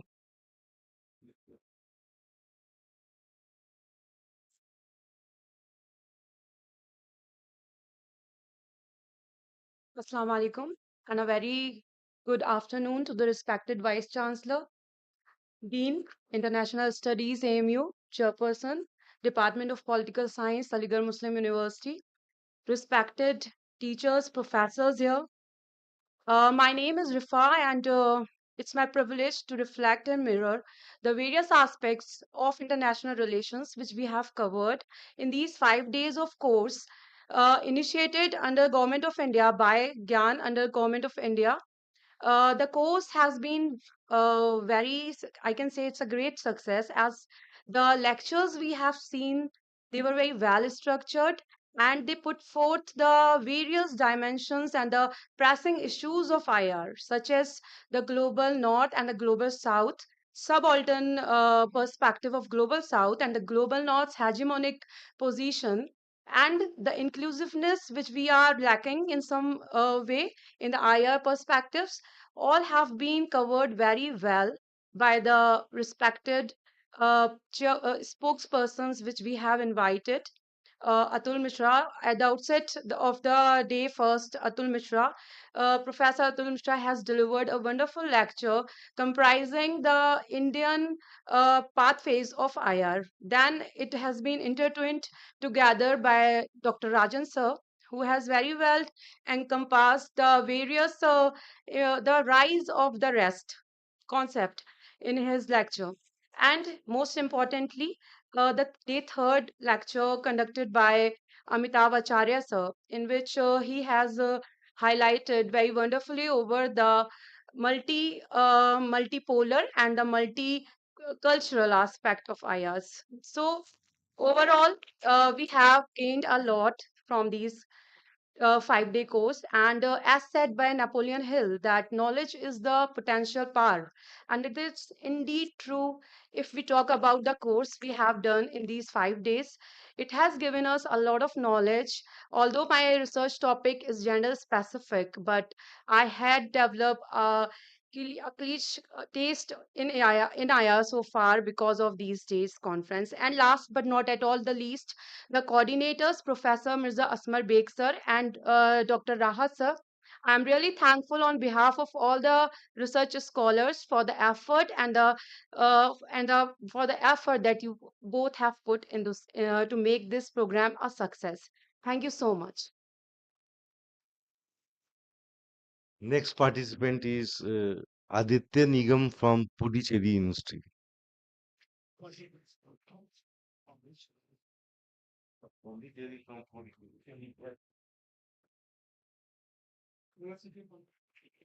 Hello, I am Aditya Prakash Narayan from Pondicherry University. I am possibly the only one coming from South India. and I really had a very good time, especially the time we spent during lunch hours and on tea, the kind of discussions we all had with participants and the organizers was really amazing. Apart from that, I'm really carrying a very unique cultural experience here in Aligarh Muslim University. Kind of culture that you guys practice is like really it's amazing. The kind of sessions that we used to have after all the lectures were really deep. Like it was kind of a reflection on what we learned and unlearned. And such programs really enable to go beyond the boundaries of knowledge and exchanges that we have, and takes us beyond the classroom and libraries amidst real people, and we really get to get a sense of what really is happening in our discipline and beyond, and how different disciplines are really evolving together. So really a good, amazing experience here. And apart from that, the Tarana that AMU has is really something which gives goosebumps and really amazing. The kind of friendliness and the way you everyone welcomed all participants here was really amazing. Thank you, and I'll come back again for that. So Aditya, you will hear the Trana again in the program. So after this, let me invite the co-coordinator of this program and the very dynamic personality who has given so much of his energy for last 5 days, and I have been seeing him for last 2 months for organizing. So let's have a big clap for Dr. Rahat, and I invite him to present the report of this GIAN course. Thank you, sir. And Assalamu alaikum and very good afternoon. Respected chair of the session, Dean Faculty of Social Science, AMU, and Vice Chancellor, Ghulam Badshah University, the chief guest of this session, this particular session, and Chairperson, Department of Political Science, AMU, and other colleagues and dear participant. It's not a 2 year, sir, but it's a 1 year probably. We are hardly working to organize that particular course, GIAN course, not 2 months, 1 year. Proposal and everything, a lot of hurdle. So the topic of the conference is the post-colonialism and global international relations. So 5 days, lot of engagement, scholarship engagement that is started with the first day. The Atul Mishra, who talked about fundamentals of IR and the universality of international relations. He basically touched upon it is just a kind of summary. Then I will say something else. So the fundamentals of IR, he talks about the ontology of IR, the basic concept of international relations, and also he talks about he questioning rather the question of universality, whether that universal the concept we are talking about whether it is universal or not. So in that way he talks about a lot of IR concept issues, how that whether that is methodologically in universal or not, the content that you are dealing, whether it is universal or not, he talks about like that sort of things. The next lecture of the second first day was given by me, and I basically focused on the making of the global international relations. In that I talked about the why global IR and how we define the concept of global IR, the various dimension of the global IR, and the requirement of global international relations. In that, I critically examine the basic nature of the discipline of international relations. And the second part of that particular topic was deals with the Indian approach to Indian contribution in making the global international relations. So in the second day, Professor Rajan of JNU, he talks about the conceptualizing a post-Western world order. He talks about the rise of the West, and he used the terminology emerging countries, means the global South and other non-Western countries that emerge, and how they are contributing actually in the sense of economic and other contribution in making global international relations. In the second day, Professor Asma Beksa from AMU, he talks about globalization and global South. He critically examined how globalization is actually a kind of concept which is again hegemonized the rest of the world, and how global South is actually questioning that conception of globalization. The day third, We started with Amitabh Acharya. The whole day he engaged the student, and he talks about the concept of what is global international relations, the basic concept, and also he very much he introduced the new concept. He questioning the post-colonial or the colonial scholars in a sense that the post-colonial scholars they started the history of colonization. They're not questioning they're starting the marginalization of the global south. They are not talking about the ancient past or the original past where they have the great civilization, for example Chinese civilization, for example Indian civilization, Mesopotamia. We are not talking about that. We are just starting with the subjugation done by the west to the global south, and then we started the marginalization process in that way. So he actually questioning that, and he also talks about the Southeast Asian nations and the Middle East and Indian civilization, South Asian civilization, and in that way he just trying to build up his theory of the global international relations and why global international is very much important in that. So the 2 day he engaged, rather 3 day he engaged with the student, day third, day fourth, and day fifth 2 days also. And today, Matthew Joseph sir, he talks about the Euro-centrism and international relations. How international relations is basically dominated by the Western power, the European power, and how we can overcome from that kind of domination of the West in the discipline of international relations. The last lecture is again it's a kind of conclusion of the whole 5 day session which is given by Professor Upender sir from our department. He talks about reclaiming the India way in international relations. So he gives a whole lectures and he talks about how the civilization that India has can contribute in the development of international relations, and also that the basic concept or the rich civilization that India has, how that are marginalized, and through that we can also can contribute in the development of global international relations as well. So this is the 5 day course, and it is now the end of the day. And I take this opportunity also to thank to the all team of the organizing committee, especially Shahil, Wasim Saab, and some other students who are contributed a lot, engaged with us. And I'm very thankful to all of you. I do not have exactly word to express my feeling to share my views, the contribution they have contributed in making the program very successful. Thank you, sir. And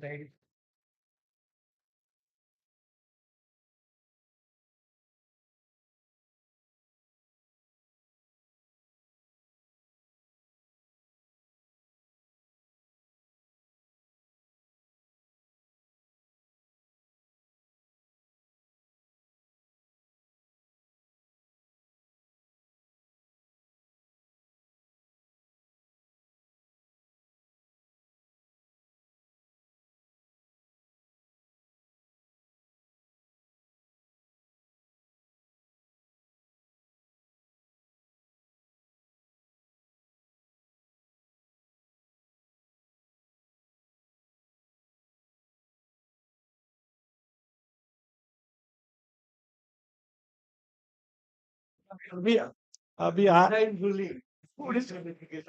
we are from education minister to our chief guest, head of states. So, in fact, this emergence of global IR. In fact, when we were students, we were not even knowing that this is something which are to be discussed even. So you are very fortunate that you have the people like Acharya and Chaudhary and Iqbal Saab to share their understanding about how the global IR is emerging. And this is not the only trend in the IR itself. The emergence of new kind of things questioning the Western hegemony is an important part of almost all discipline. This is happening in almost all discipline, like even the international law. I'm basically a student of international law. So we are trying to give our own perspective. But you must also credit the West for one thing, that this whole perspective actually started from the West itself. Actually, West gave us the methodology to question themselves. So credit should be given to the West for that also. Actually, it's West, they gave them the critical thinking that how we are going to question ourselves. So at least we should credit the West for giving us the methodology, how to understand the IR, etc. Second important thing which I understand is about there is a focus on going back to the history in this global IR project. Everybody is talking about our glorious past, how important, how great we were in the past. So we try to highlight the positive points of our own history. I mean, that is the common for everybody. That whatever we have, that we'll try to highlight it. So when Western were writing the IR theories, IR textbook, they were trying to highlight that they started history from the colonization itself, and they left the previous part of the ancient history of this subcontinent and that subcontinent where they had colonized it. So now it is our time to highlight our importance and try to see that what the global IR has been, or what the Western scholars have been trying to project today, had already been discussed in detail in most old civilizations, either Chinese one, the Indian one, or the Persian civilizations. So there are the great civilizations, and it is only because of the translation of these important texts from these areas. Translations were done by whom? Most translations of the ancient texts were done by the whom? किसने किया सब translation? Western scholar ने किया. So at least we should appreciate them, that our own knowledge system was brought before the world only by them. So we must appreciate them as well. And also about the rigor of the research in the IR theory. That is very important. And that has been done by the Western scholars. So thank you very much. I don't want to engage further.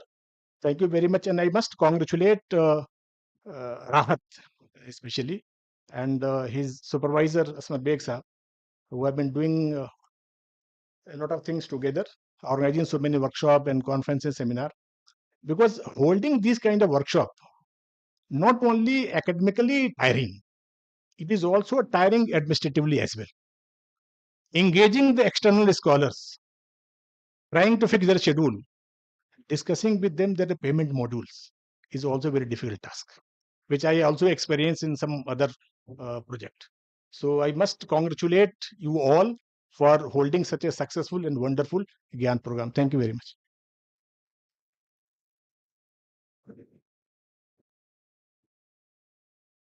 Thank you, sir, for your perceptive comments on emergence of global IR.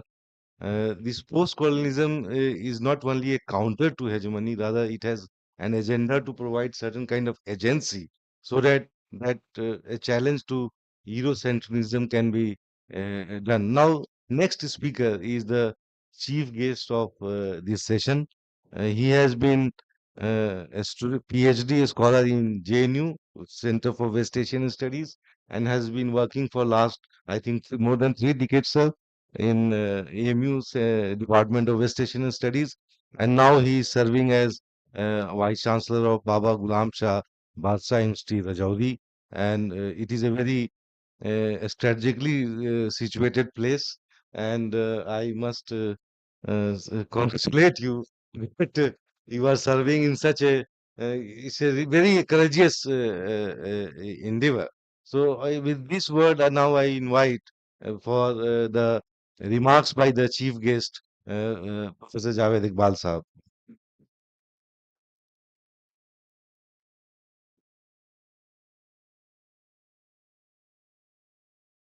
Assalamu alaikum and good afternoon to all of you. Dean Professor Aftab Alam, Faculty of International Studies, Coordinator Professor Asmar Beg of the GIAN program, Chairman Professor Nafis Ansari, Department of Political Science, and my friends. You have had a very intensive discussion last five days, 5 days, no? And just a few moments back, he was saying that it took almost 1 year to finalize this thing. It's good that it took 1 year, because you have conducted this program when Trump is already in power. So Trumpism and the transactional approach to international relations is now in front of us. So we can make an informed decision, or else it would have been just conjectures. But this transactional approach to international relations, how far it will be successful is a big question. Last 5 days, different scholars have debated on this. Because if you, some of you might have read Rise and Fall of Great Powers, Paul Kennedy.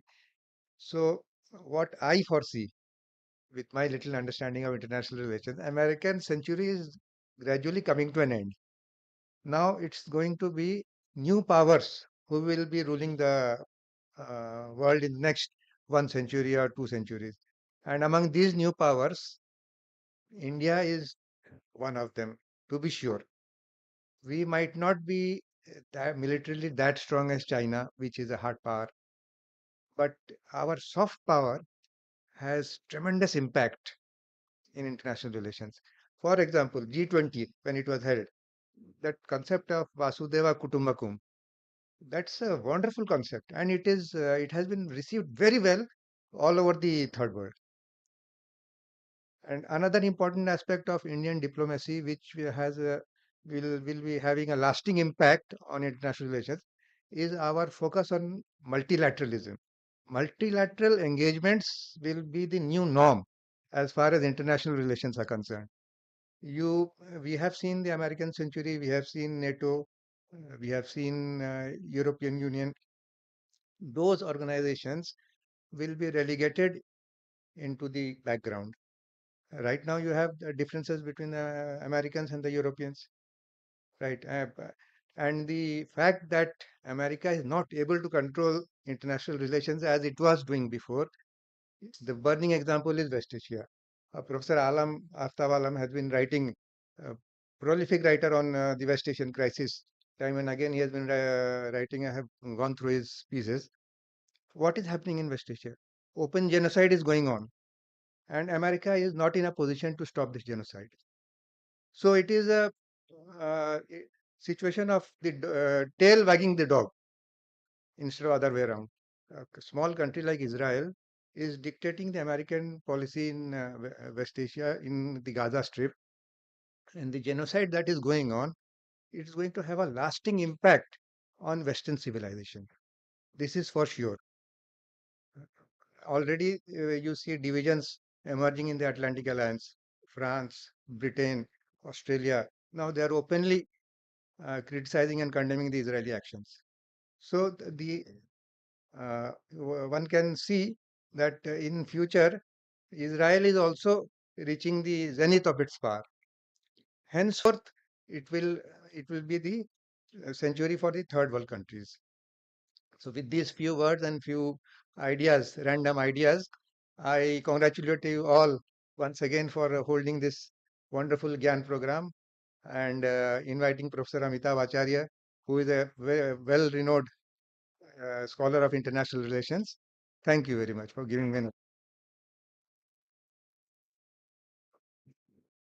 Thank you, sir, for putting your random thoughts in such a structured manner from transactional to multilateralism you highlighted. After this, I invite the chairperson of our department, Professor Nafis Ahmad Ansari Sahab, present a formal vote of thanks. Assalamu alaikum and very good afternoon to all of you. Dignitaries on the dais and off the dais, distinguished resource person, respected teachers, dear students and participants of this 5, or rather to say 6 days of GIAN program. As we are draw the curtain of the intellectually better part of the international relations today, I honor myself as a person to present here a vote of thanks on the behalf of the organizing committee and on the behalf of the Department of Political Science. These days, we have seen that the intellectuals from the international level and not international level, we say that the authority on the field of international relations has been present here. You are fortunate enough to have a lecture, and so hectic lecture of almost 2.5 days for a person of Amita Acharya. Now, the renowned national authority in international relations from Jamia Millia Islamia, Jawaharlal Nehru University, and one of the Noida University, they also been here and have given a wonderful lectures and have uprighted you with a very new concept relating to international or global international relations. So for all these efforts that have been carried out, by the two coordinators, Professor Asmar Beg, who is himself an authority in the international relations, and new bright emerging social scientist Dr. Rahat Hassan. I express a sincere thanks to them for these efforts they have done. Really, it was a very difficult. A person who decides to hold these types of the program, he has a courage for that. Then that person only can do that.